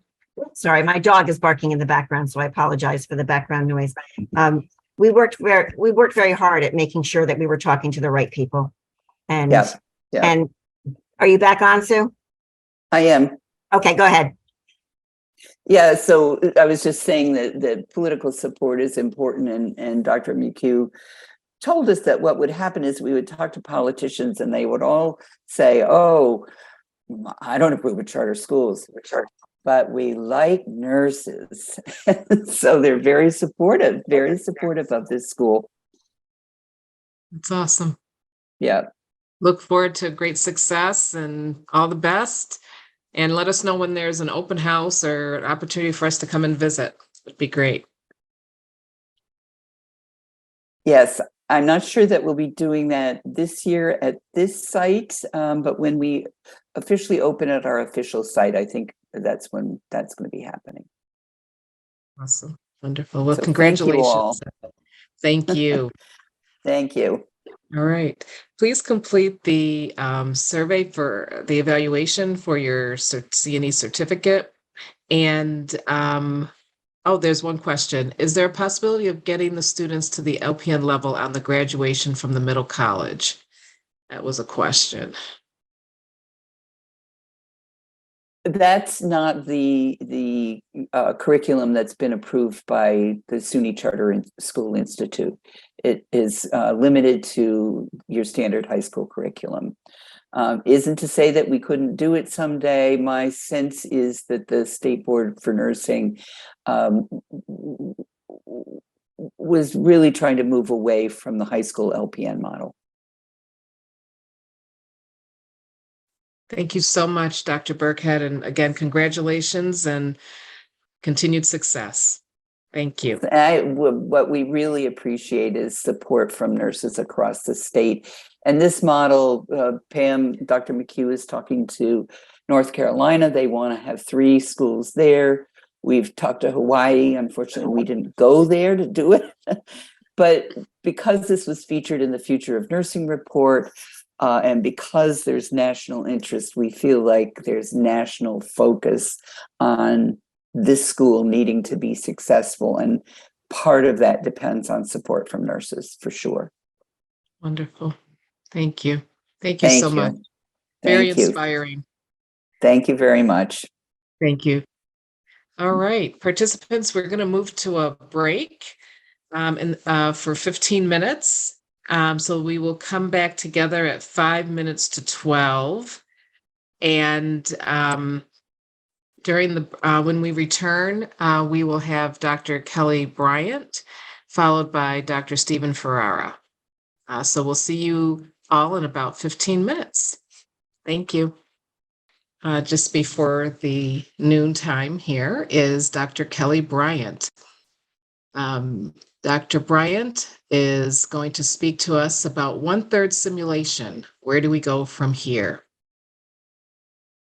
It is my pleasure to introduce Dr. Kelly Bryant. She is currently the Assistant Dean of Clinical Affairs and Simulation and Associate Professor at Columbia School of Nursing's accredited Helene Fuld Health Trust Simulation Center. Dr. Bryant has over 20 years of teaching experience and 10 years of experience as a women's health nurse practitioner. Throughout her career, she has become an expert in the field of simulation through her experience with designing simulation centers and implementing simulation programs for 2 of the top-rated nursing schools in the country. In her current role, she oversees the day-to-day operations and implementation of the simulation-based education for all graduate nursing and advanced practice nursing students. Additional responsibilities include implementing initiatives that promote diversity, equity, and inclusion for students and the surrounding community. Dr. Bryant serves on many national and international committees focused on simulation and diversity, equity, and inclusion. At Columbia University, she was appointed the co-chair of the campus-wide anti-racism task force for community service working. She is currently the co-chair of the Society for Simulation and Healthcare's Media and Communication Committee and appointed member of the DEI work group. She is serving her second year on the CDC-funded nurse-led vaccine confidence advisory committee. Dr. Bryant is currently on the executive board for the Greater New York City Black Nurses Association, including serving as the liaison for the New York City Black and Latinx Providers Committee. Dr. Bryant received her associate's degree in nursing from Hudson Valley Community College. She continued her education at Stony Brook University, where she received her bachelor's in nursing and a master's degree in women's health nurse practitioner. Lastly, she received her doctorate in nursing education from Case Western Reserve and is a fellow in the American Academy for Nursing. Please join me in welcoming Dr. Bryant. Thank you, Deb, for that warm welcome. And it's a pleasure to be here with you all today.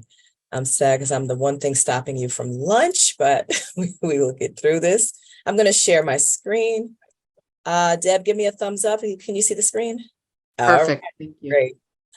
So yes, we're going to talk about simulation. And really, it's going to be an overview and some of the best practices. So I'd like to know the audience, who in the audience, if you can either raise your hand or put in a chat, are currently using simulation, involved with simulation in one way or another, whether it's in academia or at your hospital setting. How many people are currently using simulation or participating in simulation activities? All right, I see some hands up. Okay, great. Okay, all right, so hopefully this will be useful for all of you. So this was huge. So this was in, I believe, May 15th, when Governor Kathy Hochul signed legislation which permitted in New York State that we can use 1/3 of our clinical training through simulation. So where I was before, we were using up to 50% of our clinical for simulation. But again, this was sort of unheard of. And we finally had legislation to say that we can really use it to account for clinical hours. So that was the first step. But then the next step is, great, we have the time frame, but we also know not all simulations are created equal. So although we can use simulation for up to 1/3 of clinical hours, the number one question I get, well, does that equal how many equivalent clinical hours to simulation? And really, I think we need to think about it from another perspective. It's more so about the quality of the simulation versus the quantity, because you can have 1/3, but if you're not doing it correctly and not following the best practices, it actually can be detrimental to the student's learning. So let's talk a little bit about some of the other regulations across the United States. And so obviously, since COVID, a lot more institutions had no choice but to implement either simulation, remote simulation, telehealth.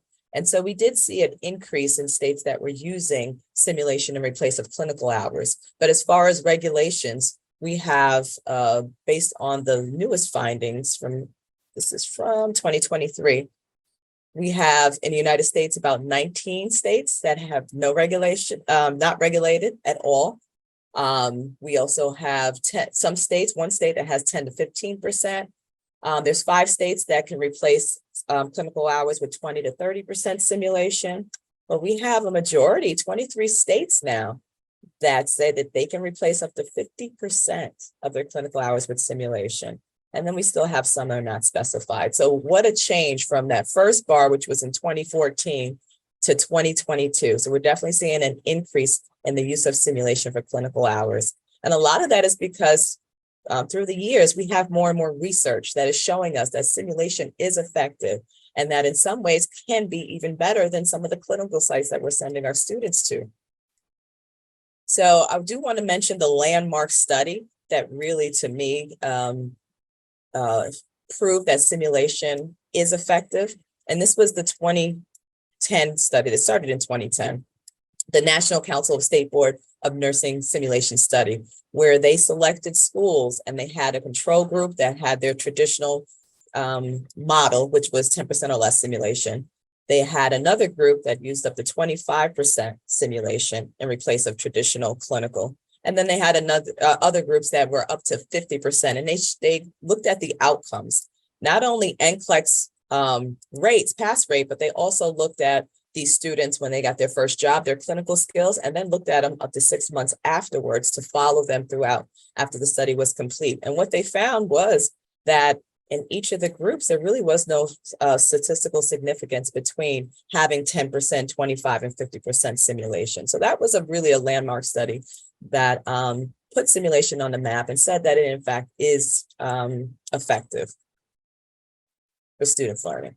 So I just briefly want to go over what are the benefits. There's a lot, but these are the main benefits of using simulation. Number one, it does promote patient safety. Students have a safe learning environment where they can practice things over and over again. When I think about my first blood draw, it was on my preceptor in the hospital. I was a nervous wreck. I thought if I missed, she was going to fail me. So I'm so glad that now we have these task trainers, we have these simulation centers, and we have these opportunities for our students to practice over and over without the fear of harming any patient.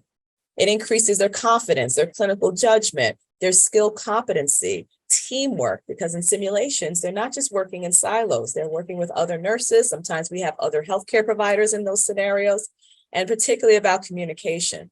That is one of the true benefits of simulation. And again, we can create those scenarios and have them standardized. And they're high quality scenarios that we're developing.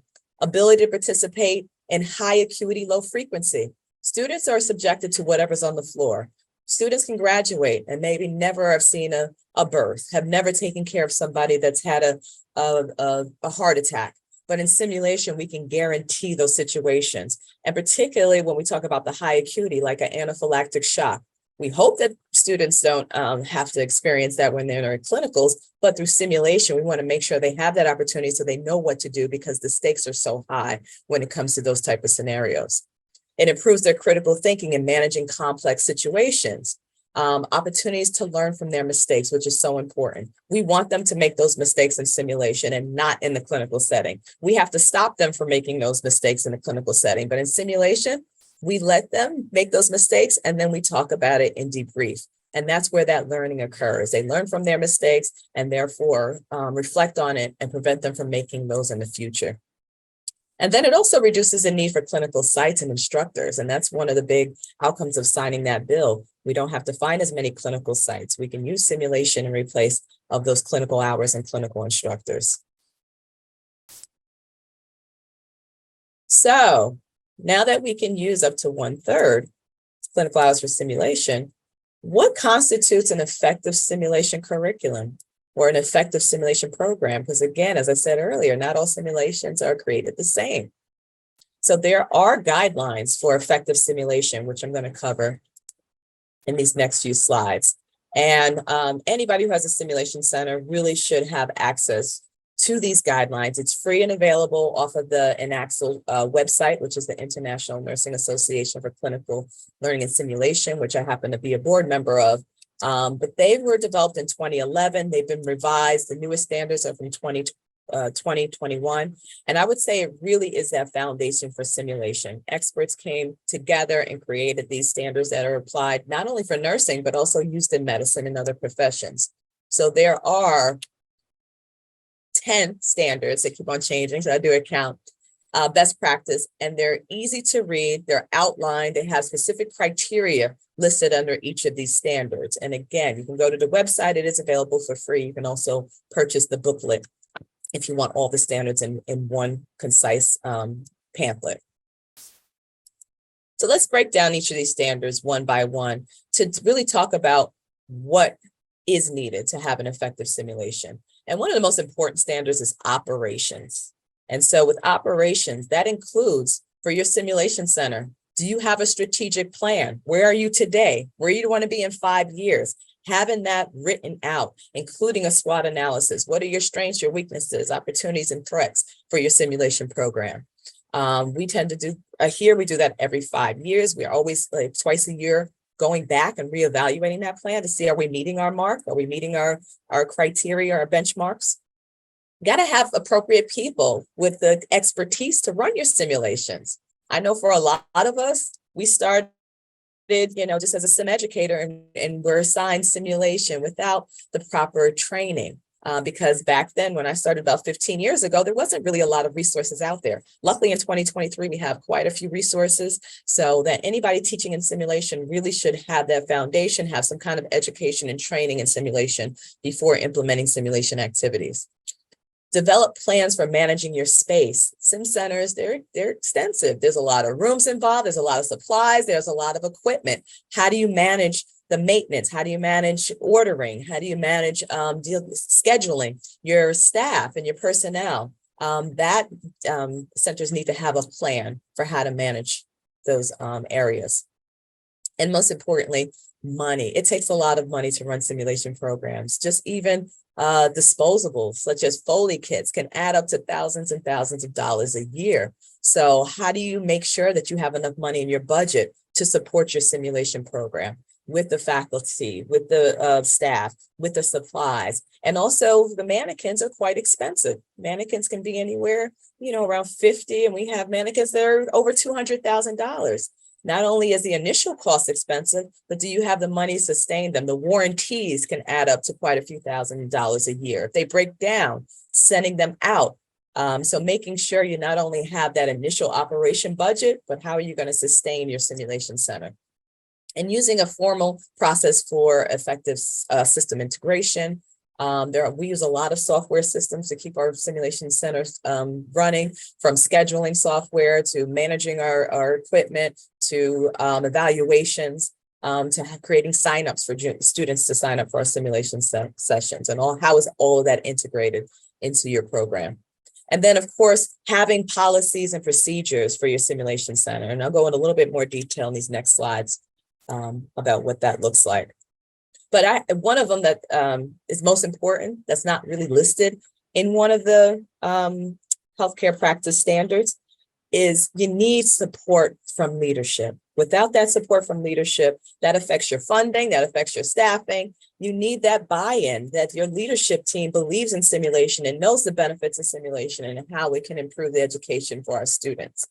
And teamwork. Obviously, yes, it starts with leadership, but also does your faculty that you're working with, do they believe in simulation? Do they know the benefits of simulation? And if not, as someone who's a simulation champion, making sure we're letting people know the benefits and why this is important to all nursing school curriculums. And then staffing is important. And that's I started as a one-man show, then I got up to 2, but simulation does require a team. And again, there's different roles. There can be, different titles for some of the same positions, but we definitely need someone who's overseeing, whether that's a director, a dean or the head of operation that oversees the day-to-day operations of the simulation center and the staffing and the budget. Then you need the educators. That's so important that you have the people who are skilled in simulation, conducting the simulation, or at least assisting with the simulation, whether it's through the debriefing or setting up those simulations. Here we have the content experts, which are the faculty that have their area of expertise, and we always pair them with a sim educator so that we can take their ideas and bring them to life via simulation, following the standards of best practice. Managers, I couldn't run the simulation center if it wasn't for my assistant director who oversees the ordering and some of the teaching assistants that we have, to making sure our rooms are set up and we have all the supplies and everything we need for each of our simulations and that it's on the schedule. Very important to have somebody that can manage, again, those day-to-day operations, especially if you have a very large center. Then you need the people that run the simulation. The sim operations, and again, there's different terms for this: technicians, operations specialists, but these are the hands-on people who are running the mannequin, who may be setting up the room, breaking down the room. There could be a sim tech manager, like we have here, who handles all the preventative maintenance, and when things break down, he's the one that fixes those pieces of equipment or sends them out for repair. And then a coordinator. And again, one place doesn't need to have all these positions, but these are positions that are helpful, especially if you have a big center or you run a lot of simulations. This is the person who is scheduling these simulations and handling when there's conflicts with the schedule and making sure that this simulation is in the right room with the right equipment, and making sure that you have everything you need for those simulations. Do we have the equipment, the supplies? And then a simulation assistant is also a nice role to have, where they work on, again, stocking the simulation center, setting up the rooms, breaking down the rooms, doing some of the cleaning. I find to be a very useful position in the simulation center. So things to consider when you're thinking about your staffing is, what type of sims are you running? You know, there's some sim centers that have cadaver labs, so you may need a specialist just to handle that part of your simulation center. Are you having outside people come in from the community or from the hospital to do professional development? How big is your simulation center? What type of rooms do you have? Are you running a simulation center that has a lot of actors, what we call standardized patients or simulated participants? Because then you probably want an individual that's specifically trained to work with actors and get them prepared for the simulations. Looking at your budget, do you have enough money for all your personnel and staff? And if not, you know, over time, what are essential roles that you want to fill immediately versus over time, who else do you want to hire? Who's essential, who's not essential? Do you go with someone with experience versus inexperience? Just like with any role, there's pluses, pros and cons of hiring experience. And then you just really, at the end of the day, you want a team that really gels and works together. So that is important. Another thing that is essential, qualified facilitators. Again, when I first got into simulation, I had Pam Jeffries' book. That's how I started. There was no, you know, I didn't know about an AXL or Society for Simulation Healthcare. So it was a little rough in the beginning. But again, now that we have those resources and we have these organizations and there's books, so many books out there now, really having people that know how to teach, know how to run simulation.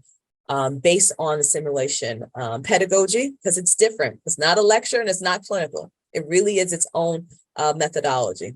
So making sure educators know how to debrief effectively is very important.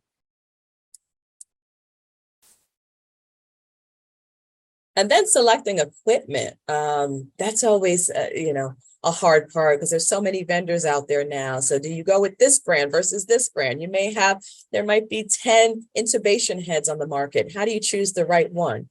So making sure you talk to others who are running simulation centers. We're glad to share what's worked and what hasn't worked and what some of the equipment that we suggest.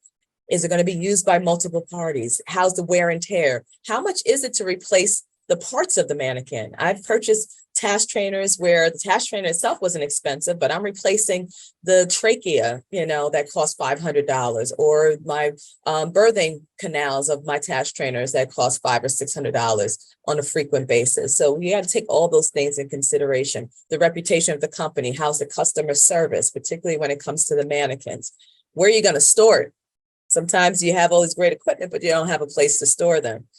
Is it easy to use? Is it user friendly? These are all things you want to consider when you have your simulation center. And then also, there's so many new equipment, new technologies that come out, and you have to figure out, are you one of those that wants to have it as soon as it comes out, hot off the press, adopt new technologies? Or do you want it to be out for a while and you're a little bit leery of buying anything new because you wanted to work out the kinks and the bugs first? So you're a little bit of what we call a late adopter. So figuring out where your comfort level lies, because again, there's pros and cons. I'm one of those, I'm a techie. As soon as it comes out, I want it. But the problem is I got to deal with all the kinks and the returning the product because they're still working out the bugs of the device. So just kind of knowing what your comfortability is with adopting these new technologies. And this can be with VR, virtual reality, and some of those new technologies that you hear that are coming down the pipeline. And one of the most important things too, if you have a simulation center, do you have a policy and procedure manual? Because this is like your template for your simulation center. And that should be something that's written, readily available for anyone to view, that outlines not only your mission and goals of your simulation center, which should tie back to your institution, but also the code of conduct. How are you going to develop scenarios? Do you use a template? What does that template look like? How do you schedule simulation sessions? What do you do if there's a conflict? How do you resolve those conflicts? How do you evaluate your simulation sessions? How do you evaluate your simulation center on a yearly basis? How do you even evaluate your simulation facilitators and educators and staff? What does your budget look like? What's the budget process each year? Safety issues. Especially when you're using actors, what happens if a student comes to a patient, one of your standardized patients with a needle and goes to give them an injection, knowing that they forgot that they can't inject the SP? What's your policy for dealing with those kind of situations? Or if there's a fall, or like for me, every semester, I have students when they first start, they always faint those first few weeks in the simulation center. How do you deal with those medical emergencies? And this could also include just your organizational chart. How do you deal with requests for tours? We have outside vendors that want to come in and use our space. What does that policy look like? Do they have to have insurance? If you loan out your equipment, do we have to have a forms to make sure that you get that equipment back in the same condition that you lent it? If you have students that need help and assistance, do you have a what we used to call remediation, but now we call clinical mastery plan? How do you work with those students to get them to meet those gaps that they have in their learning? So all of those, and there's much more. Video recording, what are you doing with those videotapes after you're done recording? How long do you keep them?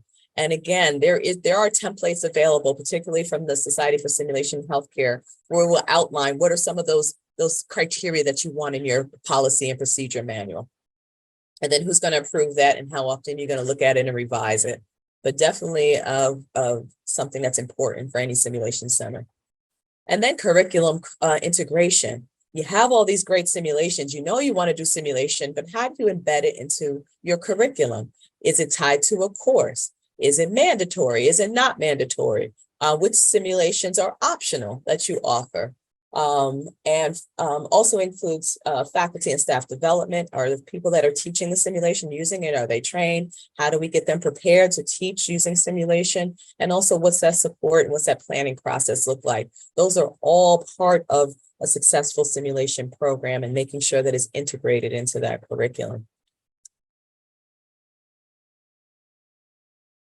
And then another important standard is simulation design. And there's a lot of pieces to this. So you're looking at everything from making sure that the people who are designing the simulations, again, have that simulation expertise when designing, because one of the challenges that I've always had with people without the simulation background, they want to do everything in a 1-hour simulation. They want to have the patient go for a procedure, then have a complication, then code, then bring them back, then code again. And I have to say, wait a minute, we just need to stick with a few outcomes, because the way that you have it outlined, that's about 5 simulations. So making sure they have those smart outcomes. Performing a needs assessment. Some things are fun to do, but are they really needed? What are those gaps, again, in the curriculum that we're going to fill within simulation? What are those areas that are appropriate to use simulation to meet those outcomes? And having those measurable objectives. Aligning, making sure you're using the right form of simulation for the right objectives. I may not need to use my high fidelity mannequin to teach IV insertion. I can use an IV arm instead and save the skin on my $100,000 mannequin. Making sure you design scenarios, again, that are accurate, that the interventions are based on best practices and standards of care. Making sure it's a learner approach of simulation, which we'll talk about a little bit more. Are we making sure we're preparing our students through pre-brief, that they're ready for the simulation? And creating, making sure we're debriefing, which is where everybody says a lot of the learning happens. Do you have facilitators that know how to debrief and have a method of debriefing?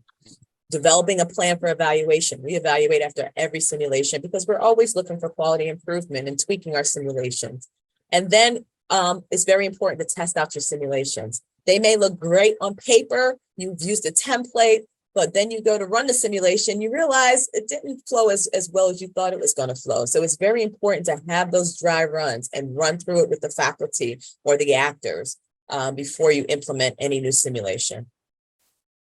So just to dive a little bit more into some of those elements from the simulation design, there's different modalities, and you have to figure out what's best for meeting those learning outcomes. Sometimes it could be virtual reality or computer-based simulation, like you see on the upper left, where students can do this on their own time. They get feedback from the program.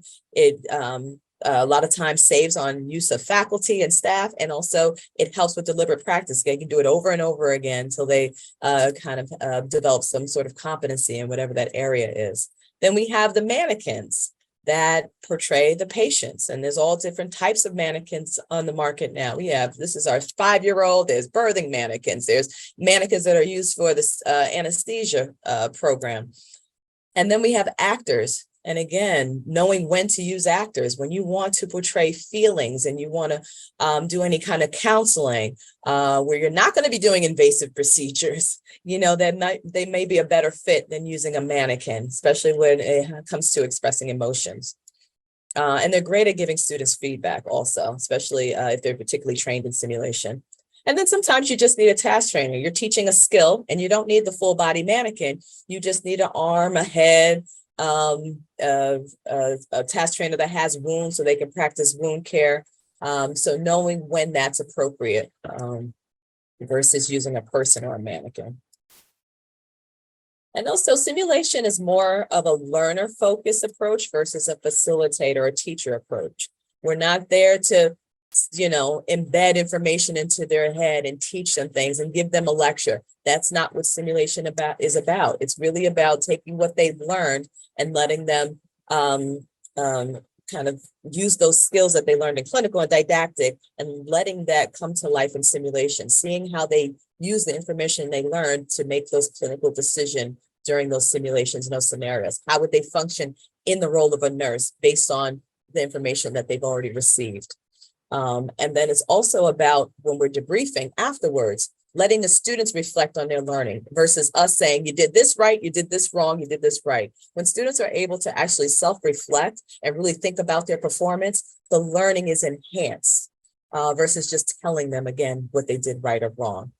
So it is a collaboration and it's learner-led. Sometimes we have our own agenda, but students may want to talk about something else that happened in simulation that they want to address because for whatever reason, it was emotionally stirring or, they're really upset about something that happened, letting them have that space to also include things that they want to address in simulation, but also knowing that there are outcomes as a facilitator that we want to address. So making it more of a collaborative learning.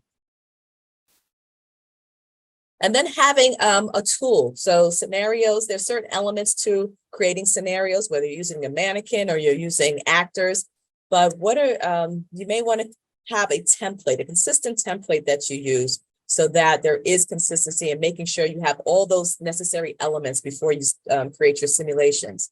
Do you have what information are you going to give the learner ahead of time? Or you're not going to give them information because that's part of the objective for them to figure out the diagnosis.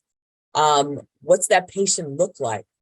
What's their socioeconomic, social factors? Maybe religion is important in this. Their race or ethnicity is important to that scenario.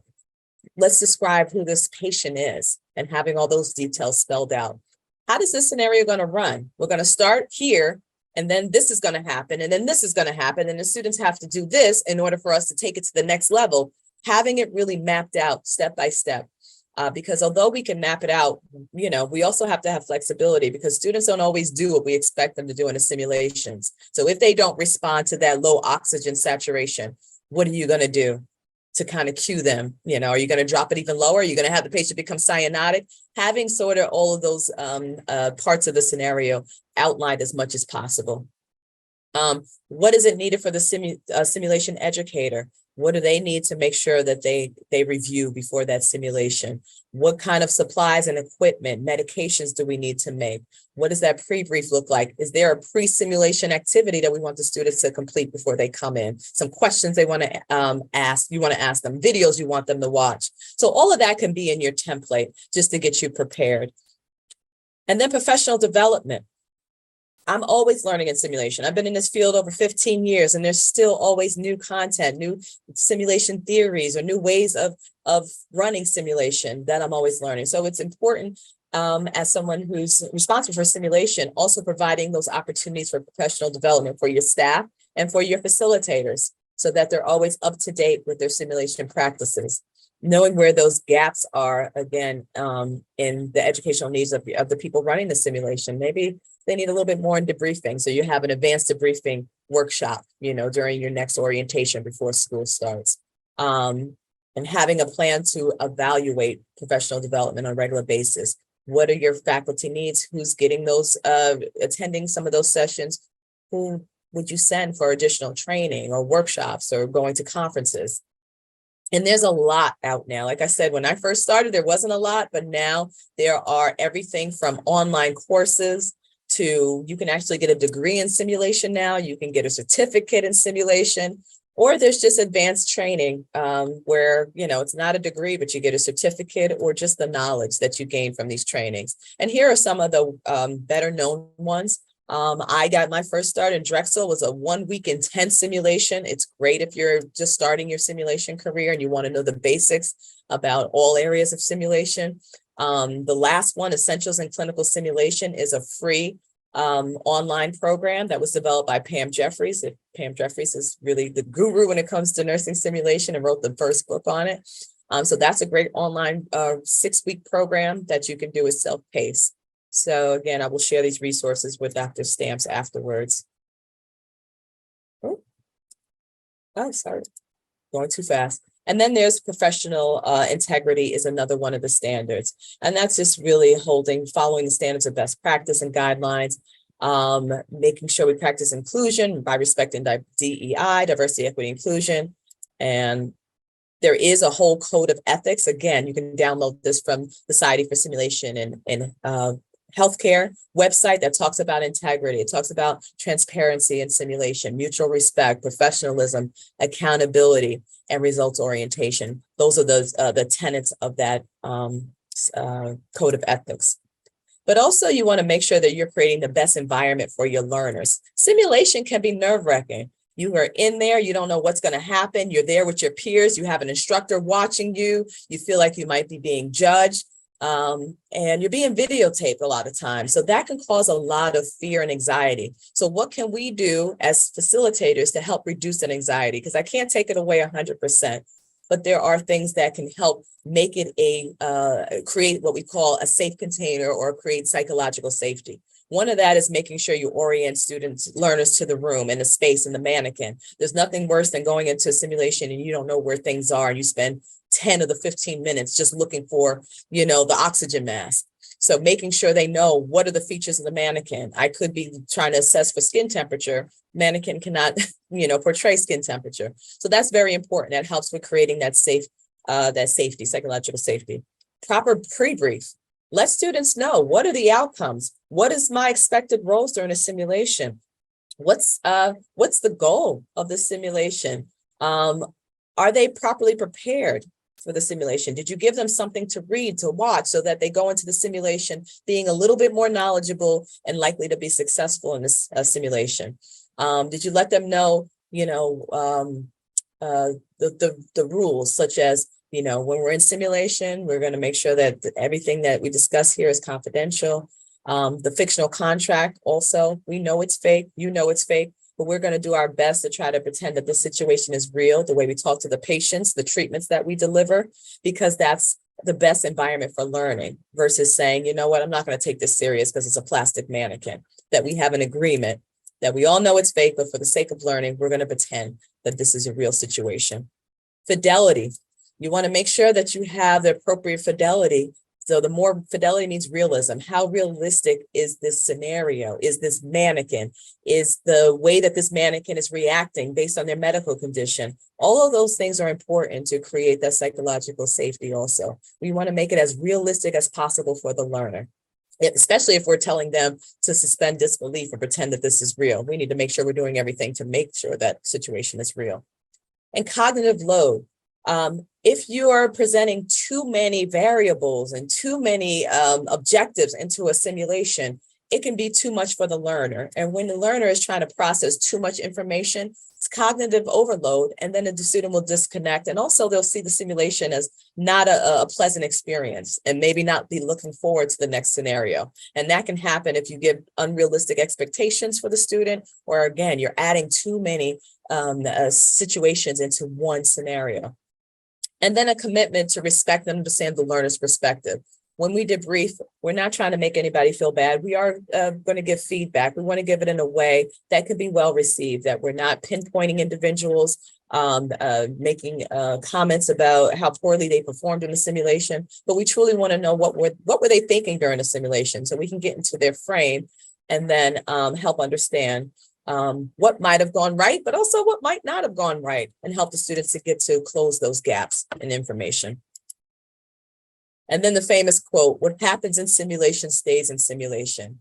However, I will say that I've been challenged on this, and I rephrase it now. Specific students' performance, we're not going to talk about. We're not going to say Kelly killed the mannequin in the simulations outside of the simulation. But what we can share is what was learned from the simulation. That's important. If you learned something that was great, magnificent, share that. But we're not going to talk about students' performances again in the simulation session to each other, people outside of that simulation group. It's also very important that when we develop these scenarios, I'm an educator. You got to start with those. What is your outcome? What are your objectives of this scenario? Because again, you don't want to put too much in this scenario, and you want to make sure that the students are going to be able to obtain the outcomes for that scenario. So what are the established guidelines for facilitation? We're going to talk about the learner outcomes. We're going to create objectives for the experience. We're making sure that we're using the right modality for that simulation. And we're identifying the appropriate fidelity. Again, things that we've talked about in prior standards. And, smart objectives, making sure that we have objectives for each scenario that are specific. We're able to measure them. They're achievable and they're relevant to the scenario, to the students. They make sense, and their time. They can achieve those objectives in the time frame allocated. These are what we call smart objectives that we want to make sure that we have for each of our scenarios. And then we want to make sure that we have a proper pre-brief, preparation, and briefing. There's nothing worse than learners going into a simulation not prepared. It's almost like setting them up for failure. So things that fall underneath this criteria, making sure the simulationists are knowledgeable about the scenario, reading the scenario, knowing that if student does X, I'm going to do this. In this state, the vital signs are going to drop. Knowing your scenario is nothing worse than fumbling during a scenario because you're not familiar with the way that scenario is going to flow. Pre-brief is developed. We give the information to the students ahead of time, considering the experience of the learner, making sure that, again, that scenario fits the level of the learner, developing all those materials, being prepared the day before, setting the tone, making sure during that pre-brief, and I'll show some of the things you want to cover in pre-brief, the orientation and creating that psychological safety that we already talked about. All that's included. And so when you have learners coming to that simulation, making sure ahead of time, again, do you have some kind of pre-simulation assignment? You don't always have to, but if that's going to help them be successful in that scenario, then creating those pre-sim assignments. We do questions here, open-ended questions that we have them complete. Some people do online quizzes, or again, it could be a video or assigned readings that you want them to do before they come in. Review those objectives and set those expectations right before you start your simulation. Talk about that fictional contract, the confidentiality rule, give them that orientation, not only to the room, but to the environment, to where they may be seated. Like in here, our students, our learners look at the simulation live in another room. So letting them know that at some point we're going to call you into the room and it's going to be your turn, and it's an evolving scenario versus when you go into the room, you're going to start all over again, letting them know how the scenario is going to go, how long it's going to take. What are the parts of the simulation? We're going to start with a pre-brief. We're going to do the simulation, and then we're going to go do the debrief, and then you're done for the day. Are there different roles? Sometimes not all students are going to participate in the simulation. Maybe somebody's going to be the observer and they're going to help out with the debriefing. Maybe somebody's going to play the role of the family member or another, the nurse practitioner. Knowing resources are available. If they get stuck in a simulation, can they pick up that phone and call for help? Can they call the nurse educator, the nurse manager on the floor? Letting them know that we're not going to just let them sit there and flounder if they get stuck in the simulation. And then give them report. Whatever that is, a lot of times we do just like you would do in a hospital. I'm leaving my shift. I'm giving you a report. As soon as I give you a report, you get up and you start your simulation.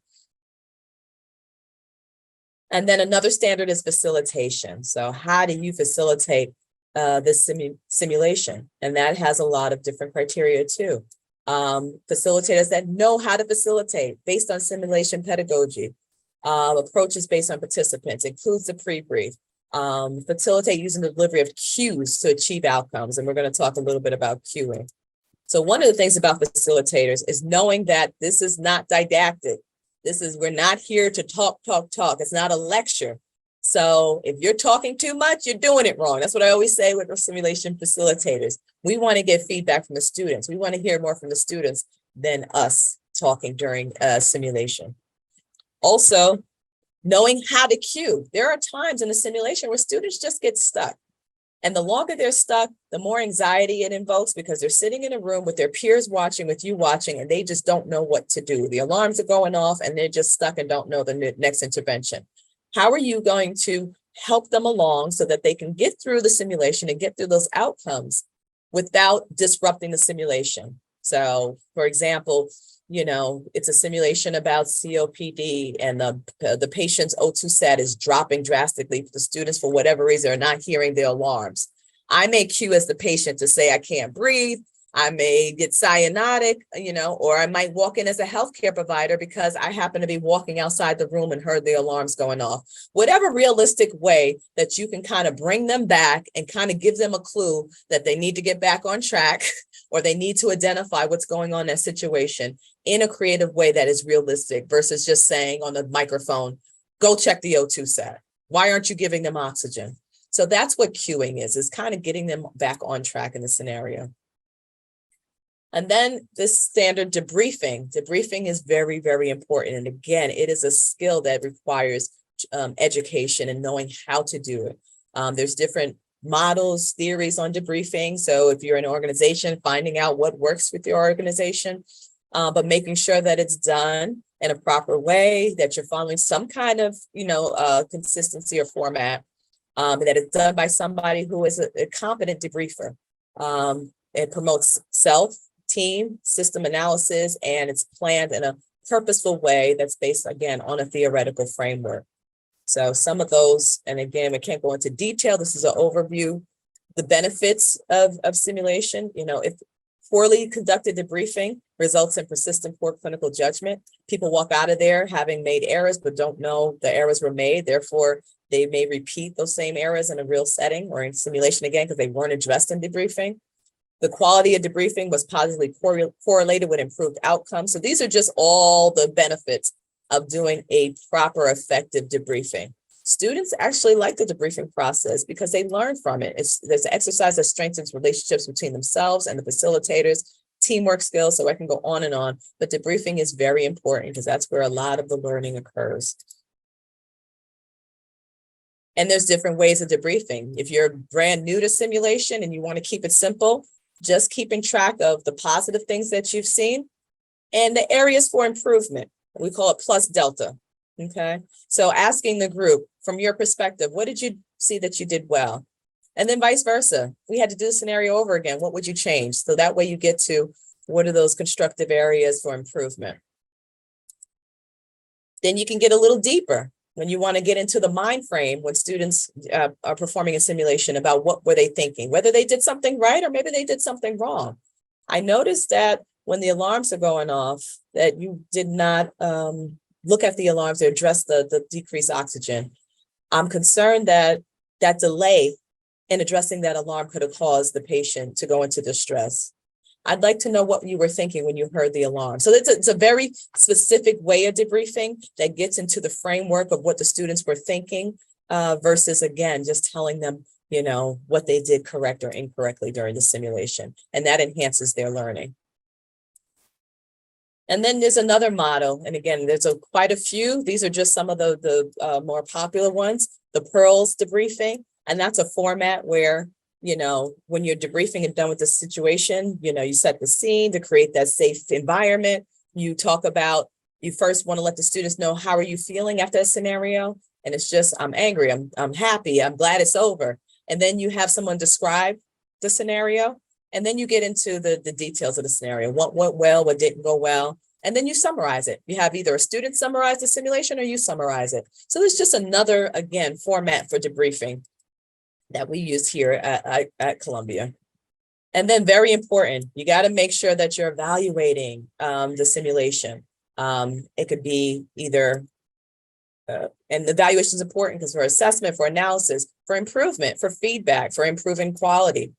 And you have to decide for your simulations, are they formative, which is just to, again, identify the gaps in learning. You do that throughout the course and you're just giving them feedback. There's no high stakes, the grades are not involved. Or are these more summative, where it's really seeing what the students have learned, at the end of that session or at the end of the semester, but could be related to a grade, could be related to a student passing or failing a course. But you have to be very careful when we use simulation for summative, because there's a high stakes involved and sometimes our scenarios aren't valid or reliable. And there's a lot of other resources for evaluation, from evaluating instructors to evaluating the simulation to student satisfaction. But this website has all of these tools available, and I think it's a great resource for students. And then just knowing what to do. It's so important to collect that data for, again, quality improvement, measuring your course outcomes. And also if you're going to go for accreditation. So knowing that there are programs out there, and NACSL has an endorsement program, and SSH, Society for Simulation in Healthcare, can accredit your simulation center, but you have to have those metrics. So that's another important reason to collect the data. And then just quickly, as I know I'm running out of time, IPE is the last one. So are you using simulation with other disciplines? We love working with each other, learning about each other in different disciplines. So take advantage of that if you happen to be in an environment where you have doctors, physicians, pharmacy, OT, PT, because these are all the added benefits. It does improve safety. And this is an escape room, just an example. We do escape room with dental, OT, PT, nursing, and medical students. And so it's fun. The students love learning from each other. This is another one that we do on DEI. How do people deal with bias in the work setting, whether it's a patient demonstrating bias, microaggression against you, or you're witnessing it in the workforce. But we do that with doctors and nurses from the emergency department. This is one of those trainings. And then I just want to end with saying, if you're going to do it, make sure you do it right when it comes to simulation, because there can be negative outcomes if simulation is not done correctly. And this is my contact information, so I'm going to end there. That is my LinkedIn. If you scan that, I'd love to stay connected with you if you have any questions. And I know I probably only have a couple minutes for questions, but I want to thank you for listening to me, and willing to take any questions. Thank you so much, Dr. Bryant. Very exciting work. A lot goes into simulation. It looks so simple, right? Oh, we do this all the time. We can just go in and have a scenario in a lab, but there's a lot that goes into this. Thank you so much for sharing your expertise and giving us things to think about. We do have a few questions in the chat. Okay. Let's see. The first one is, have you heard anything from the New York Board of Nursing regarding how we can implement sim for clinical? Can it be used for virtual sims? Do we need high fidelity mannequins? Good question, Dawn. And what I've been told, because I've been looking at that bill to see if there's any updates, because although it was passed, there's still a lot of details that need to be worked out, and that's particularly one of the details. So I don't have an answer for you.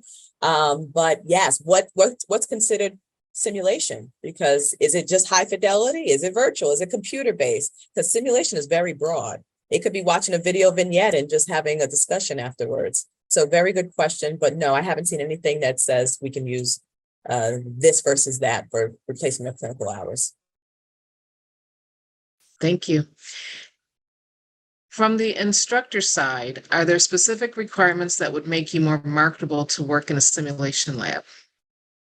Yes, if you have experience either teaching, working with students as a preceptor, and also if you just get some basic training, completing that Pam Jeffries online module, because you get a certificate of completion, going and attending a training. So you can do one-day training to going to, places like Drexel and doing a week-long training. So just having some kind of evidence that you've gotten some kind of advanced education in the field of simulation, I think would make you stand out versus other candidates if you're going for a simulation position. And by the way, I do want to put a plug in. We are hiring. So if anybody is interested in simulation, please contact me. Awesome. Another question, what about smaller schools that don't have the money, space, staff, or resources for all of this? It seems the gap between the haves and the have-nots increases. It is. There definitely, yes, simulation can be expensive, but even where I started with very low budget. You know, I've worked with mannequins that were on their last leg and had to get the toolkit out and repair them. So you don't need the bells and whistles to have an effective simulation. You really don't. I've had simulations where the mannequin just dies in the middle and you can keep on going. So if you have the right skills, you don't need to have all the fancy newest equipment. But there are cost saving. You can buy, mannequins that have been used. You can reuse supplies. You can have relationships with your hospital where you get some of their expired equipment and you can use that in your simulation center. So there's definitely ways that you can reduce the cost of running simulations. Wonderful, wonderful. Thank you. And I think there's a little bit of opportunity with the human models. Yes. Right? Yeah. When you don't have a large budget. Could you talk a little bit more about that? You sure can. So if you, let's say, because we honestly do more simulations with actors than we do with the mannequins. So you can save money on that end. If you are associated with a school that has an acting program or, a theater program, tapping into those students to see if they might volunteer to be standardized patients. You can have other students from maybe a different department. Sometimes it's hard to have nursing students practicing on other nursing students. They can be standardized patients. Or you have people that are interested in acting and just trying to build up their resume. So they're willing to take on these assignments for little or maybe no money. And also think about nursing faculty who may be retired but still want to give back to nursing. They may volunteer to come in and play the role of these standardized patients. But that can be definitely another way that you can run simulations and reduce the amount of money that you need and not have to buy all these expensive fancy mannequins. Awesome. Wonderful. Well, thank you so much. Again, Dr. Bryant, learned a lot, gets me excited about the continued work and opportunities with simulation. Great. Thank you for having me, Dr. Sims. Wonderful. Thank you. Thank you. Thank you. Okay, we have the QR code up for your evaluation and to receive your certificate for continuing nursing credits. And I will now begin to introduce our last speaker of the day, Dr. Stephen Ferreira.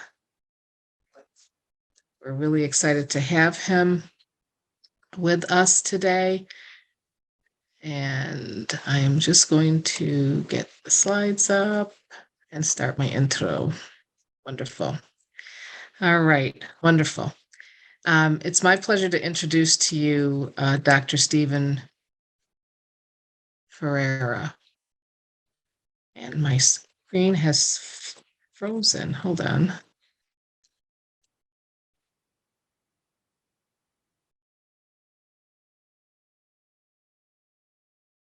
Of course, we get to the end of the day. All right, one more try here. Beautiful. All right. Well, it's my pleasure to introduce to you Dr. Stephen Ferreira. He is the Associate Dean of Clinical Affairs and Associate Professor at Columbia University School of Nursing. He has experience in college, correctional, retail, men's, and occupational health. He is president of the American Association of Nurse Practitioners and the editor-in-chief of the Journal of Doctoral Nursing Practice. He is an actively practicing nurse practitioner, executive, and faculty member. Dr. Ferreira combines years of clinical and health policy development experience to increase access to nurse practitioner partnered care. He is a member of the senior leadership team at Columbia University School of Nursing, and in his role, he is responsible for overseeing the nurse practitioner primary care faculty practice located in Manhattan and teaches health policy in the Doctor of Nursing Practice program. Dr. Ferreira previously served as the executive director of the Jonas Nursing and Veterans Healthcare, and the Nurse Practitioner Association of New York State, where he was instrumental in removing many statutory barriers to nurse practitioner practice. Dr. Ferrer is passionate about health information technology and the implementation of evidence-based practice. His doctoral work examined the impact of group medical visits for patients with type 2 diabetes and whether this intervention led to better health outcomes. Dr. Ferrer holds many accolades, including the AANP Nurse Practitioner MP State Award for Excellence. He is a fellow of the AANP and the Academy of Nursing and the National Academies of Practice and the New York Academy of Medicine. Please join me in welcoming Dr. Ferrer. Thank you so much, Dr. Stamps. Thank you so much, everyone, for having me today. It's a pleasure to be here. I think the content in my talk really blends well into some of the prior discussions that were had today, or at least some of the content that was had today. And I'm going to focus mostly on nurse practitioners, but it's really applicable to be involved in healthcare policy and advocacy broadly. And I know Dr. Dollinger went over that as well today. All right, so next slide. So here are my objectives. We're going to talk about full practice authority in New York for nurse practitioners and with looking at a lens from across the US. We're going to talk about some national priorities for nurse practitioners and how we can all get involved and be more part of the advocacy and legislative process. Next slide.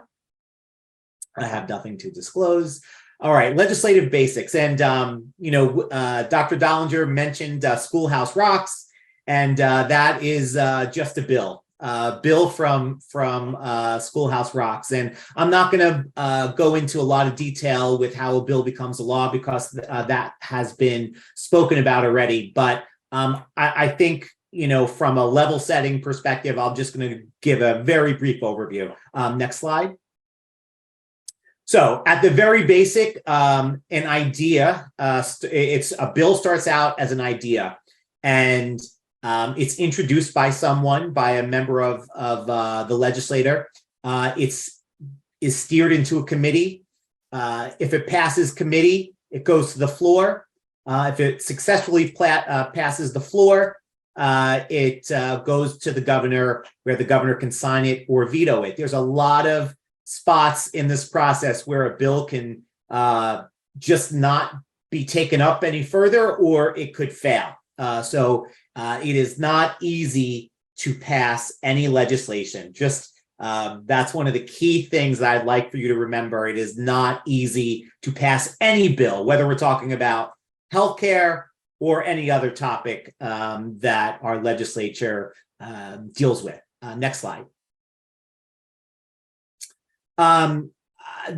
Looking at this from a broader view, when we're talking about nurse practice acts, these are pieces of legislation that each state legislature has to pass. This gives us the authority to practice our profession. And it is passed by each state legislature. And there's nuances from state to state. I know that it's been talked about the Nurse Compact. I'll talk a little bit about that in some later slides. But what is difficult to follow is that each state has their own calendar. They have their own sessions, and they don't necessarily mimic one another. And us being in New York, where we have the tri-state area, many nurse practitioners, especially with the wide adoption of telehealth, have become licensed in more than one state. And we need to follow the laws within those states. Even if you're not physically located in those states, telehealth allows us to virtually practice in those states, and we have to follow the laws and the regulations for the patients coming from that state, even if you're residing or currently in another state. So to try to get legislation passed, you have to be familiar with the other legislative calendars. And there's this website, the National Conference of State Legislators, that links out to all of the states, so you can sort of look at the varying calendars and the various priorities sort of from this NCSL website. Next slide. So in New York, we have a bicameral legislature, the Assembly and Senate, and they both run for 2-year terms. And the Assembly is larger at 150 members, and the Senate has 63 members. The two chambers are fundamentally equal in their legislative roles and functions. And the important thing is this: in order for any bill to find its way ultimately to the governor's desk, where they could either sign it or veto it, a bill has to independently pass each one of these chambers, independent of the other. It can happen where a bill can sail through the Assembly and pass the Assembly, but get stuck in the Senate. If that's the case, that bill's not going to move forward if it's stuck or fails in the Senate. You need bills that are identical, and they need to pass their respective processes in each of these chambers, the Assembly and Senate.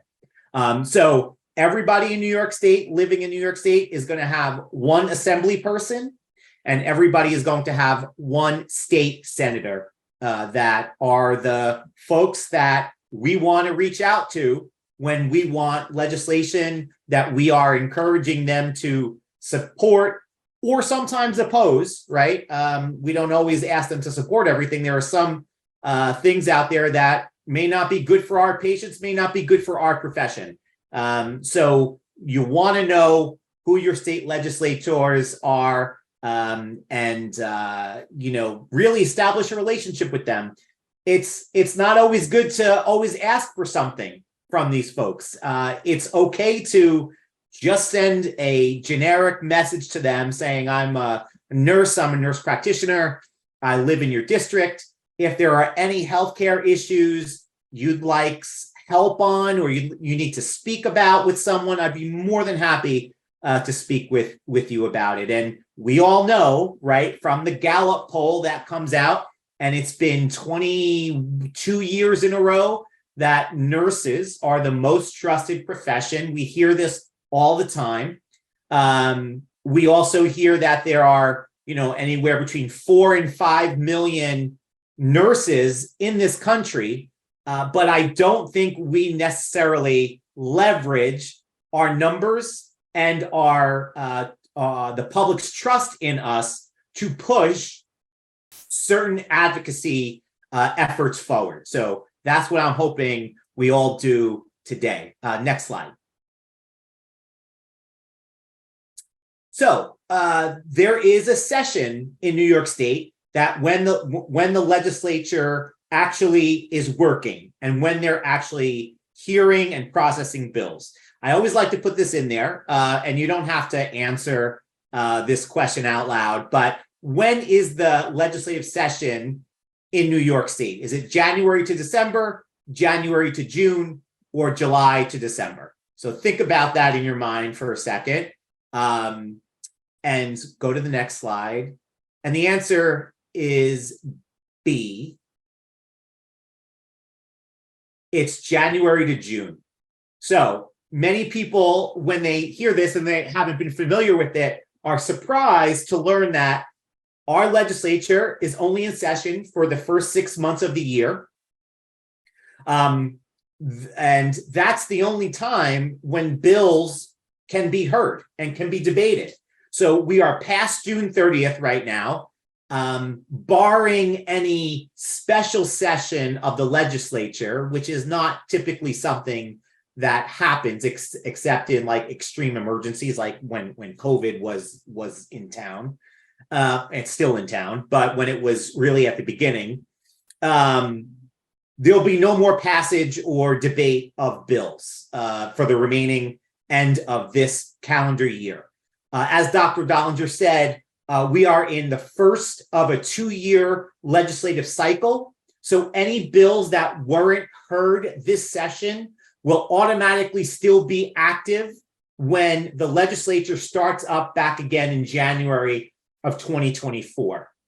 Any bills that don't pass in 2024 or aren't heard in 2024 are going to have to be reintroduced with new bill numbers and possibly new sponsors, because that would be an election year and we may have new legislators taking office at that time.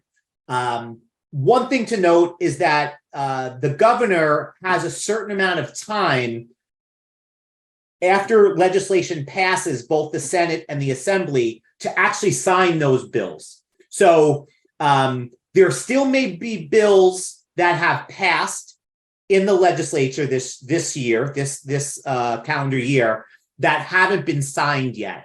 So we can hear information about a new law going into effect, but the debate on those bills is over. What we will see are the signing of any bills that haven't been signed or the vetoing for the remainder of this calendar year. So that's just one thing to know. Okay, next slide. Just a little bit on NP history. I think it's important to talk about where we have been. The NP profession was co-founded in 1965 by Loretta Ford and Henry Silver at the University of Colorado. And NPs primarily worked in pediatrics at first. The vision was to create a nursing role that could bridge the gap between healthcare needs of children and families' ability to access and afford primary healthcare. That was written by Dr. Loretta Ford. And of note, Dr. Loretta Ford is still with us. She is 102 years old, will be 103 in December of this year, was dean at the University of Rochester School of Nursing for a time. So New York has certainly been cutting edge in the nurse practitioner movement. And it was 1988 in New York State when the Nurse Practice Act was amended to include nurse practitioners for the first time, with the requirement of all nurse practitioners in the state having a written practice agreement and a collaborating physician that signed that practice agreement. So there was certainly a gap of time between when the profession was created and when it was recognized in New York State. And as Dr. Dollinger said, New York is now the only state in the country that does not recognize CRNAs, Certified Registered Nurse Anesthetists, in the scope of practice in the Nurse Practice Act. That is not because our CRNA colleagues have not been trying to get legislation passed. They have had varying levels of success in the legislature. The closest they got to actually having the Nurse Practice Act amended in New York State to include CRNAs was back in 2010, when their bill actually passed the Assembly and Senate, to only be vetoed by then Governor David Paterson. And we haven't been as close to getting CRNAs recognized in New York State since. Of course, CRNAs exist in New York State.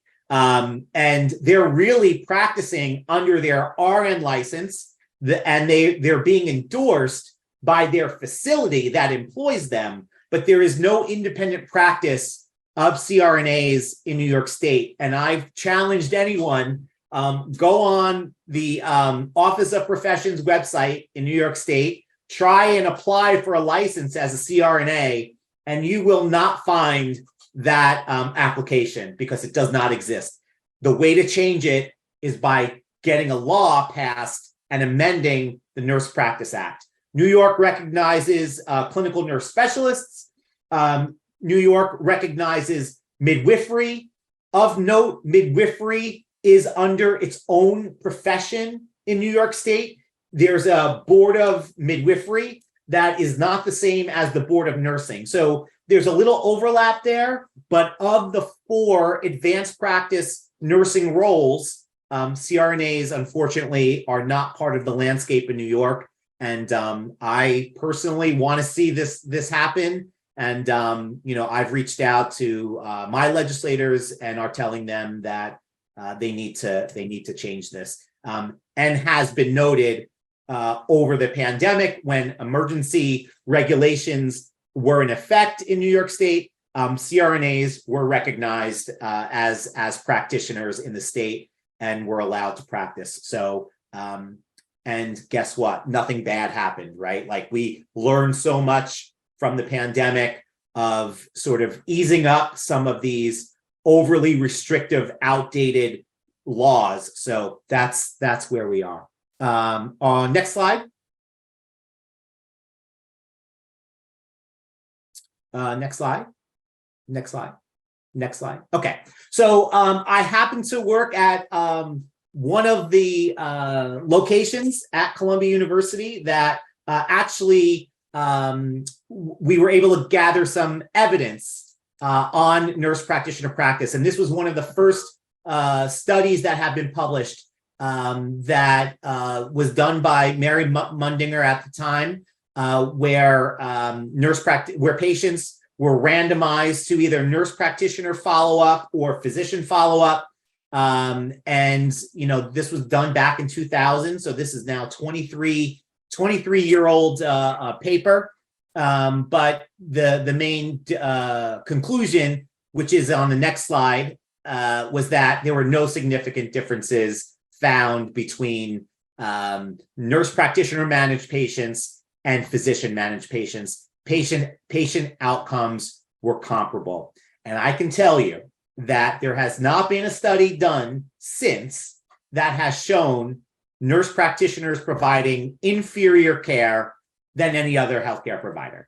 There have been some studies that have been done that have not been of high quality, that have shown perhaps nurse practitioners order more tests and make more referrals, but they are very small studies, and we can easily refute some of the claims in those studies. But this was a huge evidence for nurse practitioner practice published back in 2000. Next slide. Since then, there have been a number of white papers and other dozens and dozens of studies that have been published talking about nurse practitioners. The American Enterprise Institute published a white paper, NPs, a solution to America's primary care crisis. The National Governors Association, which is that middle paper, talked about the role of NPs in meeting increasing demand for primary care. And the Federal Trade Commission, the FTC, actually back in 2014 put out a policy paper that said requiring nurse practitioners to have a written agreement with a collaborating physician was actually a restraint of trade for nurse practitioners and arbitrarily restricted access to nurse practitioners. That was a huge conclusion from the federal government. Now, unfortunately, that doesn't hold a lot of weight in the state legislature because, as we all know now, in order to change the Nurse Practice Act, law has to be changed within that state. But this is a tool, this is a resource that we use to speak with the legislature and the legislators to say, this is why we need to eliminate the requirement of the written practice agreement in New York State. Next slide. Nurse practitioners have had historic growth.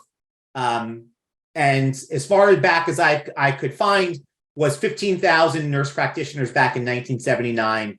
Today, that number is 355,000, and we expect this number to be updated by AANP later on this year. So 355,000 nurse practitioners are counted across the US. Next slide. So we talked about Nurse Practice Acts. I always like to ask my students, and I'm going to spare you doing that, who has read the Nurse Practice Act in New York State or your own Nurse Practice Act? And I don't get a lot of hands that go up, and understandably so. But every state's Nurse Practice Act has to have these 7 things, right? And when you do read the Nurse Practice Act, you may even find that this doesn't tell me a whole hell of a lot of what I can and what I can't do. And that's intentional. That's intentional because there is practices evolve, and we don't want to have to change the Nurse Practice Act every time a new treatment or a new procedure comes out. So there is intentional gray written into the Nurse Practice Act, but every state's Nurse Practice Act has to do these things. And again, it has to be passed by each state legislature. Next slide. So there's this concept of full practice authority and what that means. And we talk about it a lot, but I think it's important to have a definition of it.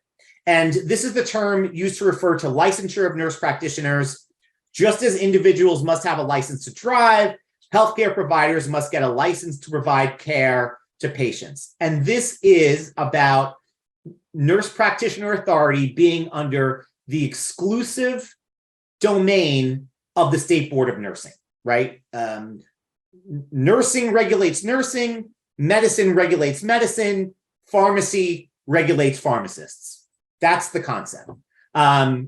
So that's full practice authority. That is AANP's goal, as well as many other state NP organizations, is to get nurse practitioners full practice authority.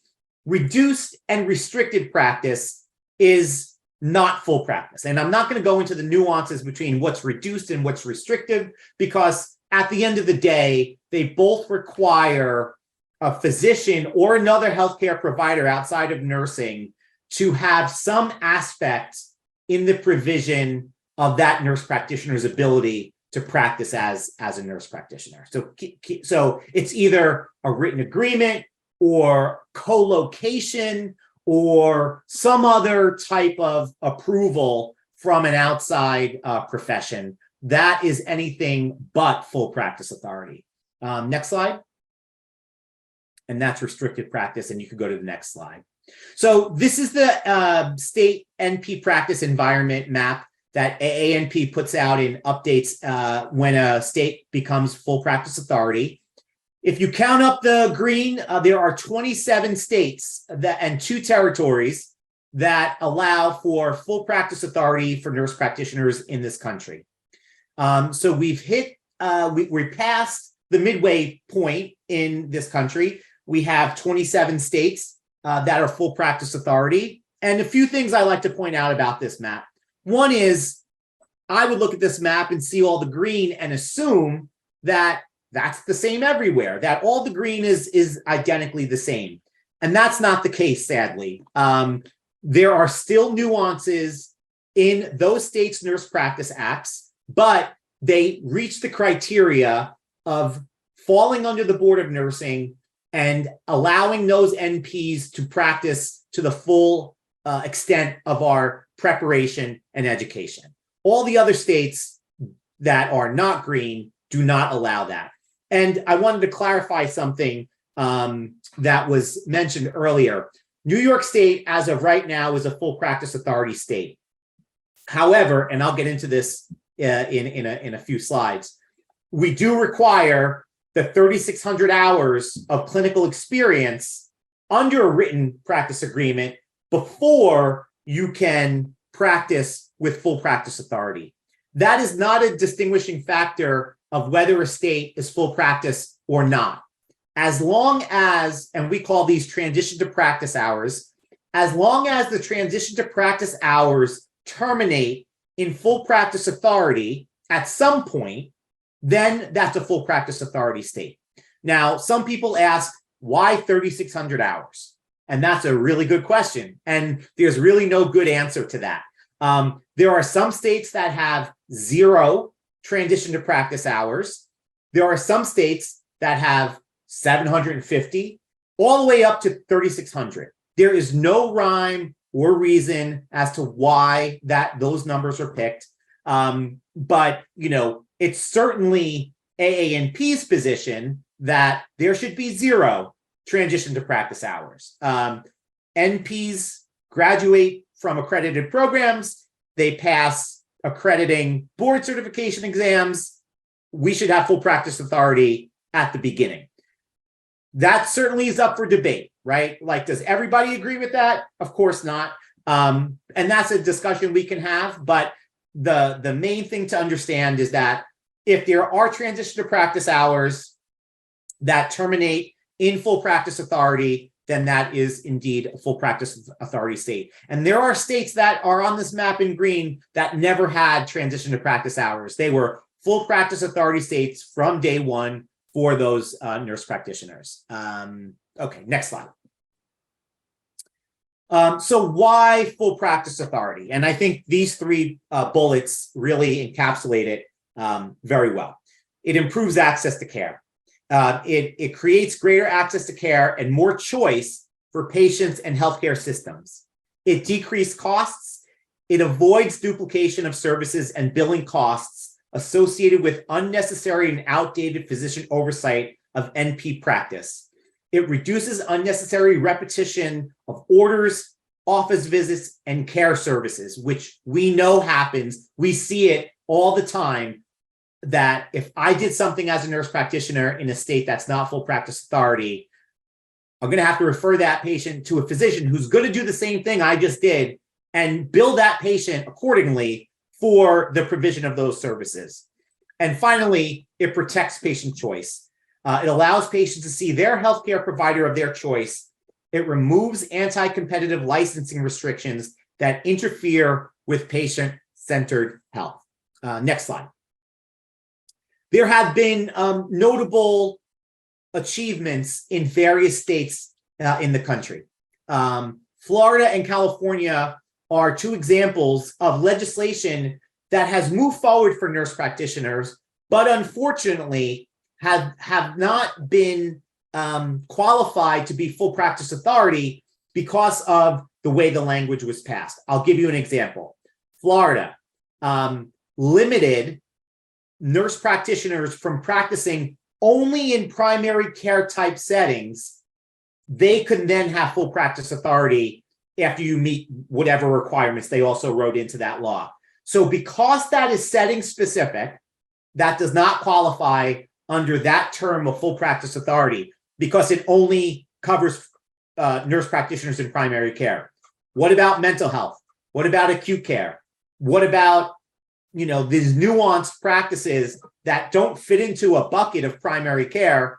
It is not right to have a slice of nurse practitioners be full practice authority when it should be all nurse practitioners in that state of all specialties having full practice authority. California similarly did similar language. And again, that's not full practice authority by the term. They also created a split board, which includes nurse practitioners and physicians. So now you have a profession being regulated not by just nursing, but by nursing and medicine. And therefore, that's not full practice authority by nature of the definition. Next slide. Kansas, New York, and Utah are the last three states that have become full practice authority. Kansas and New York last year, and Utah was just March of this year. So we've been certainly making some progress in the states when it comes to full practice authority. Next slide. So I want to talk and take a little bit of that deeper dive into what we call the Nurse Practitioner Modernization Act, which is what the law is that has passed. And as Dr. Dollinger said, will sunset next April. And so we have work to do. So the first version of the Modernization Act actually passed in 2016. And this made the distinction of nurse practitioners with greater than 3,600 hours needed to maintain collaborative relationships with a collaborating physician. For the first time since 1988 to 2016, nurse practitioners now no longer needed a written practice agreement in order to practice, but they needed this concept of a collaborative relationship. So most people would say, well, what is a collaborative relationship? That's a good question. It is a vaguely defined term that allows nurse practitioners to practice without a written agreement, but you're attesting to the fact that you have a network of physicians that you can refer to when you need it. It didn't require you to refer to them if you didn't feel there was a need to have a referral, but you needed to attest that you were practicing with a collaborative relationship with a licensed physician in the state of New York. What this did was eliminate one nurse practitioner to one collaborating physician. So this allowed a nurse practitioner to say, hey, I don't need one agreement with you. I have a network of healthcare providers that I could refer people to. And that's what happened with the first version of the Modernization Act. It still required those nurse practitioners with less than 3,600 hours, which is approximately 2 years of full-time practice. But however you get to those 3,600 hours, that's how you get there. It doesn't matter if you worked part-time and ultimately made those 3,600 hours. It's however you got there. But those NPs with less than 3,600 hours still needed a written agreement. And that bill sunset 6 years after the passage back in 2016. Okay, next slide. Which brought us to COVID, where that sunset was extended for 1 year. And then just last April, as part of the Governor Hochul's executive budget, was included the Modernization Act 2.0 that we are calling, which was effective immediately. And it did away with those collaborative relationships. And it gave nurse practitioners with greater than 3,600 hours full practice authority, no attesting, no promising that you will refer to a physician when you need to. It did away with all that language. But again, NPs with less than 3,600 hours still need a written practice agreement, as always.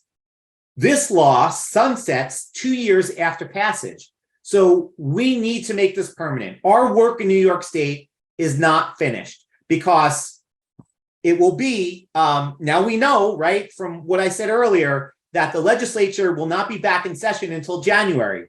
So we essentially have until January, until the end of the legislative session next June, but this passed in April of 2022. So in April of 2024 is when this bill will sunset. And when a bill sunsets, it reverts back to the way it was before it was passed.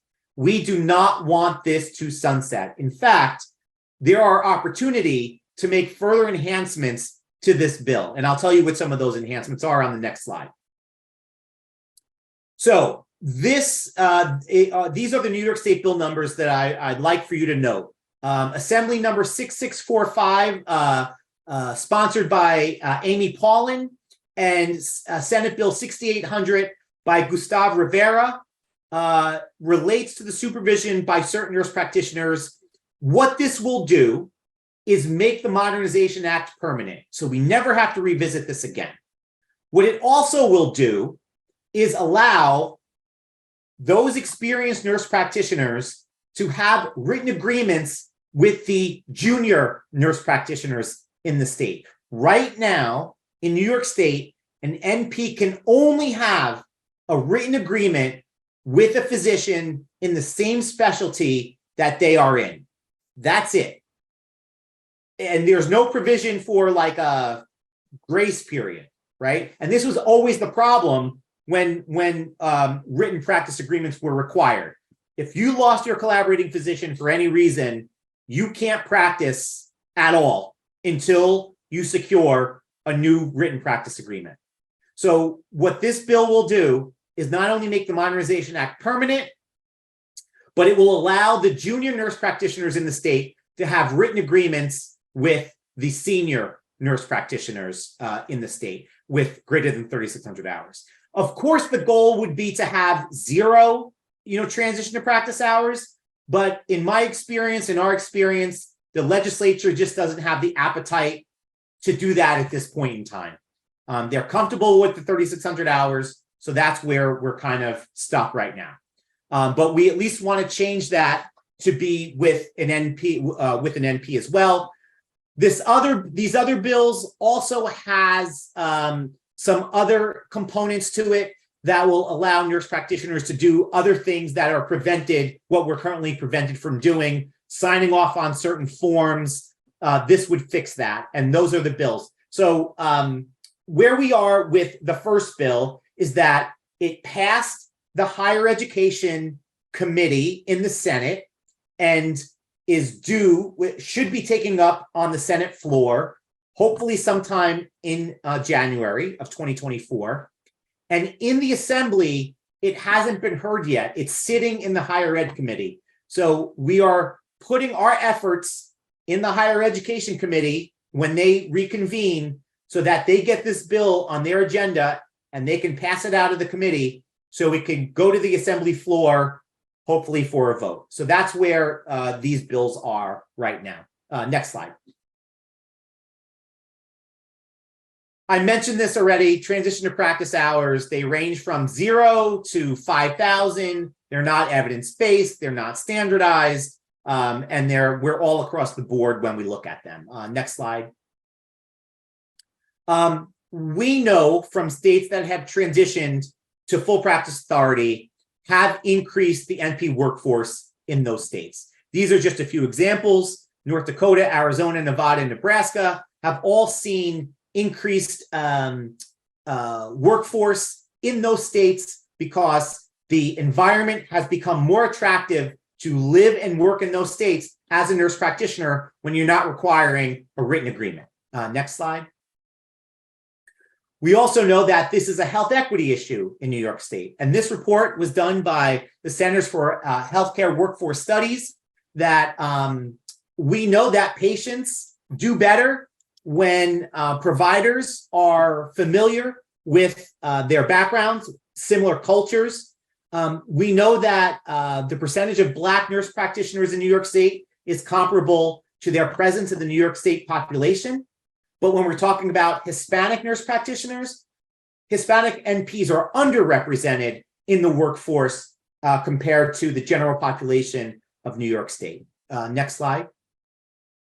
And there has been a study that talked about exploring the relationship between NPs with full practice authority, the workforce diversity, and disparate primary care access. Again, patients do better when there are practitioners that are of similar background and cultural significance to the patient populations. Next slide.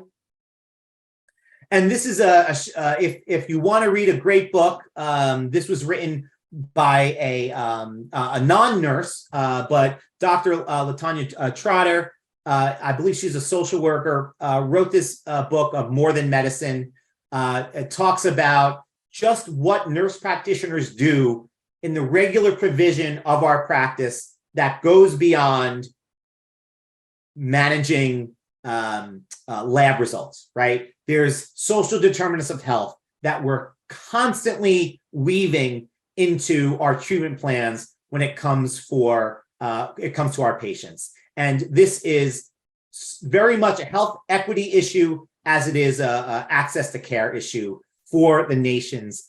Over there are patients, and I believe the number is 100,000 patients lack access to primary care in this country.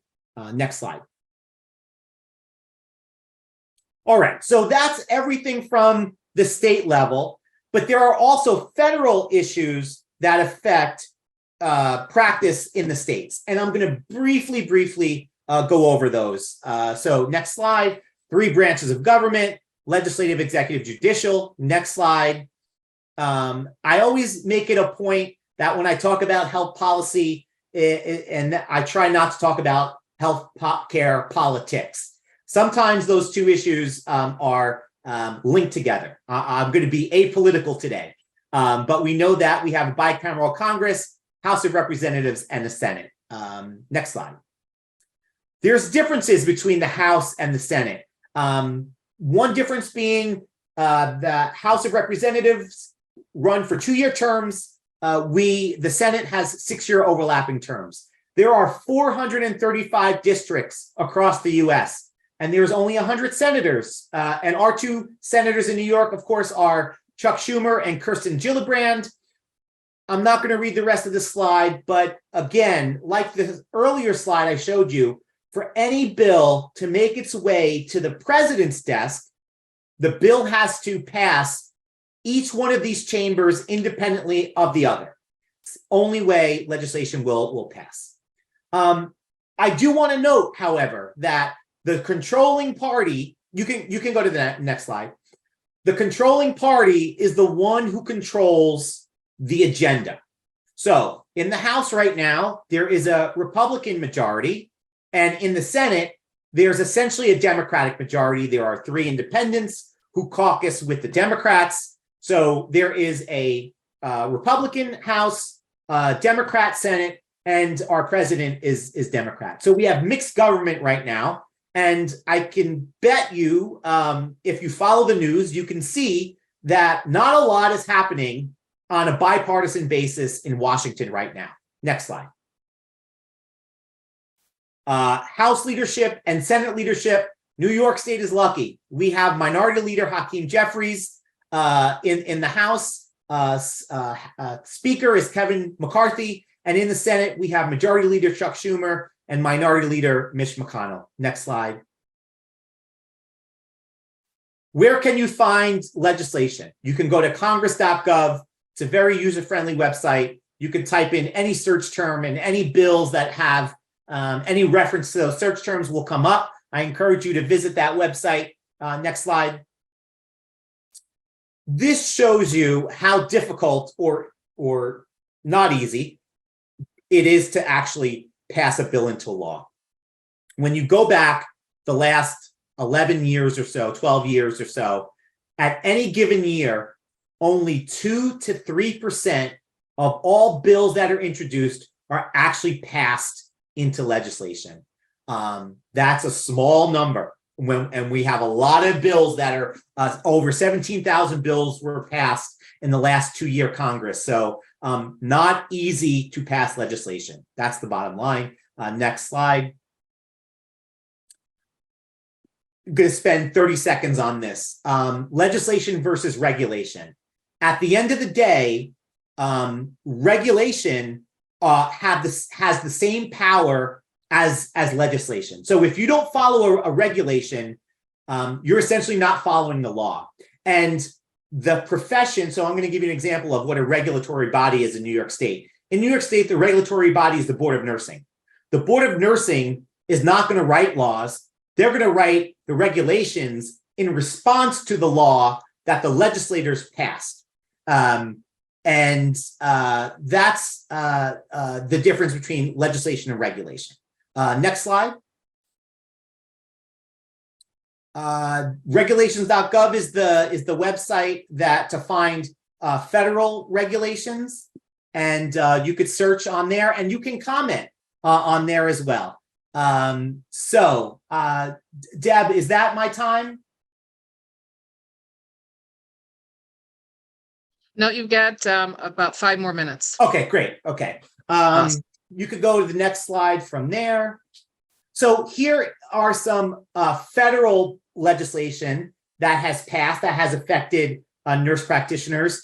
Durable medical equipment was in 2015. Prior to this, only physicians could order durable medical equipment. This changed. NPs and PAs in New York and across the country can now prescribe buprenorphine for opioid use disorder. Back in the day, only physicians could apply for that DEA-X waiver. So that's changed. And then in the VA, the Veterans Health Administration, nurse practitioners have full practice authority across the VA, regardless of the state law that has their laws for nurse practitioners. So the VA now is one continuous system for nurse practitioners, not having to follow the state laws for those nurse practitioners, which is what happened before 2016. This was passed. Next slide. Next slide. So these are some of the priorities that are at the federal level right now. And it's funny, I talk about diabetic shoes, but this is the reality of the world in which we live in today. A nurse practitioner in New York State, or any other state for that matter, for a patient that has Medicare, cannot order a diabetic shoe and have Medicare pay for that shoe. The signature can only be that of a physician. And the only way to change this is by having this federal legislation and the president sign it into law. So this is the bill number for the Access to Diabetic Shoes Act. There's also something about cardiac rehab, which gets a little bit more technical, but NPs cannot order that as well. And next slide. And I'm going to end on this slide. So there is a bill called the ICAN Act, which is the Improving Care and Access to Nurses Act. This bill affects midwives, it affects clinical nurse specialists, nurse practitioners, and nurse anesthetists to some degree too. It promotes patient access to healthcare services delivered by the provider of their choice by removing outdated Medicare and Medicaid barriers on NPs and other advanced practice nurses. Currently, there are only 13 co-sponsors in the House out of a possible 435. And there's only one co-sponsor in the Senate. You can go to that website, aanp.org/advocacy, and you can fill out you can complete a pre-filled out letter to your legislator to ask them to sign on to this legislation. This is an omnibus bill, and of the things it includes is the diabetic shoes issue. It also allows the certification of inpatient hospital services. It allows NPs to order medical nutrition therapy and home infusion therapy, as well as hospice. It includes reimbursement for CRNAs. It includes removal of barriers for midwives. And it is legislation that is vitally important to moving the advanced practice nurse profession forward. So we are going to be focusing on this issue at the federal level, and there'll be more to come. There'll be some alerts that will come out to ask people to reach out to their legislators and ask them to support it. So with that, I know we have about 5 minutes left for questions, and I'm happy to answer any questions you may have at this point in time.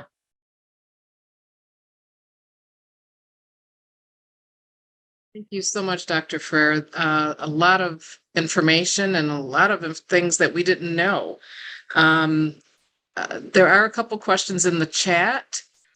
First one is, can you elaborate on the 3600 clinical written practice agreement requirements? For new NPs, I'm seeing a lack of support from physicians in providing the clinical support for 3600 hours, and some are still working as an RN. Yeah, great question. That is a problem. Now, most nurse practitioners working at large facilities, they're going to have a collaborating physician because they were hired to work as a nurse practitioner. So that institution wants to make sure that they are practicing as such and getting their reimbursement for those nurse practitioners. So if this becomes more of a problem for those nurse practitioners who want to work outside of a healthcare system. And unfortunately, there's nothing forcing physicians to collaborate with a nurse practitioner. That's why I think it's a good thing if we get that Modernization Act 2.0 passed, that we'll see other NPs can be collaborating providers for those first 3,600 hours. But it's hard. And I know that there have been nurse practitioners that have used their entire network to find a collaborating physician. Some have even gone to social media, have hired. I mean, most of these nurse practitioners outside of healthcare facilities are paying these collaborating physicians essentially for their signature. And that's just, it shouldn't be the way that nurse practitioners need to practice. But there's even a company that has emerged that will, for a fee, hook you up with a collaborating physician so you can practice as a nurse practitioner in that state. The goal is to move away from that, but it's a challenge and we have to just deal with it one at a time. Thank you. Comment, glad to hear about the Bupe waiver. That's Yeah, wonderful. so NPs no longer need to apply for the special DEA X waiver, the buprenorphine waiver. It's now mandatory for any a DEA licensed provider to complete 8 hours of continuing education every 3-year certification period. So that's new as of this year, and no one needs to be able to apply for the buprenorphine waiver right now. That's included in every DEA license application. Just of Awesome. course, prescribe it after you're comfortable prescribing it. Wonderful. There's a lot of Awesome. resources out there. And another question, please also clarify the CNS role in New York State. So the CNS role in New York State is a little bit vague because CNSs have title. So you can apply to the Board of Nursing website if you meet the requirements of CNS, and you can call yourself legally a CNS in New York State, but the actual scope of practice is not well defined for CNS in New York State. It has no prescriptive authority currently in New York State. So it's a little bit vague, and that's not the good vague. That's just vague because that's what it is right now. There needs to be update to that part of the law that better defines the scope of what a CNS can and can't do. So that's where we are with CNSs. Awesome. Thank you so much. And the last question is, what can we do about the CRNA legislation to move that forward? So there is an organization in New York State called NYSANA, NYSANA. They're the Nurse Anesthetists Association, professional association in New York State. They are the ones driving this piece of legislation. So I would encourage you to visit their website. I know that they have resources there. I know that Amy Paulin, who is the co-sponsor, or is one of the sponsors for the NP Modernization Act bill, is the sponsor for the CRNA bill. She happens to be my legislator, my assembly member. So I've gotten to know her very well over the years. She is a huge supporter of advanced practice nurses. We don't need to convince her. We need to convince the members of the Higher Education Committee, and both in the Assembly and in the Senate. That's where the focused advocacy needs to reside right now, because these bills need to make it out of committee and they need to make it to the floor so that they could be voted on. But before that happens, of course, is the time that we would, activate mass advocacy to reach out to all members of the legislature at that point and ask them to support that. But the reality is this, the anesthesiologists do not want to see this bill move forward. Unfortunately, they are powerful, they have a lot of money, and they're willing to spend it to kill this legislation. So we need to do it with advocacy, we need to do it with boots on the ground, and our legislators need to hear from us. I mean, they are our legislators, we elected them. We have every right to reach out to them and ask them to support this piece of legislation that not just helps the profession, but it increases access to care across the citizens of this state. Wonderful. Dr. Ferrara, thank you so very much. Learned a lot. A lot of great work already accomplished, and we have a path forward for some more impact for the care of the New Yorkers and for the advanced practice nurses in New York. Thank you for your leadership, and truly appreciate you being with us today. And thank you again for having me. It was my pleasure. Thank you. Thank you, thank you. We have up on the screen our health policy that advanced practice nurses need to know to complete the evaluation and get your CNE. We ask that you complete this and receive your CNE certificate.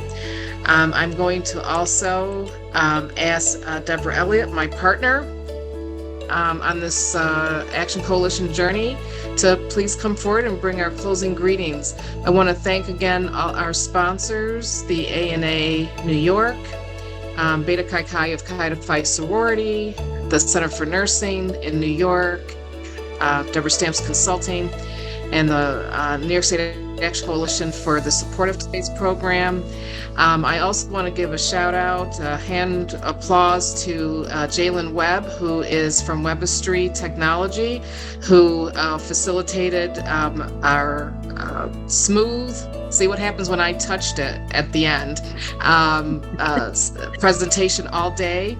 Thank you so much. Her talent goes beyond understanding, and the ability for us to have our evaluations available right away and for you to get your certificate as you complete.